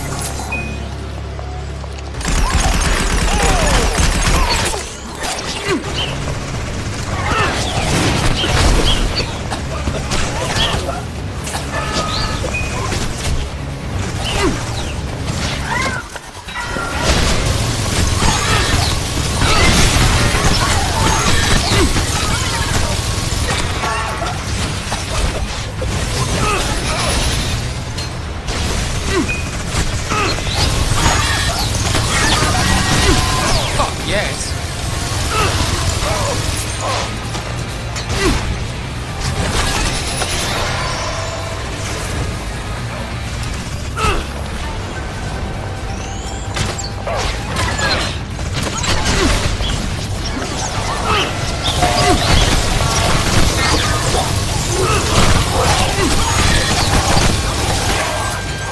Oh, hello, new ammo friends. You ready to kill some fuckfaces?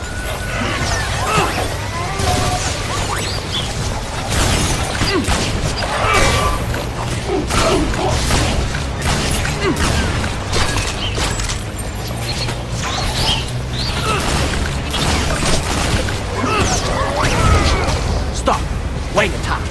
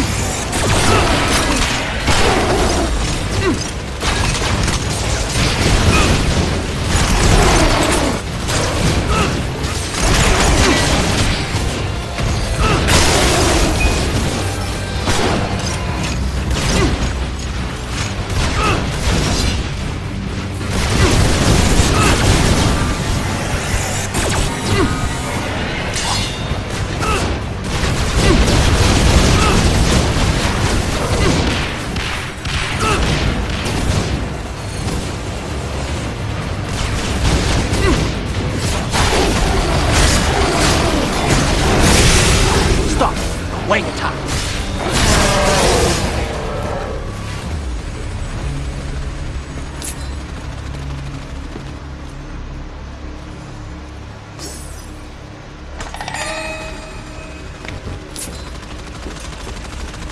shocking development today. Notorious Yakuza leader Momotaro found the tail end of your home outside the town of Calamity. No one formed. Style within her organization and a benevolent.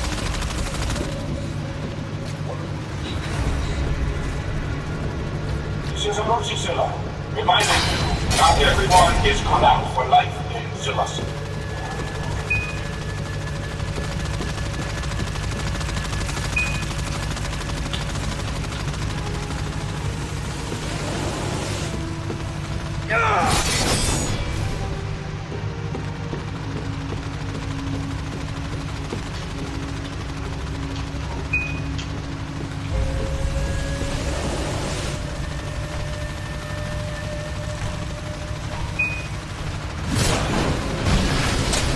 Feel lucky, chump?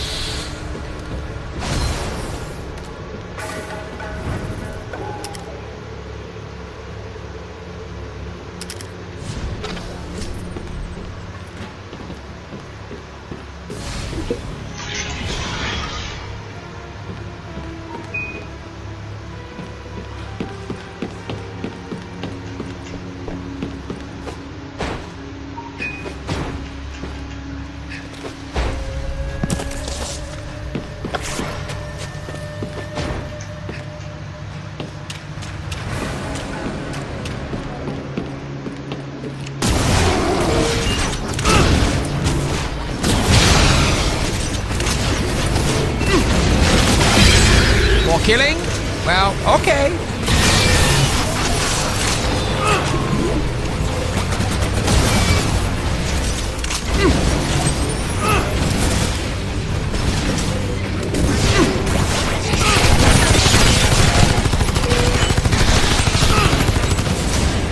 There's nothing like a fresh clip.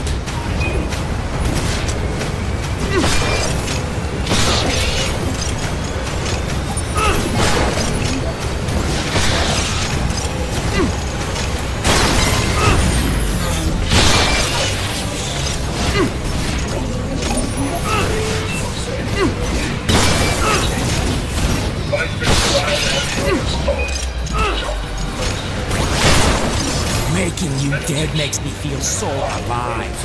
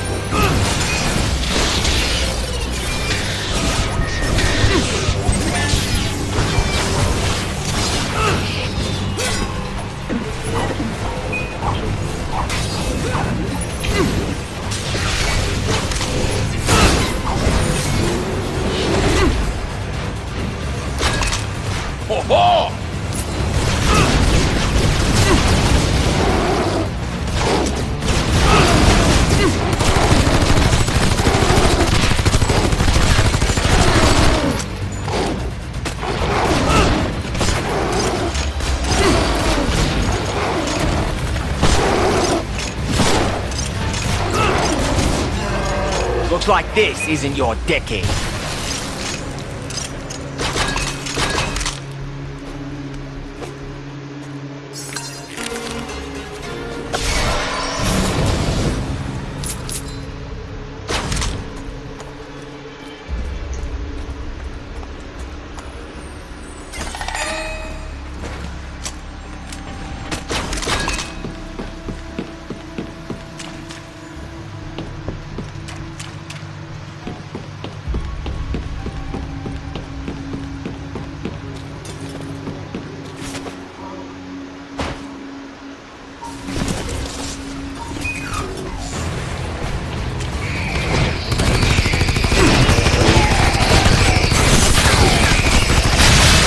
Oh, hello, new ammo friends. You ready to kill some people?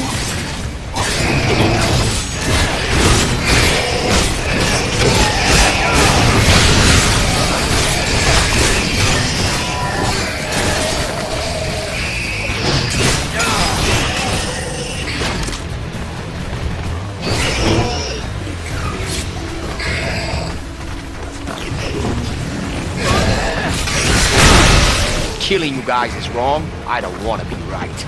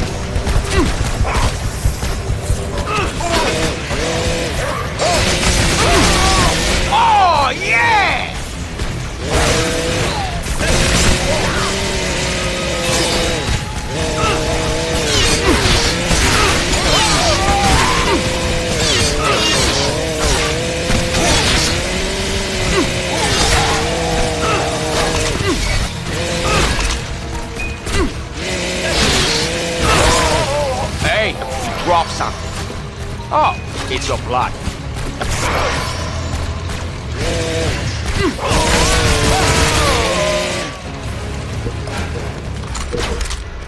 We take this opportunity to bring them.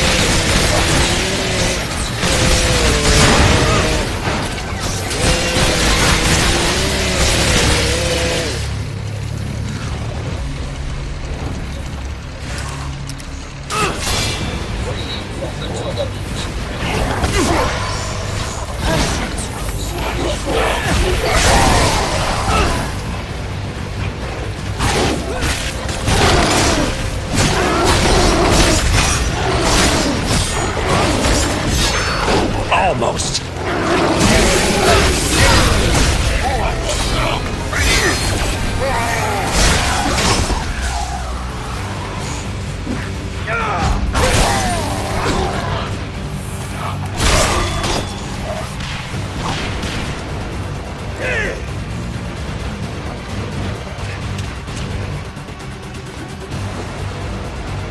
Almost got through them.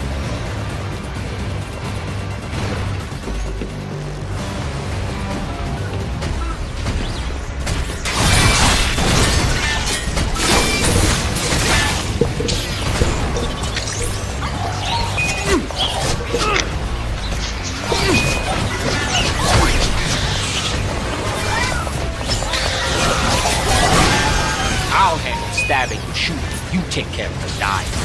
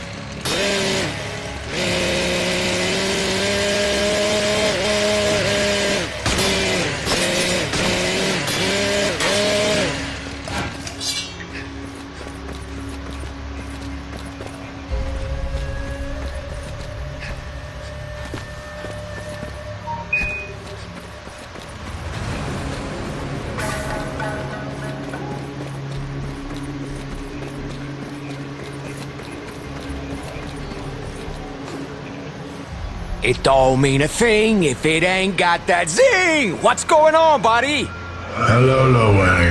How is Kamiko faring inside that cesspool you call a brain? It's great! Except for the part where I hate my existence every second of the day. She says she's learned to enjoy it. Surprising, but I'm glad to hear it. Please treat her with care. She's the only member of my family who is worth anything. Have you been able to locate her body? I have, but they've been moving it daily, sometimes hourly. Let me see where they have it today. Oh dear. This does not look good. What? It seems Z-Corps have been alerted to your presence. You may have a fight on your hands. Keep searching for the body. I'll take care of these guys.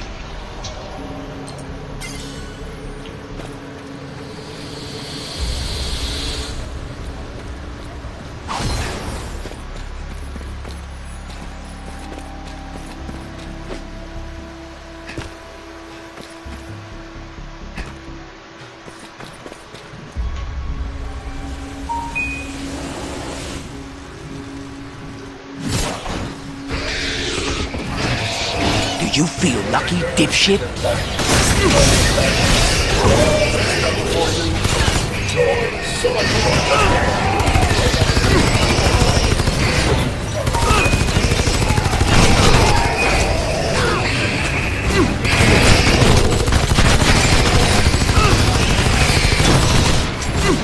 Nothing like a fresh clip.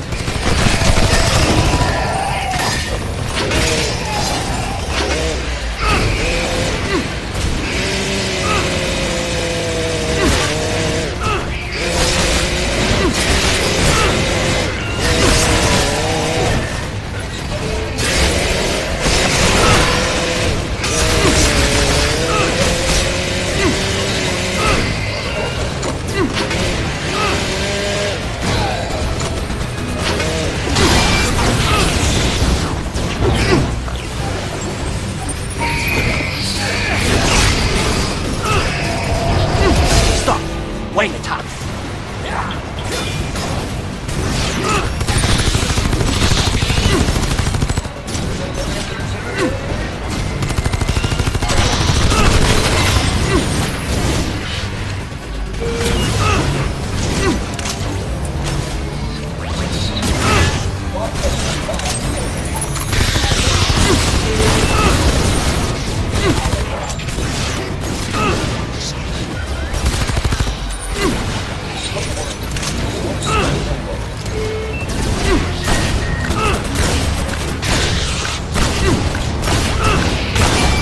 Do you feel lucky, Mary?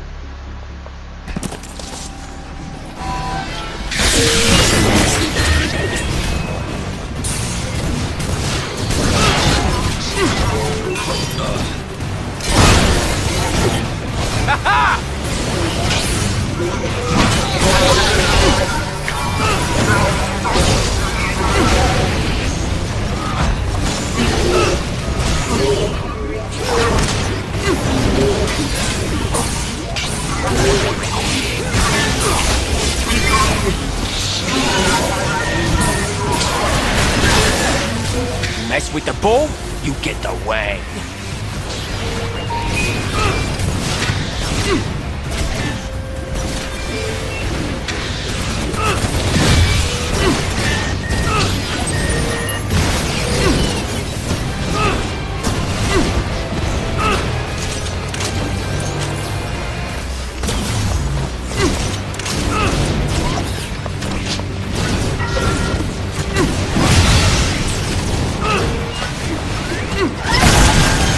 Son of a demon bitch, that hurt!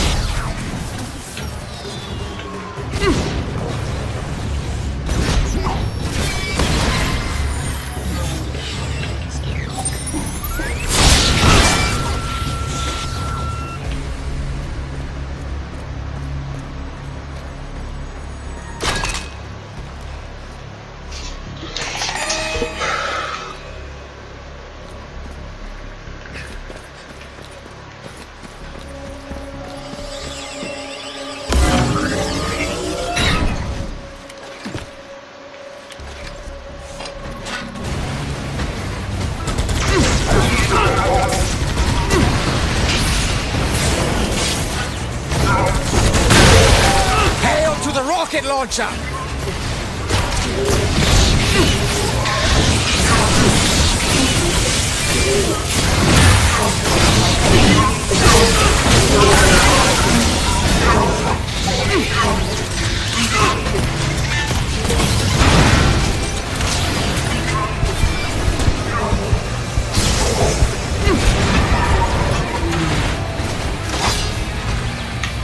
Is that all you got?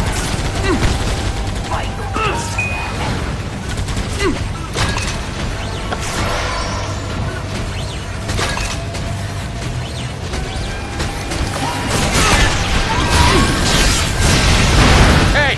You dropped something. Oh, it's your dignity.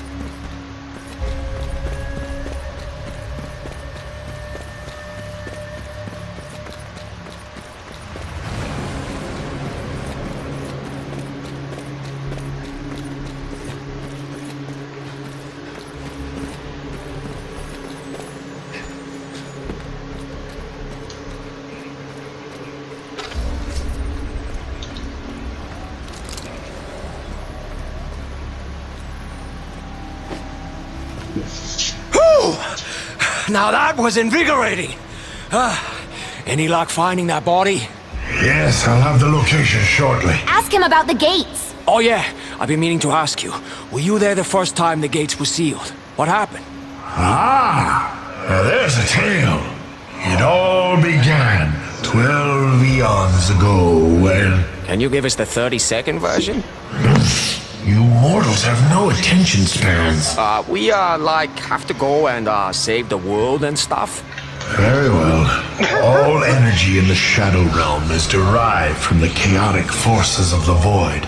But, unadulterated, those forces subsume us to their primordial flux. That is why Enra launched our war against the forces of chaos, to wrest back control.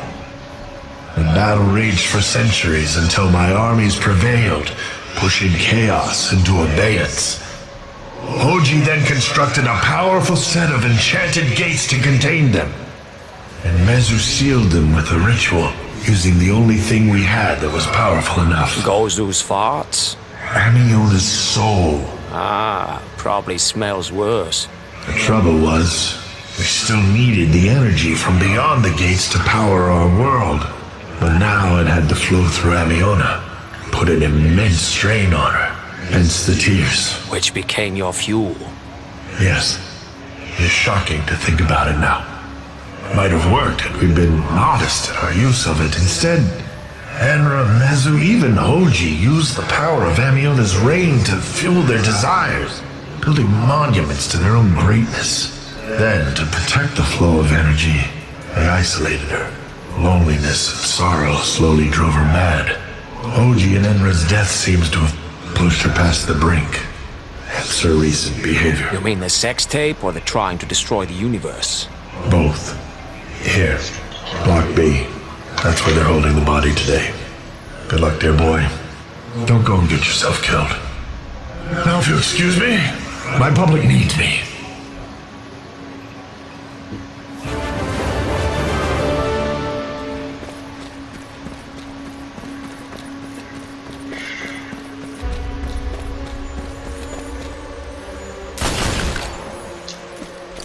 What's more powerful than Gozu's fights? Oh, the fucking Gozu jokes are hilarious.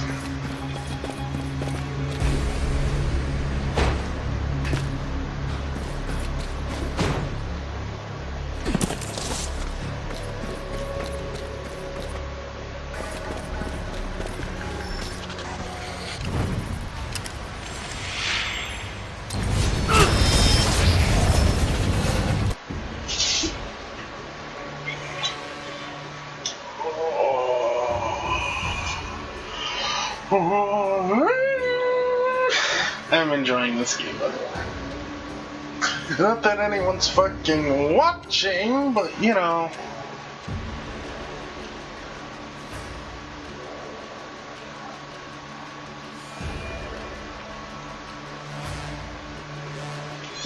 People on Facebook always seem to be mad when I stream.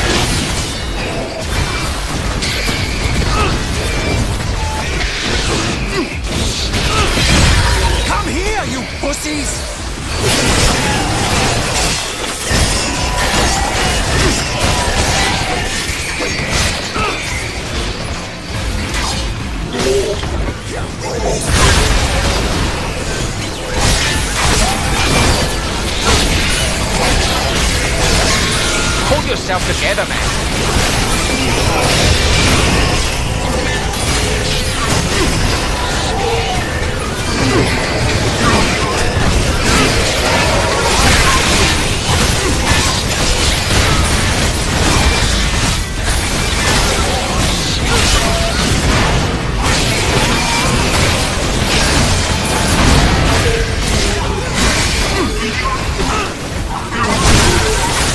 Feel lucky, chump?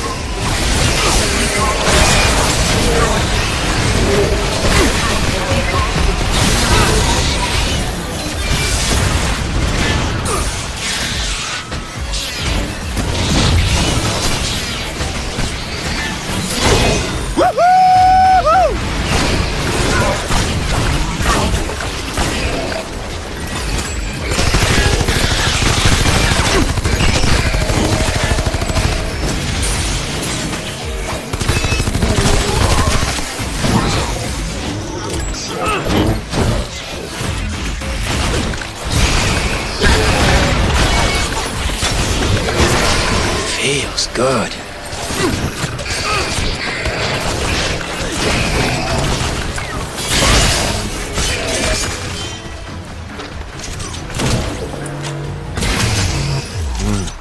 Getting in here could be a challenge. Unless you call Zing and have him open the door. Unless I did that indeed. Hey, Zing! You Wang. Hey, that's my line. Good artist borrow, great artist steal. Hey, can you give me a hand getting in the building here? I left my key in my other pants. You have other pants? Fancy. Okay, give me just one there. Thanks, buddy. You always keep me ahead of the game. You are lucky I have a sense of humor. I fucking hate the humor in this game because it's my humor. Because it's that low down, scummy, shitty humor.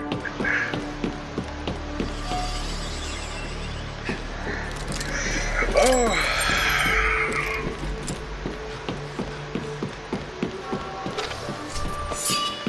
It's that lower than low, shitty humor. Oh.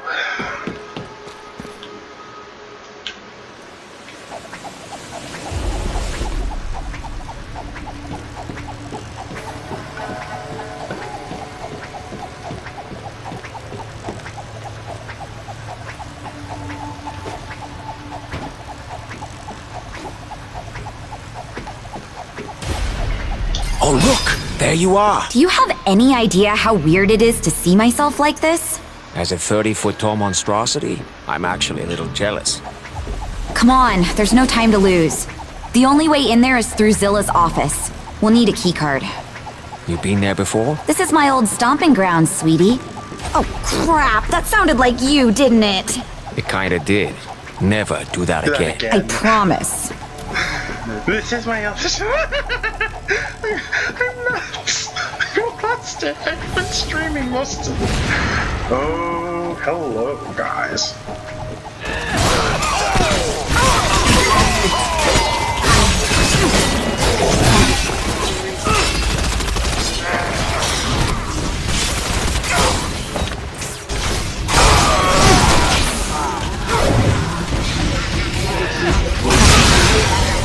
Drop your weapon down!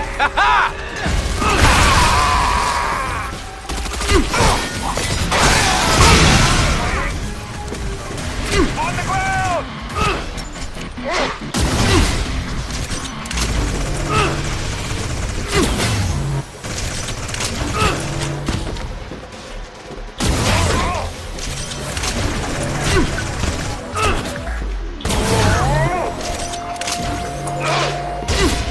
Hey, not in the face.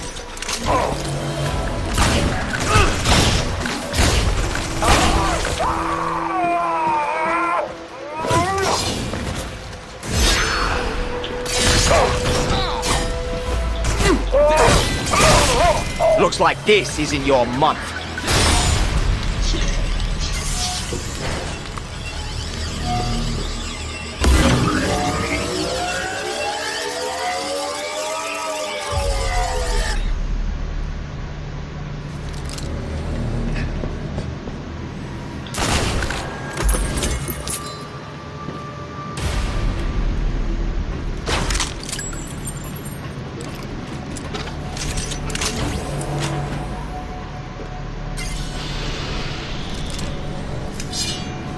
Lo Wang, I thought I smelled comic books and hand lotion.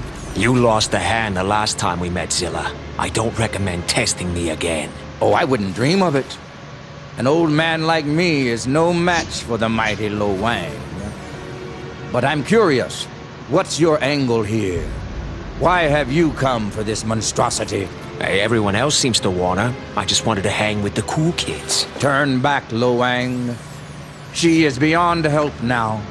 There was a time when I thought this poor thing might be my greatest achievement. But alas, it appears she did not have the inner fortitude.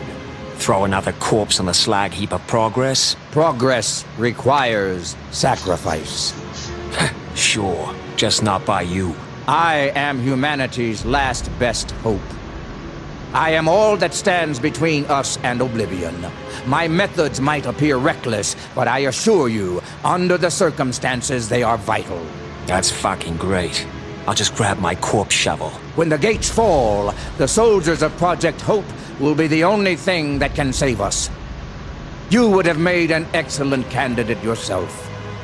A little headstrong, perhaps, but I have a chi chip that can fix that. I die first. If you insist.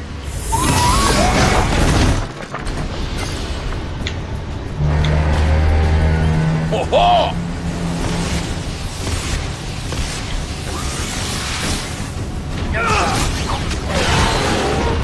I should have poisoned you back when you worked for me.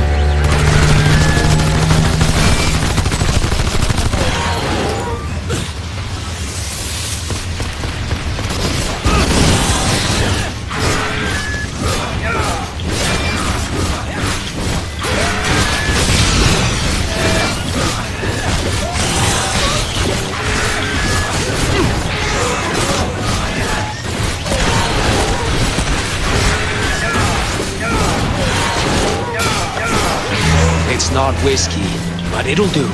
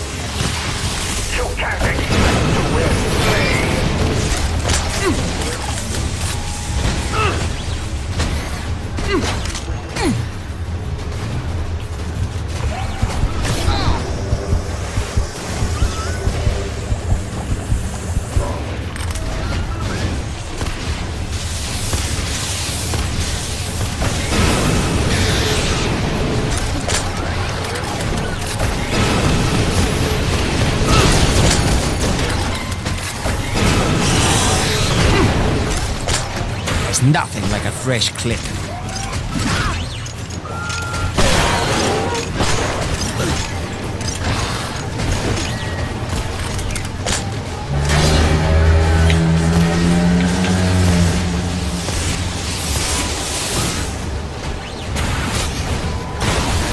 Do you feel lucky, dipshit?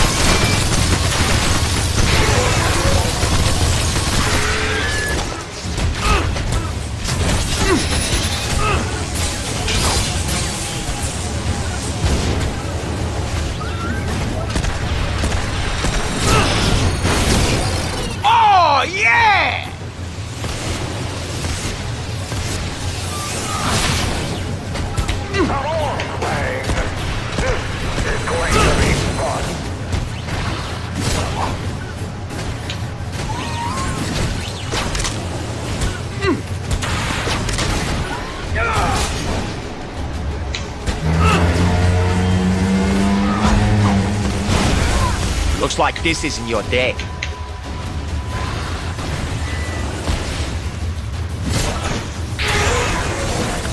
I should have poisoned you before you worked for me. Die, Lang.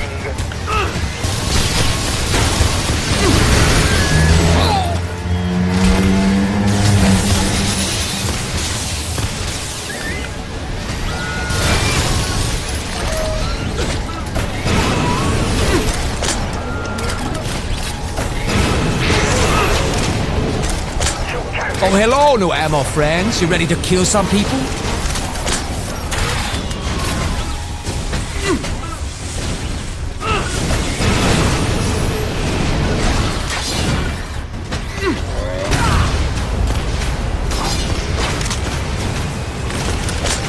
New clip, new life.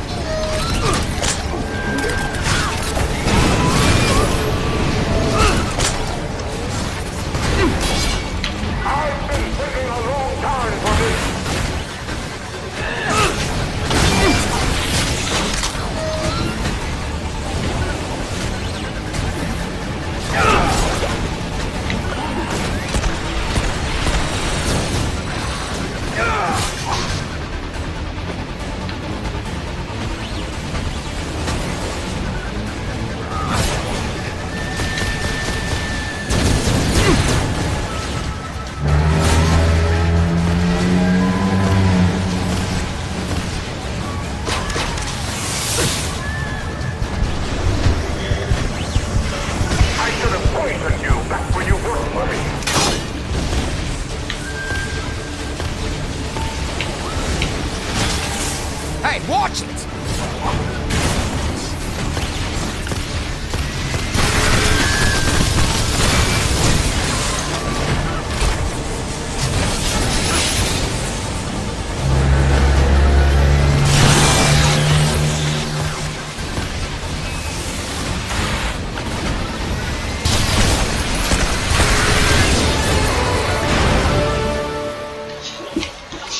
have to stop meeting like this. Hey, I know. Want to go out together? This shithole never appreciated us anyway. Cynicism is the refuge of the morally bankrupt. If you had a single ounce of integrity in your bones... Oh, there are my two little lovebirds. Amiona, what the... Your animus against each other is futile, but I do understand how exciting it must be. Spare us the sight.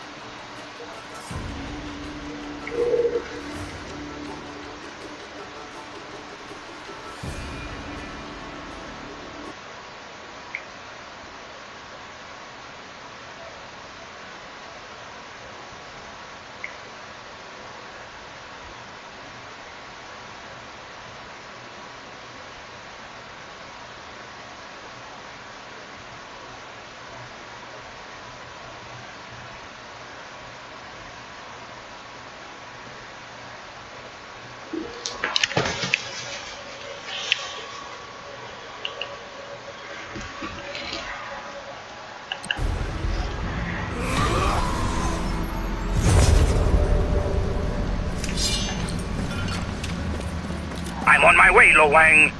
Hold her off until I get there. Lo Wang! There you are! Amiona has occupied the body. Oh, was that the giant beast I saw trying to destroy humanity? Small world. When Gazu transferred her soul into it, the strain caused it to mutate yet again. Oh, wonderful. And she's been drinking all the black rain she can reach. She may already be strong enough to destroy the gates. Okay, I'm just gonna come out and say it. I think this bachelorette party has gotten out of hand. You think Smith's antidote will even work on her? It's the only option. Subdue her and administer the cure. If it works, I will place Kamiko's soul back into her body. Then I can use Kamiko for the sealing rite. Use me for... That's his plan? Hey, Mezu, this sealing business, is that something Kamiko will, you know, survive? That's none of your concern. Oh, thanks, Dad. God damn it! Let me guess, no gift on Father's Day this year? Go! You have my back here, right? Oh yeah, fuck that fascist prick. I'll stop the body, but I'm not giving it to fucking Mezu. Is it me or are you growing a conscience? Hey, just don't tell anyone. It's bad for business. Holy smokes! Look! Amiona? Oh, that bitch! She stole my body! Yeah, I know, and you're not even gonna be able to dry clean that thing. Stop her! Now! What are you waiting for? You! Stop yelling! In my fucking head! Oh, sorry! I got carried away. Is this better? Yeah, much. Okay, let's go get my body back. All right, you bitch! Now it's just you and me. And the and sun her. fucking blows and her body. Okay, it's...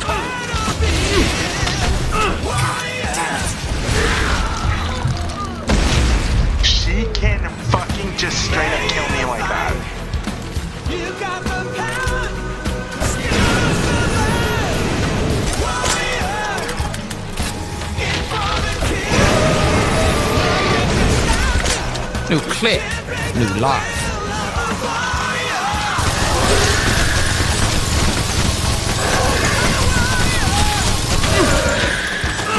Hey, something got stuck to your butt. Oh, wait, it's you.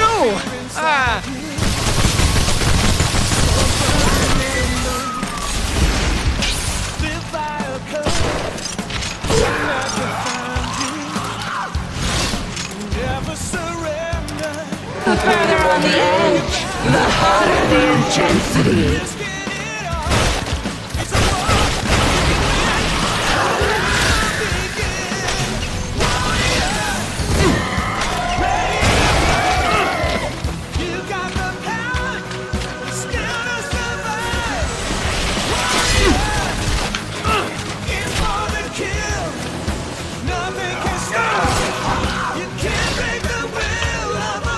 Is there a way to see for emotional stress?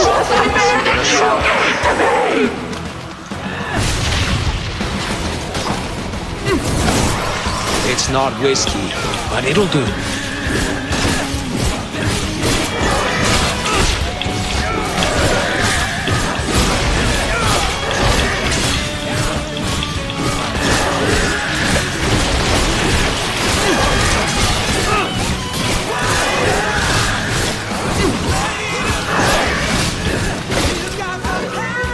Is it hard to feel me glowing?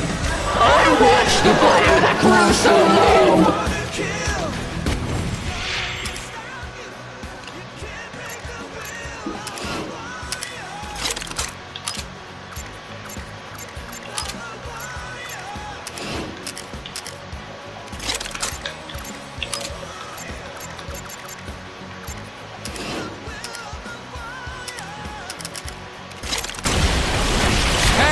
Could you put an apple on your head real quick?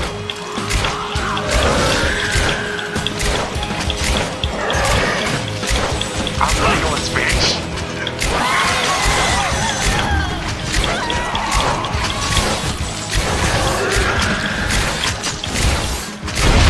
Ah, you like it raw.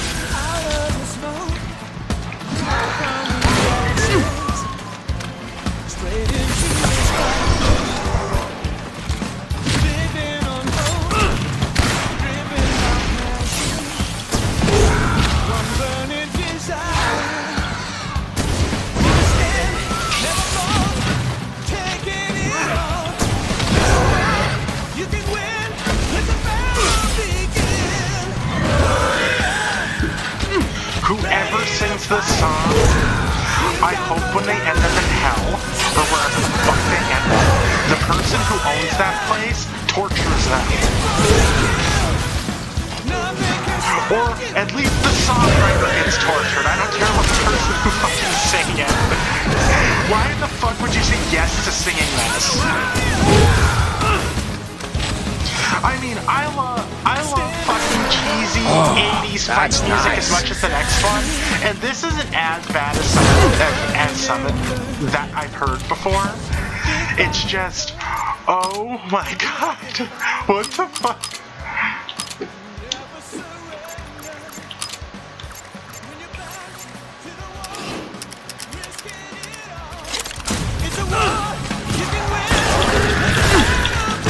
What's up? You don't like it anymore? But I thought you wanted to die. Little bug wants to play?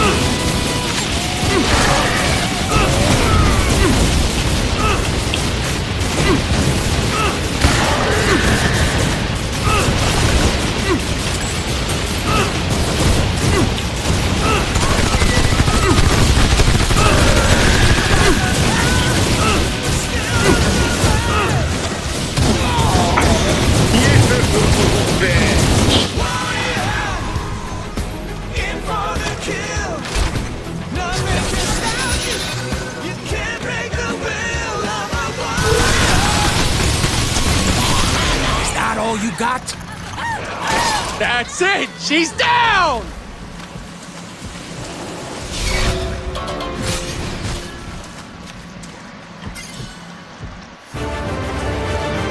Quickly, put the preparation on your sword. Okay, here goes.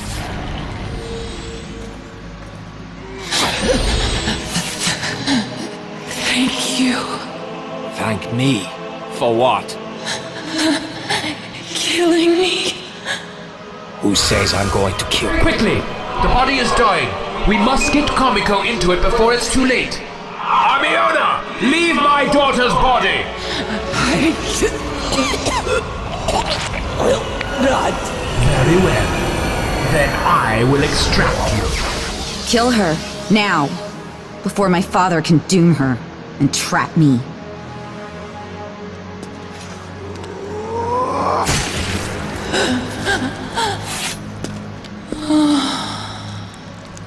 I wish killing you would accomplish something.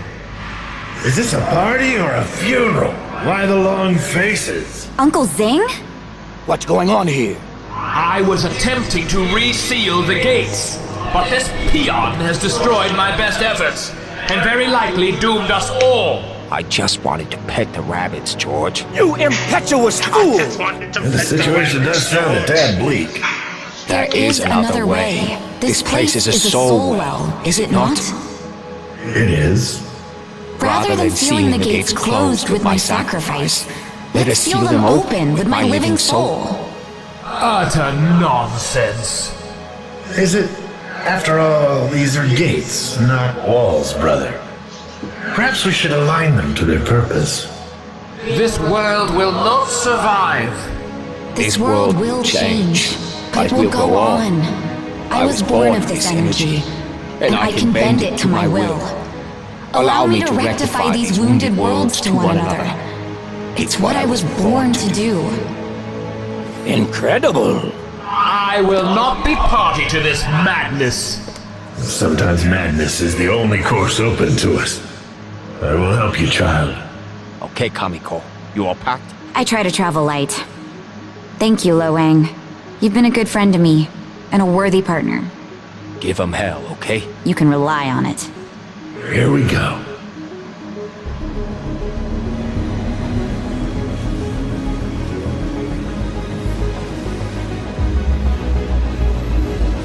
Hopefully she will...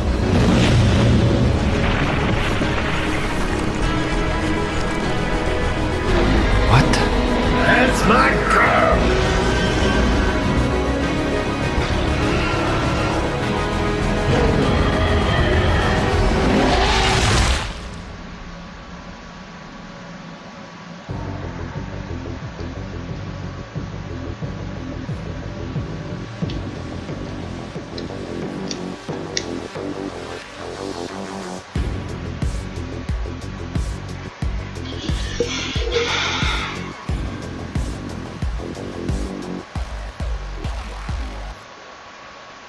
I am power. You never see me coming, I'ma break the chain. I am power. You ain't gonna break me, I'ma break the game. I am power. I am ruthless. I am fire. You ain't gonna break me, I'ma break the game. I am power.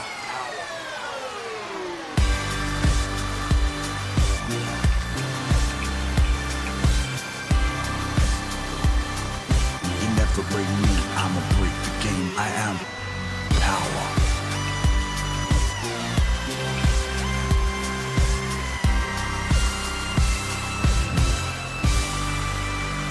I am power, strength in mind. From the shadows of darkness, I will rise and I will take what is mine. Through the presence as I walk the line. Freedom to manifest whatever, whenever. I bring the will to survive is powerful beyond measure in the world ahead. You better bring it out. Like the snake sheds its skin, suppression, obsession, equals regression. You better learn your lesson in the jungle of oppression. I am power. Whenever see me coming, I'ma break the chain. I am power. You ain't gonna break me, I'ma break the game. I am power. I am ruthless. I am fire. You ain't gonna break me, I'ma break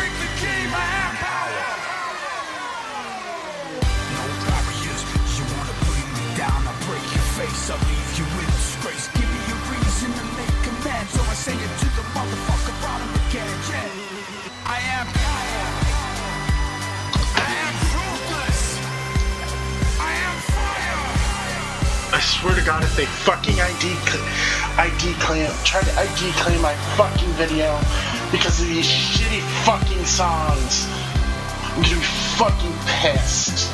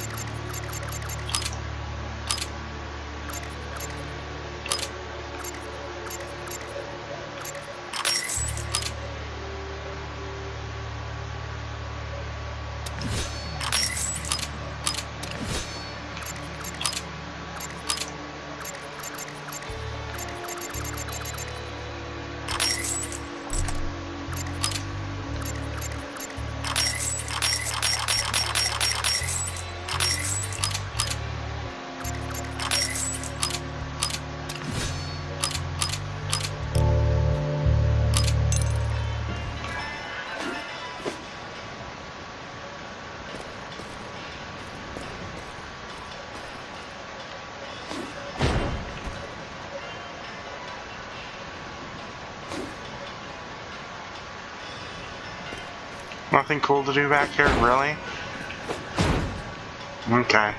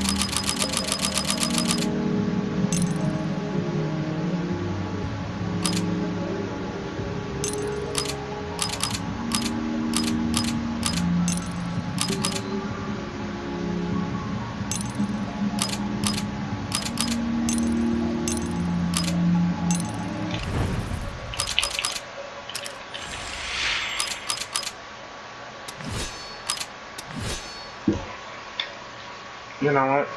That's it, guys. I hope I can get a recording in with my friend tomorrow.